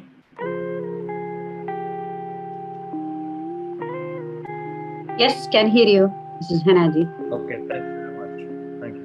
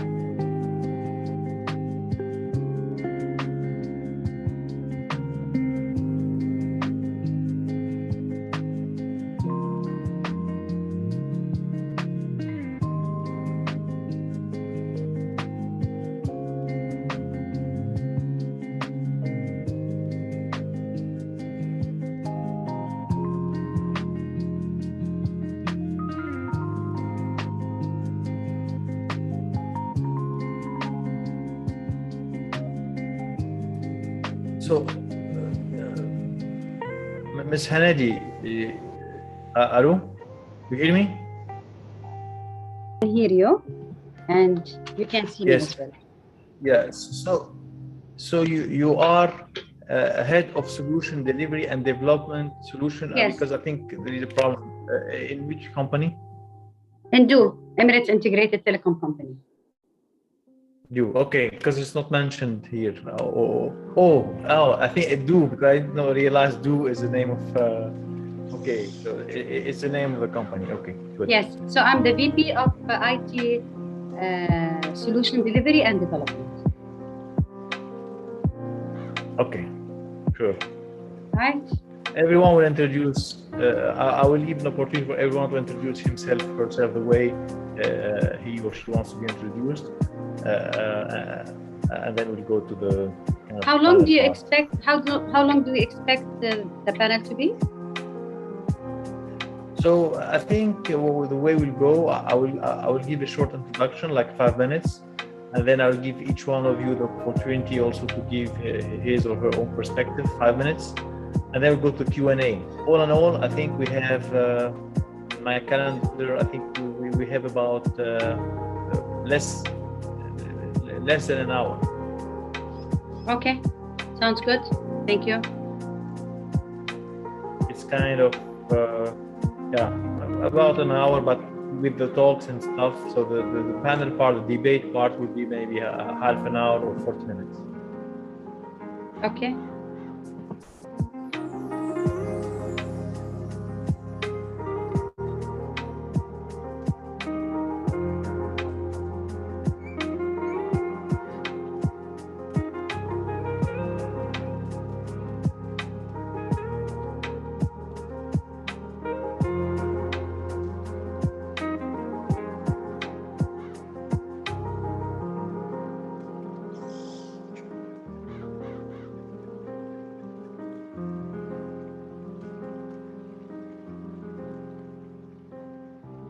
Mr. Ernesto,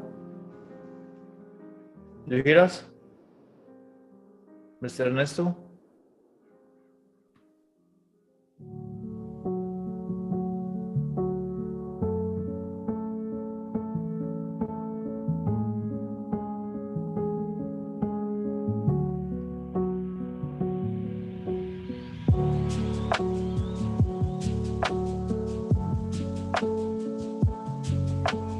Dr. Ernesto?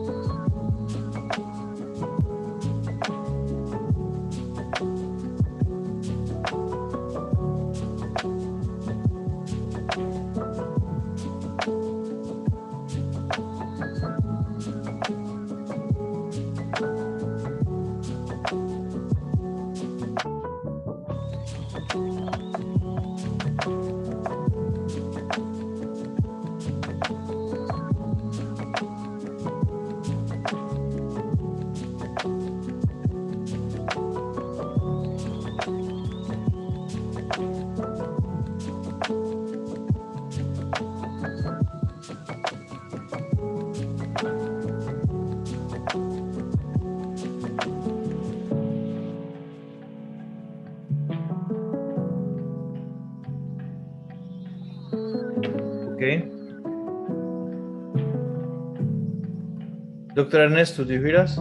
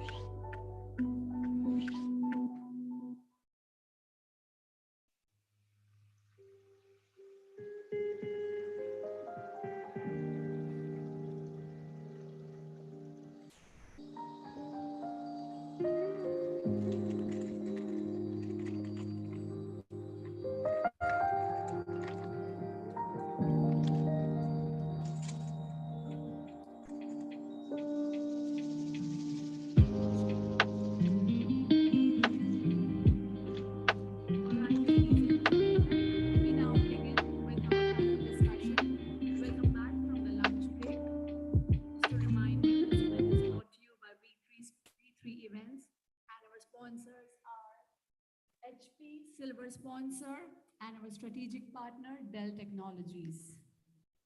I would now like to welcome the moderator who will be joining us online, Mohammad Slim Alauni, Distinguished Professor of Electrical and Computer Engineering, King Abdullah University of Science and Technology.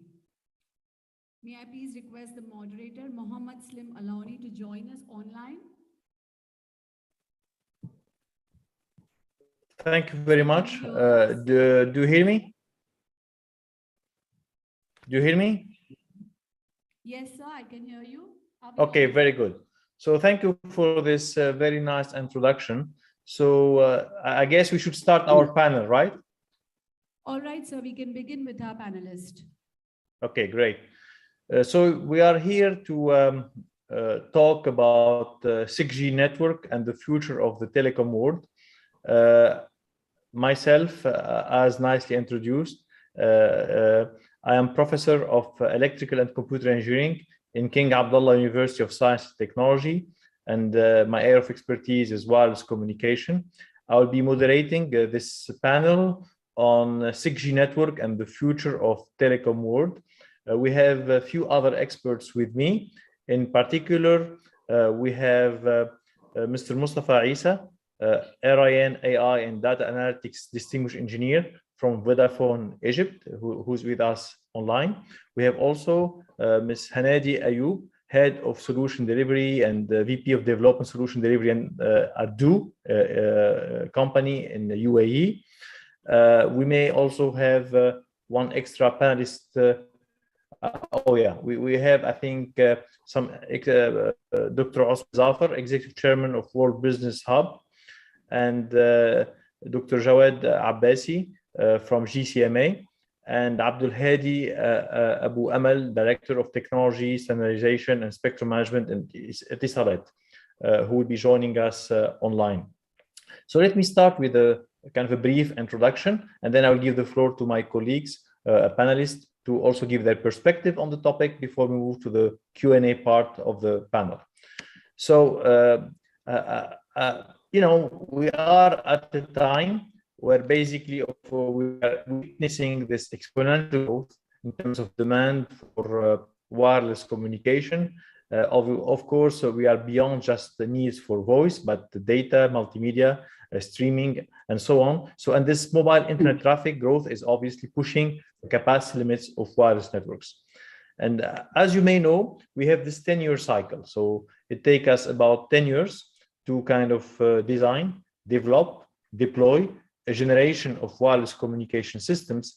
And it takes us about another 10 years to kind of start using it extensively, essentially deployed everywhere until it matures, and then we move to the next generation. So now, as we are deploying aggressively 5G worldwide, obviously, the thought now, definitely in academia, but also in industry, is what is going to be beyond 5G, or what should 6G be? And in my view, 6G will have two kind of important messages. Message number one is, or missions, let's say. Mission number one is to super connect the connected, which means to kind of push the envelope, go for higher data rate. So talking about gigabit per second, we're talking about terabit per second, a higher density of, let's say, connections. So instead of having 1 million device connect per, let's say, kilometer square, we can talk about 10 million devices connected per millimeter square, and then lower latencies in terms of end-to-end communication in order to enable ultra-reliable, low-latency communication application. In a way, this pushing the envelope type of direction will enable some of the application that you see displayed in the slide in front of you. And here I'm talking about the e-health, virtual reality, super high resolution streaming, and so on and so forth. So that's one dimension. How can we achieve? Now, the other dimension, which I will talk about it briefly towards the end, is connect the unconnected, because we tend to forget that there are still a lot of people who are still unconnected. Now, one thing we have to be aware of is that we have to live within the limited spectrum that is available to us. And as such, we need to kind of optimize our resources. That's the only equation I will show here. We try often to maximize the area traffic capacity, which is the bit per second per meter square. And to achieve that, we need to improve our spectral efficiency at the link layer, which is a kind of sending more bits within the band pipe connecting our user to the access point close by. We want to further densify our network, and we have to access to more spectrum in order to be able to achieve this expected better and higher performance. So here is kind of some of the technologies being pursued by researchers worldwide. So for better spectral efficiencies, we are going towards a massive, even ultra-massive MIMO, which is multiple antenna system, both at transmitter and receiver. People have been talking quite a bit about reflecting intelligence surfaces or artificial radio space, where you can manipulate the medium, the channel between transmitter and receiver to make it more favorable and to improve the end-to-end performance of communication links. That's example of research direction in better spectral efficiency. Densification is a kind of a natural evolution. We're going towards more and more cells, and this is going to continue, especially if you go to higher frequencies with the shorter range communications. And then when we talk about more spectrum, we talk about going beyond millimeter wave, which are being used now in 5G. And when we talk about beyond millimeter wave, we talk about terahertz, which can be an interesting rendezvous between not only communication, but also sensing, imaging, and localization. So your phone can help you achieve all these tasks because you'll be operating in the terahertz range with this very, very small wavelength. And if you go even further, you hit the optical band, which means you can start using lasers and LED, not LED in particular, not only for illumination, but also for communication. So it's like having fiber over the air type of communication with all the high speed that that can bring. Now, before concluding my short introduction, I would like also to highlight that the second mission of 6G should be about democratizing connectivity. In particular, in view what we have seen with the pandemic, that connectivity is becoming pretty much a human right. And when you look at the deployment of 4G and eventually 5G, we still have a lot of gaps, even in developed countries, even in countries where there is good connectivity in urban areas. So it hits particularly rural areas, poor neighborhood, and so on. So in a nutshell, and that will be my concluding slide, the way to go is to integrate space, air, and ground network. So what we'll see happening in the coming few years is that satellite communication and terrestrial communication will not evolve in silos, will not evolve in parallel, but hopefully the movement we are seeing is that there will be an integration between satellite, between drones, between terrestrial communication, so that we are able to cover basically the whole Earth, not only to cover people, but also to cover also the from a connectivity perspective, all kind of IoT device. So that was my very short introduction, and I just want to highlight this interesting quote made by Tesla 100 years ago, where basically he was thinking already in a 5G, 6G mode, and with a kind of full global connectivity perspective in his mind. So with that, I would like to give the floor to my colleague, my panelists, for their own perspective So I guess I will unshare my screen, and we can now give the floor to Ms. Huda, Ms. Hanadi Ayub, for her own perspective on this moving from 5G to 6G. Ms. Hanadi, the floor is yours. Thank you, Dr. Muhammad.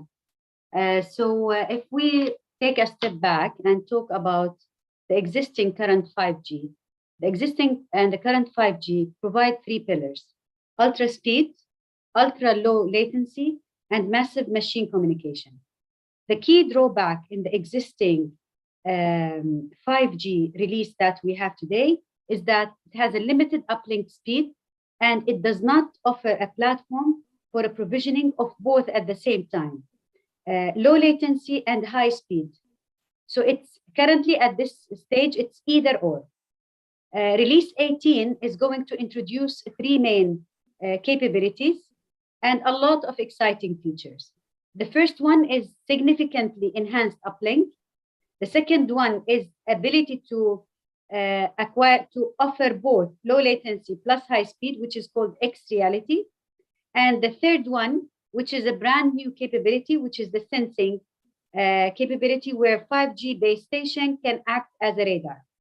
Now, the perspective that I'd like to share with you, it goes back to what we have been seeing in the past 2 years with the pandemic and with doing things differently. I will not speak about IoT as one of the use cases. I'll not only speak about holographic communication and new modes of communication that is becoming reality in the near future. I will not also speak about high precision manufacturing, where we move away from humans to robots that is requiring a low error rate and extremely low latency to minimize the round trip time to around probably 0.1 millisecond. I would like to bring to the table something that has been on and on in the past 2 years, which is experience of things. I think the competition today is not in Internet of Things, it's not in machine to machine, it's in the experience of those things. And this is putting increasing demand on us as telecom operators and telecom service providers to provide the pipe and to provide the pipe with guaranteed quality of service. Having said so, I would like just to end my statement and asking the other panelists to share with me their views about how this internet experience of things is going to put additional pressure even far and beyond the upcoming releases as per 3GPP. I mean, what we have ahead of us is release 18. And how are we going to, I will not say expired statements about the fact that we will not be a dumb pipe. We're behind. This is behind us for ages, and we know that a decade ago, one of the European countries, I think it was Sweden, if I'm not mistaken, announced that internet is a basic human right. In the past two years, we understood that internet and connectivity is as important as food and fresh air for each person in this globe. So those are my thoughts, and I'll hand it over to you again, Dr. Muhammad. Thank you, Ms. Hanadi. So let us now give the floor to Mr. Mustafa, so that we hear from his perspective on this moving from 5G to 6G or beyond 5G. Go ahead, Mr. Mustafa. Thank you, Mr. Mohammed. Thank you for your kind introduction. I just want to add two or three things. I will talk from the operator point of view right now. Maybe it's more into use cases and applications for what we will think in an operator that we will have in the future upcoming years for the 6G as a service for our customers. So mainly, as you all said, we are talking about more a lower latency and higher connectivity capabilities and so on. And as you see right now, and as you said, Professor Muhammad, about the integration and the cooperation between the different connectivity of different network types will be the key word in this equation. And I believe that we already in Vodafone since 2017 in UK, for example, we had a lot of trials using a cooperative model of cognitive HETNets or heterogeneous networks to do some cooperation between the different networks. For example, you can have the downlink from the LEO or the low orbit Earth orbit network, because you have a very, very good privilege in this point, and you can have the uplink from the terrestrial base stations and so on, as well as providing some resource or access resource manipulation by using the drones than mobile base station. And it was very, very efficient. We have a lot of challenges, by the way, because of the battery of the drones. 90% of the battery of drones is going to the flying activity. However, we develop a lot of techniques to overcome it. So the cooperation between different networks and the orchestration of these networks will be the key word in developing something like the 6G use cases or even the 7G use cases. And already right now we have this kind of cooperation between different type of networks, and as well as in the 3GPP and the 5GPP. By the way, we are cooperating with the standard entities like the ITU and ETSI to develop some standards of cooperation signaling system between these network types. On the other side, because of my background, because I consider myself as I'm working as an AI expert, I believe the AI will be on the heart of these activities. For example, for the orchestration for different environments, different networks, the AI will be there. I will give you one example about the massive MIMO, for example, right now, moving from one antenna strips or antenna part of the massive MIMO antenna to another one, due to the ability, if you have an AI prediction model, it can easily predict which antenna you are moving from, or you will need your downlink stream or uplink stream will be moving before you move. And this will improve your connectivity. As well as, for example, in the hologramic connectivity or calls in the future, we believe that if the AI will be at the edge, can predict, this is my color of my shirt. I should not send all this kind of huge data about the color because I already protected from the beginning. So I will only send some information about the movement of myself, my hands, my face, but the color and this unnecessary data should not be moved, or should not be consumed our precious spectrum, and then I can use it in other things. This kind of application will be the introduction from our point of view as an operator for the 6G and even the 7G use cases. I will stop here to give a chance for my colleague panelists to give you some of their insights. And thank you, Professor Mohammed. Thank you, Professor Hanadi. Thank you, Mr. Mustafa, for this nice perspective from an operator perspective on the topic. Let us now move. I believe we have Mr. Jawad Abbasi with us also, right?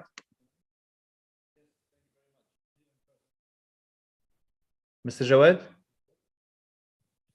Yes, I'm here in person. Yes, yeah. So go ahead, Mr. Jawad. You are in person. You can speak back to the audience. Thank you very much. It's a pleasure to be here. Could I have the slides that I sent, please? Do you have them? Yes. So I'll use the podium if I may. My name is Jawad Abbasi. I head the MENA region at the GSMA. Does this work? And the GSMA is the Association of Mobile Operators globally. Every single mobile operator group that owns the network is a member of the GSMA. The total membership is 750 mobile operator groups, in addition to around 400 companies in the larger mobile ecosystem that are associate members of the GSMA. So we have full members being the mobile operators and associate members being the ecosystem players. The GSMA is, of course, best known for our Mobile World Congress. We do it in Barcelona, Shanghai, and North America. Last year was in Los Angeles. This year it will be in Vegas in September. And we just finished Mobile World Congress Barcelona with 61,000 attendees. So it's a nice rebound after the pandemic, still below our record of 120,000 back in 2019, but hopefully 23 will be back to fully normal. We'll put the pandemic behind us. The GSMA has GSMA Intelligence. We have a team of analysts looking at all the mobile markets and all the trends in them. I've prepared some slides to share with you on 4G and 5G globally from GSMA Intelligence. And bear with me with this commercial break while we put the slides on.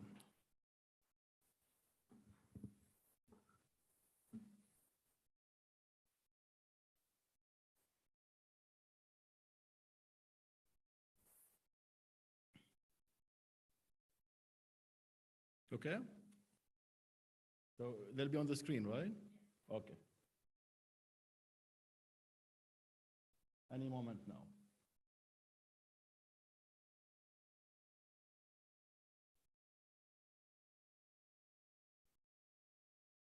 Yes. Start with the first one, please.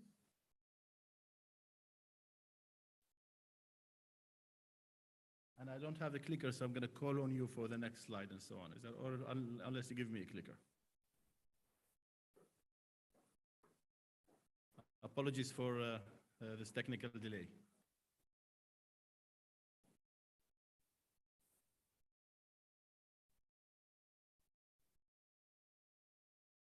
Yes, perfect. So it's insights from our GSMA Intelligence team on the situation of 5G currently as it stands globally.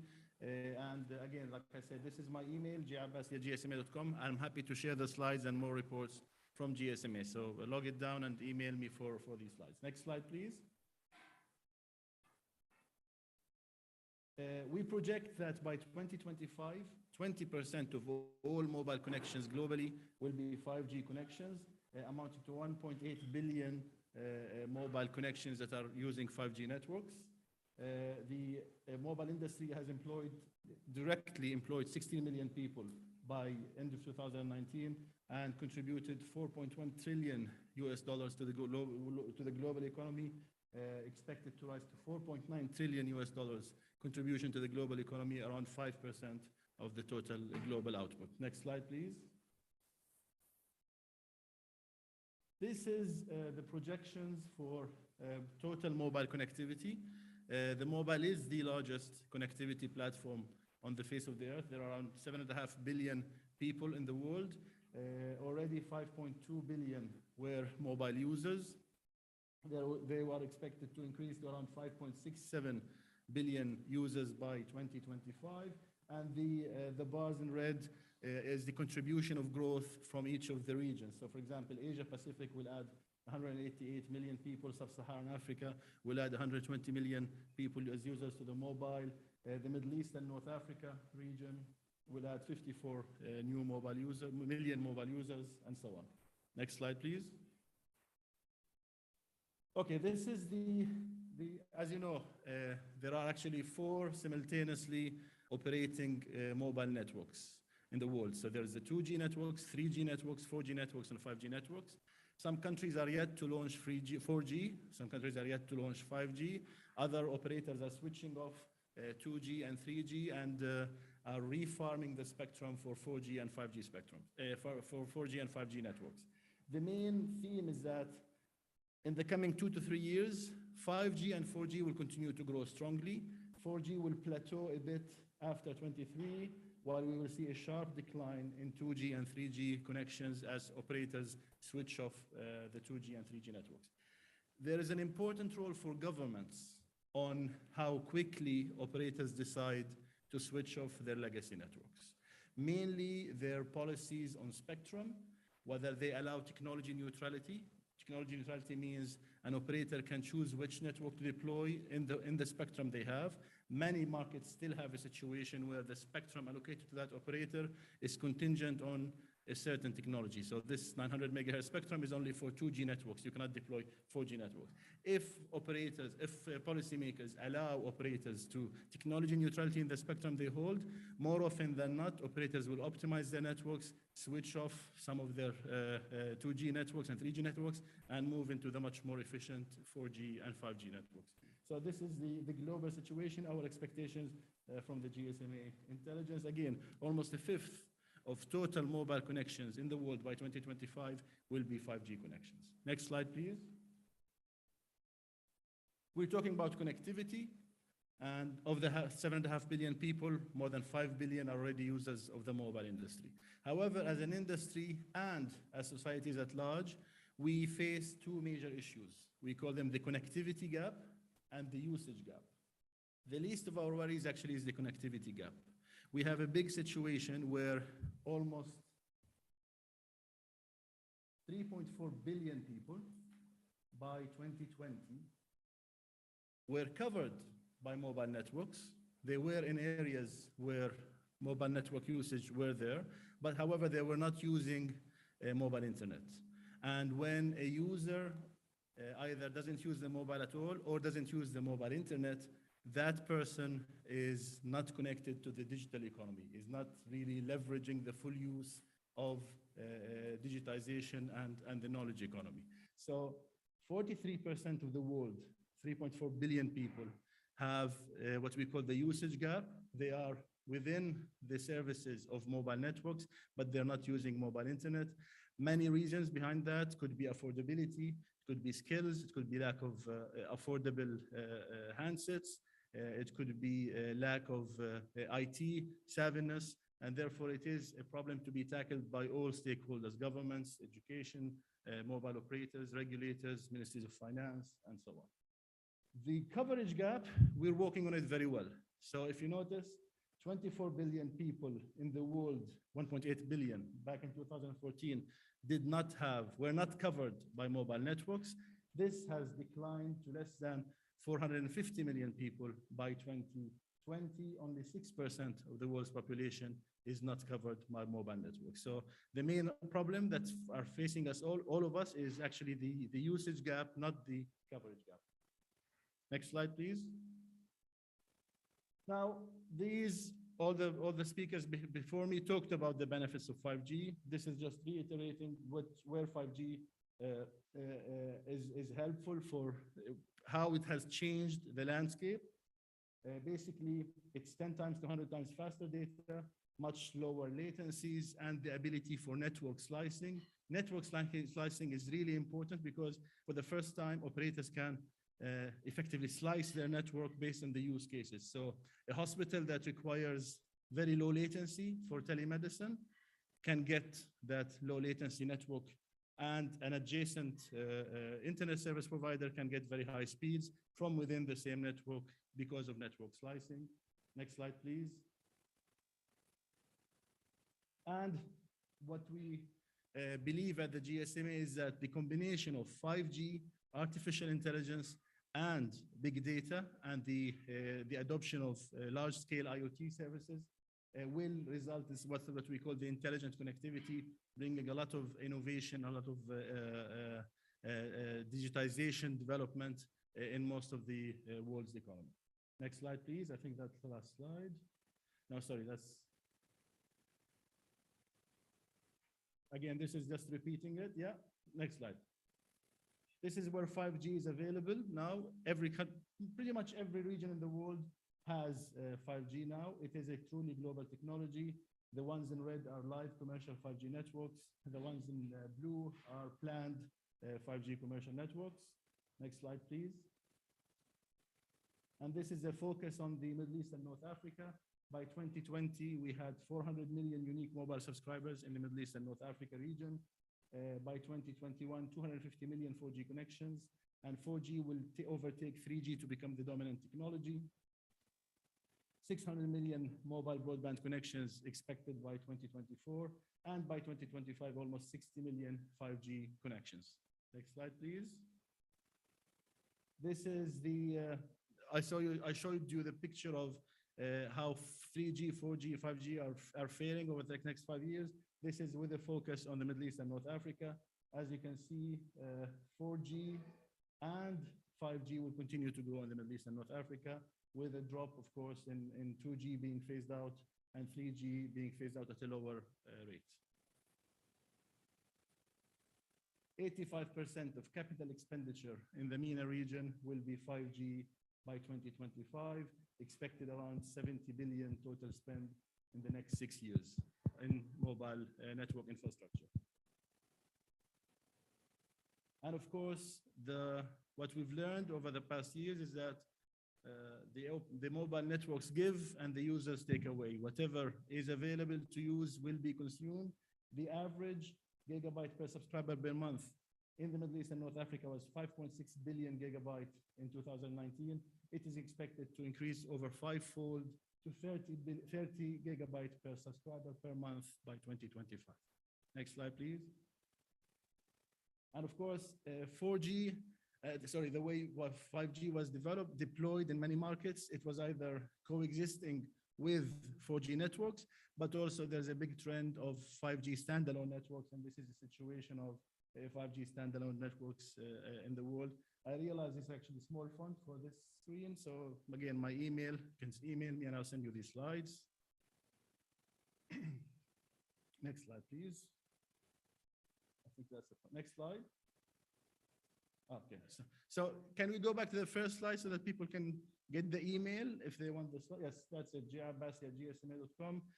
I'm happy to send the slides to, and with some more reports from the GSMA Intelligence. Thank you for your time and attention. Thank you very much. Thank you so much, sir. Yeah, thank you very much, Mr. Jawed, for this nice overview about 5G. So I think now we can go to the Q&A part of the panel. We can start by seeing if there are some questions coming from the audience. Any question from the audience online or in the venue itself? Any questions? Check. If not, we can start with, we have like a few more minutes to go. So let me ask a question to my colleague here and see how they can react to that. So in addition to the usual improvement on data rates, delay, and efficiency, that of course we would expect from the next generation of wireless communication system to be deployed, let's say in 2030, in your view, what will be the main performance feature that you think will be attractive to the industry and consumer in this beyond 5G, 6G era in the 2030s? Can you speculate on what are these needs, like roughly 10 years from now?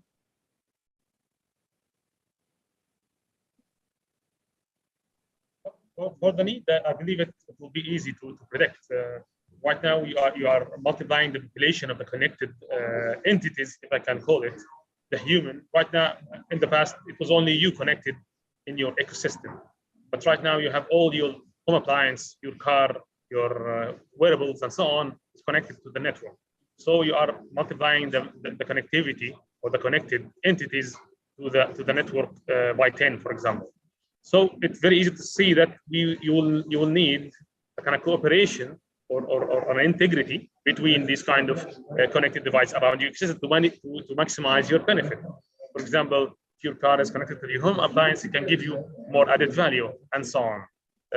If your wearable is connected to your medical service provider, it will be more beneficial and so on. So this kind of needs will be maybe 100% will be required by our future or the next generation of people, maybe in 10 years from now. And as I will back again to my points, I believe that intelligence at the edge will be one of the key points or enablers that will enable this kind of generation or this next generation to have this benefit from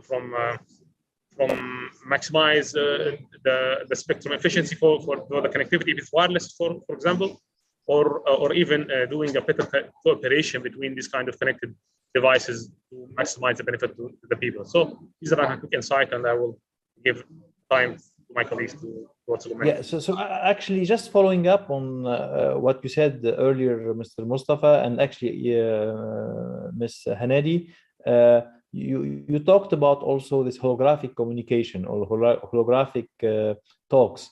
Do you think that they will become a reality by 2030 for the next generation of wireless communication system? If you ask me, Dr. Mohammed, personally, I'm a big believer that this is going to happen. I'd like to share with you something that happened with me almost 12 years ago. I'd like to call it a decade and 2 years. 2010, if you guys recall, we had that pressure from the security agencies to stop BlackBerry Messenger in this region because back then this was not under monitoring. And we had this legacy of RIM at that time, back then, to share some and expose their APIs. I remember back then, I went on a very short trip to the UK to evaluate as an operator an alternative solution to BBM, which was more or less the dominant one. I remember back then we were looking at number of niche messenger options, and we were even underestimating WhatsApp. We assessed WhatsApp and we underestimated it. If you look at what happened in the past decade, with just looking at WhatsApp application, that started really with two people that were just freelancers or students from the university that started with a single server. And this is one dominant application across the globe where people can see your presence. I come from the generation where when we did the startup, we were looking at presence enabler, we were looking at push-to-talk enabler, we were looking at location-based services. This is now available everywhere. If we look at how the evolution that happened in the past decade, I can tell you that this generation is going to live to see autonomous cars, to see taxis of flying taxis in the cities, and to see a communication holograms. I'm not sure if we will be able to start sensing as well through the communication, but I'm imagining also that we will reach to a situation we will Google through a click in our body, where we will be able to retrieve something from our minds without having to go to a device to search the internet. So if you ask me again, I have full resonance with this, and the history is telling us that we're moving towards this. The pandemic that happened that we never imagined ourselves to live a pandemic has accelerated the digitization growth. When this happened in our company, we introduced a program that is called Digitize or Die. And if I share with you the growth in our digital traffic and the deflection from normal channels to digital channels, it's unheard of. It has accelerated absolutely the growth. And today we're offering services that are exclusively available online. And we're taking it also to the next level.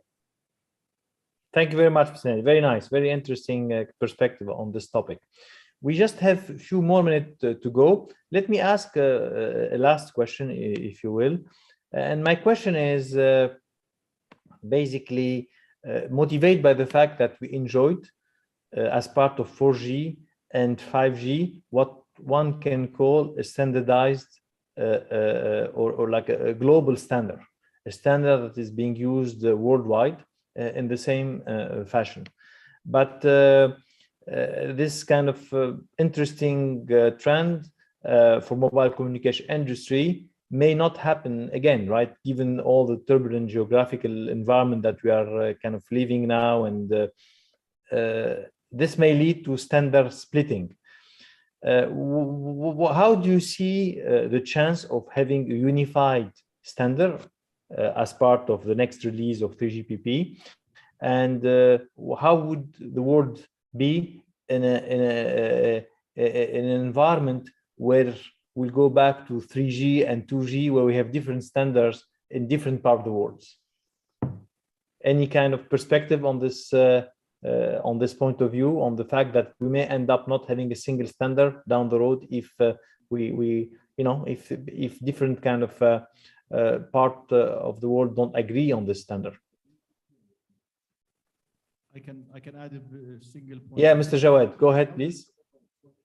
Now that the industry has realized the benefits of unified standards, especially with 4G, the efficiency, the cost effectiveness, the economies of scale that having unified standard, and also with O-RAN being now widely developed and has strong interest from all operators who are not too keen on having the ecosystem dominated by 2 or 3 or 4 vendors. So the situation of O-RAN development, as well as actual seeing the benefits of a truly global standard, I think way on the side that the future standard will also be global.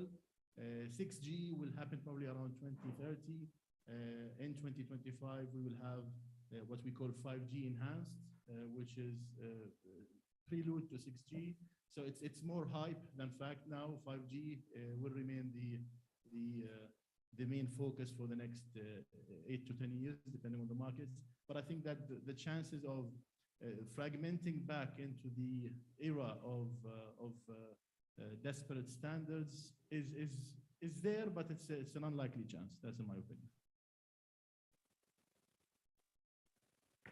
Yeah, I was not able to hear everything because the audio was not very good from my side.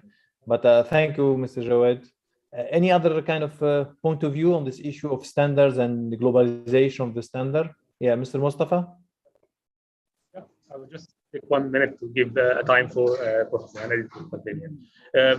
For me, I believe that we need to have this kind of democratization for the standards, or even if we will split it, we should cluster the entities or even the governments that will have the same conditions to have a single standard. However, this is what I hope for, but I believe, this is my vision, it will be an open standard. Everything will be open, and the driver will be the needs of the customer itself. And according to that, the standard may be, unfortunately, by the time will be no standard. It will be an open standard, like the open source for the security, and Open RAN is one of the reasons. That's why I'm thinking right now we will move to this kind of open environments. Okay, I echo Mustafa's perspective, and I think this is all the signs are taking us to that direction. Very good. Very great. I think we are coming to the end here. We are like really, I think we all enjoyed this panel. I hope the audience also kind of benefited from different perspective on beyond 5G and 6G. And with that, I think I would like to thank all the panelists. I would like to thank, of course, the attendees. And I hope we have more opportunities to meet, hopefully all face-to-face, to have a similar panel in the near future. Thank you all. Thank you very much. Thank you so much, Mr. Mohammed, for moderating this session. Thank you so much, all the lovely panelists. And thank you so much, Mr. Javed Abbasi, for joining us offline.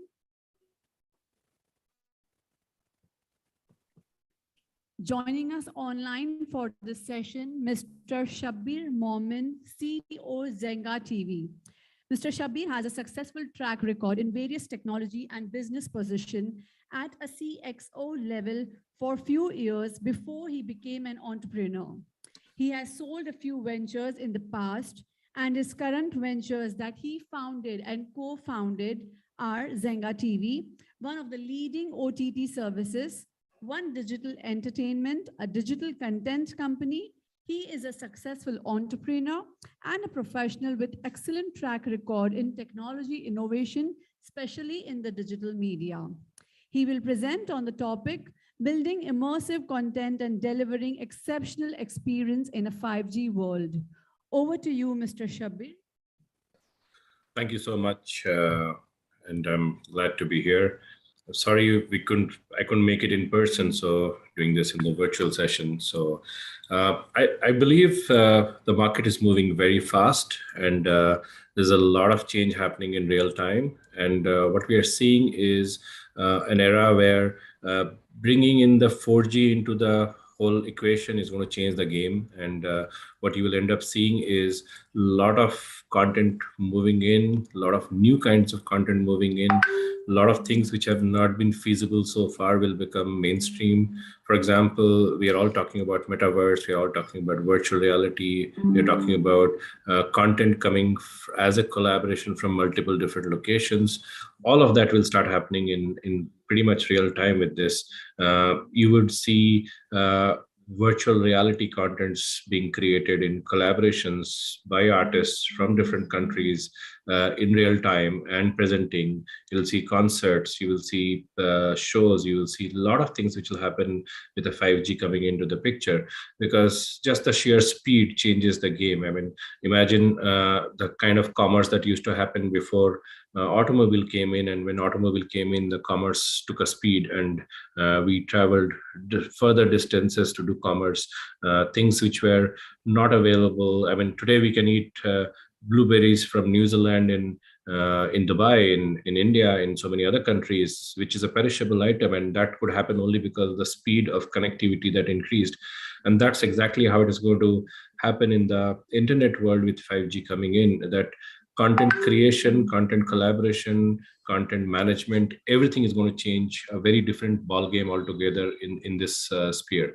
Now, what we see today is, if I give you some examples, we have one of our companies, HoloSuit, actually working in that space, in the metaverse space, where you could create content of popular celebrities and artists, and once you create models of them, it can be controlled by a suit sitting at home, and they could do performances without having to have large setups of cameras and so many other things. And you are actually co-presenting that whole concert or something with other people who are in different parts of the world. And these are all going to become reality, and things are going to change significantly fast. Now, when you look at content delivery, content management, content optimization, we move from the era of few kbps in content to now 4K, 8K kind of content, and speed of content delivery. There was a time in my initial era with Zenga TV where our biggest worry used to be buffering. Now that those days are gone, and you pretty much get content instantly, but not just instant. The quality has increased, the overall aspect has increased.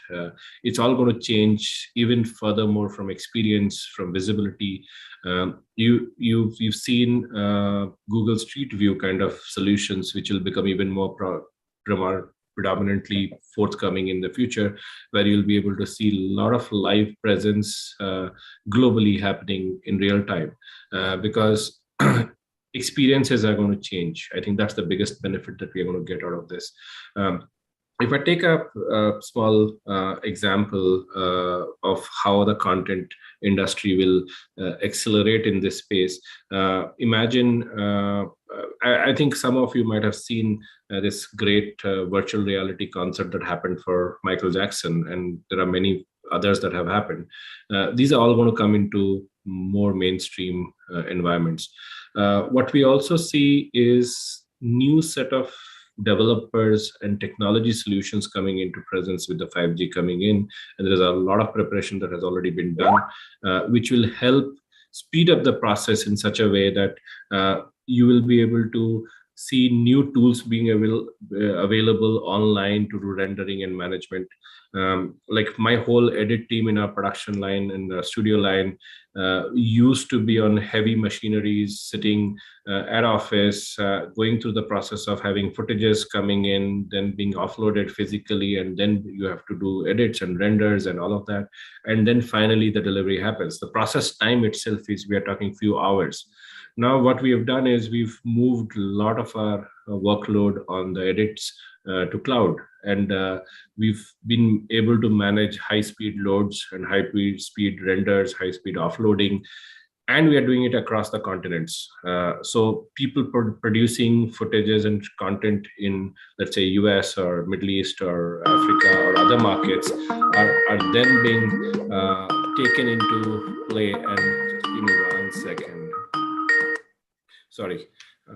So this is what happens, and this is how the whole process moves in, and we could actually look at getting out of this as an effort, that collaboration on the technology front, on the render speed, on the delivery speed, all of that put together kinds of gives you a very holistic benefit. And obviously, while the customers will gain, which are consumers, there are brands who are associated will gain because of being able to reach more engagement. and there are creative aspects of it which are going to become much more forthcoming. We also have tools which we've built for this to become more valuable when the 5G comes in, which is collaborative production, collaborative content creation.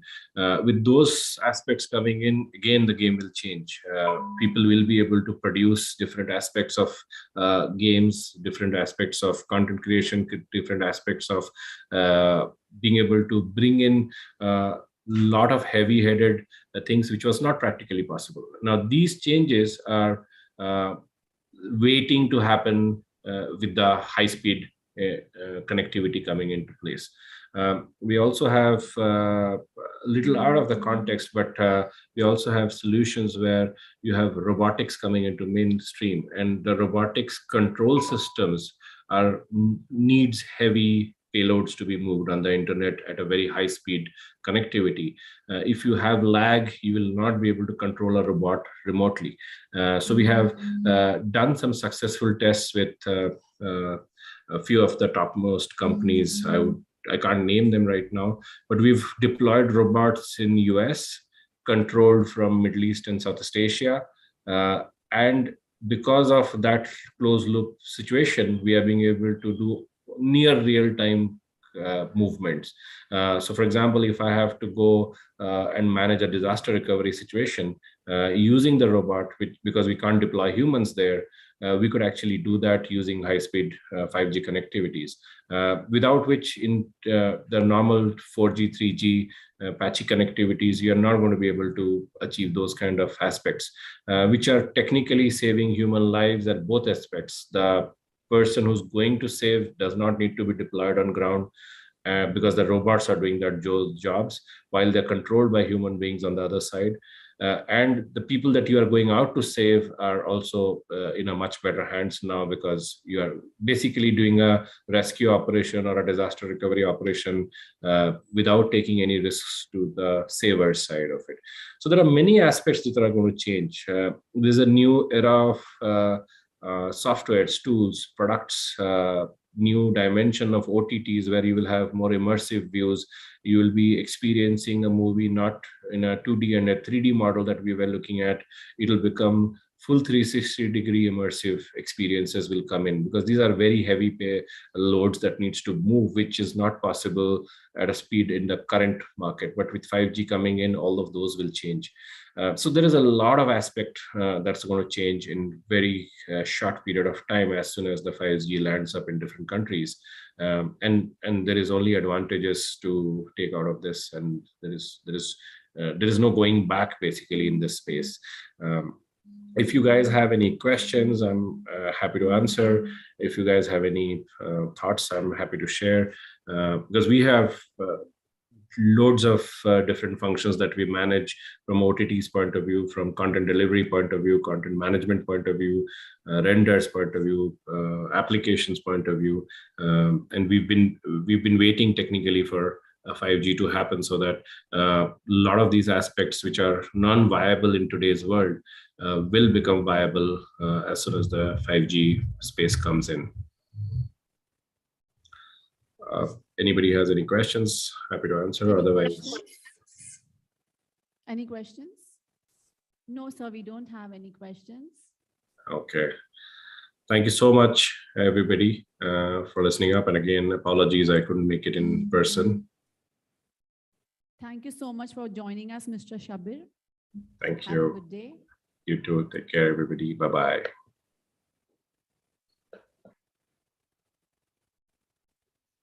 Our last session for the day is a recorded presentation by Mr. Harish Srigiriraju, Principal Engineer, Verizon.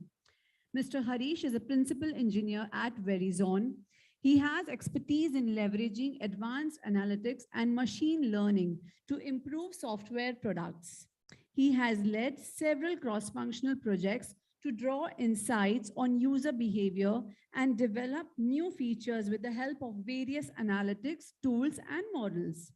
He has prior experience in software programming and graduated from Kellogg School of Management, one of the top business schools in the world. His presentation is on the topic, Evolution of Data Analytics with 5G. Hey everyone, I'm Harish. I'm a principal engineer at Verizon, which is one of the biggest telecom companies in the world. I specialize in leveraging analytics and machine learning to improve software products. And prior to Verizon, I also have experience in software programming, investment banking, and impact investing as well. I'm currently based in New York City, and hence I couldn't be there in person, so recording this session for you folks. Today, I'm going to be speaking about how 5G is going to affect analytics and also computing. But before we get into the world of 5G, I wanted to lay out a few factors that contribute to exponential growth of data. So the first factor is the number of devices. I, as a user, have my phone, I have a wearable, I have a few other devices at my place. So all of these devices are constantly generating data. Apart from that, even at an enterprise level, again, you'll have a host of different devices that are constantly generating this data. The second factor is the number of applications per device. So let's take an example of my phone. You have more than definitely one application. If you take a wearable, there could be one or more applications there. So as we get more sophisticated, as devices get more sophisticated, the number of applications per device will also increase. The third factor is the amount of data that is generated per application or per device. So product leaders have realized that data is very critical for decision-making, for uncovering user behavior or needs, or even to automate using machine learning or AI. And hence, more leaders, more data experts are in the process of collecting more amount of data. So all these three factors are contributing to overall exponential growth of data. Now, let's try to understand how 5G will affect all of these three factors. So the first one, which is number of devices. With 5G, a lot of new devices will come into picture for individual user or enterprises, not only at home or offices, but outside as well. For example, you will see connected cars, drones, or more number of like IoT devices. So overall, the number of devices is going to significantly increase because of 5G. The second factor is the number of applications per device. So with 5G, you will see more devices which are sophisticated, more use cases will be uncovered. Let's say, again, take the car example, you will see not only safety-based applications, you will see more entertainment applications maybe. So the number of applications per device will also increase. And lastly, with 5G, you want to be able to instantly process all this data. So more need for automation, more need for AI, machine learning, and hence product leaders will want to collect more amount of data per application per device. Now, with all of these factors getting affected significantly by 5G, you will see an exponential growth in the amount of data that is being collected. So with this exponential growth of data, as a product leader or a solution provider, what does it mean to you? The first challenge is that you need to figure out a way to process all of this data instantly. So let's say there is a car driving on a highway, you want to communicate decisions to it as quickly as possible to be able to maybe avoid an accident, for example. You can't send this data to a data center somewhere in a different geography and expect to instantly pass on the necessary information. That's the biggest challenge. The second challenge is you're collecting massive amounts of data from a car or a drone or security camera. And so getting all of this data and sending it to a data center and processing it there might be very expensive. So you have to also figure out more efficient way of processing all of these data. So these are the two big challenges. One, instant computing, and second, you want to process a large amount of data. So this is where distributed computing will come into picture. With the advent of blockchain, with the advent of edge computing, you will see more distributed computing. So across the network, you will see various places where the data is stored and computed across the network. And so what will distributed computing do to AI or data analytics? The biggest challenge with distributed computing is you want to be able to stitch all this data together to be able to uncover user behavior or needs, or sometimes to automate it. So that's where you will see a lot of solution providers step in and help you stitch all of this data from different sources and then compute it, process it to be able to apply machine learning models and so on. So this distributed computing is also going to affect me as a product leader in terms of how I collect the data. So earlier I was only focused on, am I collecting all the right information or data from the user or device? Now I also have to in turn worry about where is this data being collected? How is it being stored? When is the data being collected? So the decisions that I need to take as a leader are going to significantly get more complicated with the amount of data. So lastly, I want to leave you with this thought, like think about your current products or solutions and think about how distributed computing will affect your product and solution in the world of 5G. What additional devices that you can leverage for your existing product, and think about what additional machine learning algorithms that your team can implement in the world of 5G. Again, thank you for this opportunity. It was great speaking with you all. Hope this was insightful.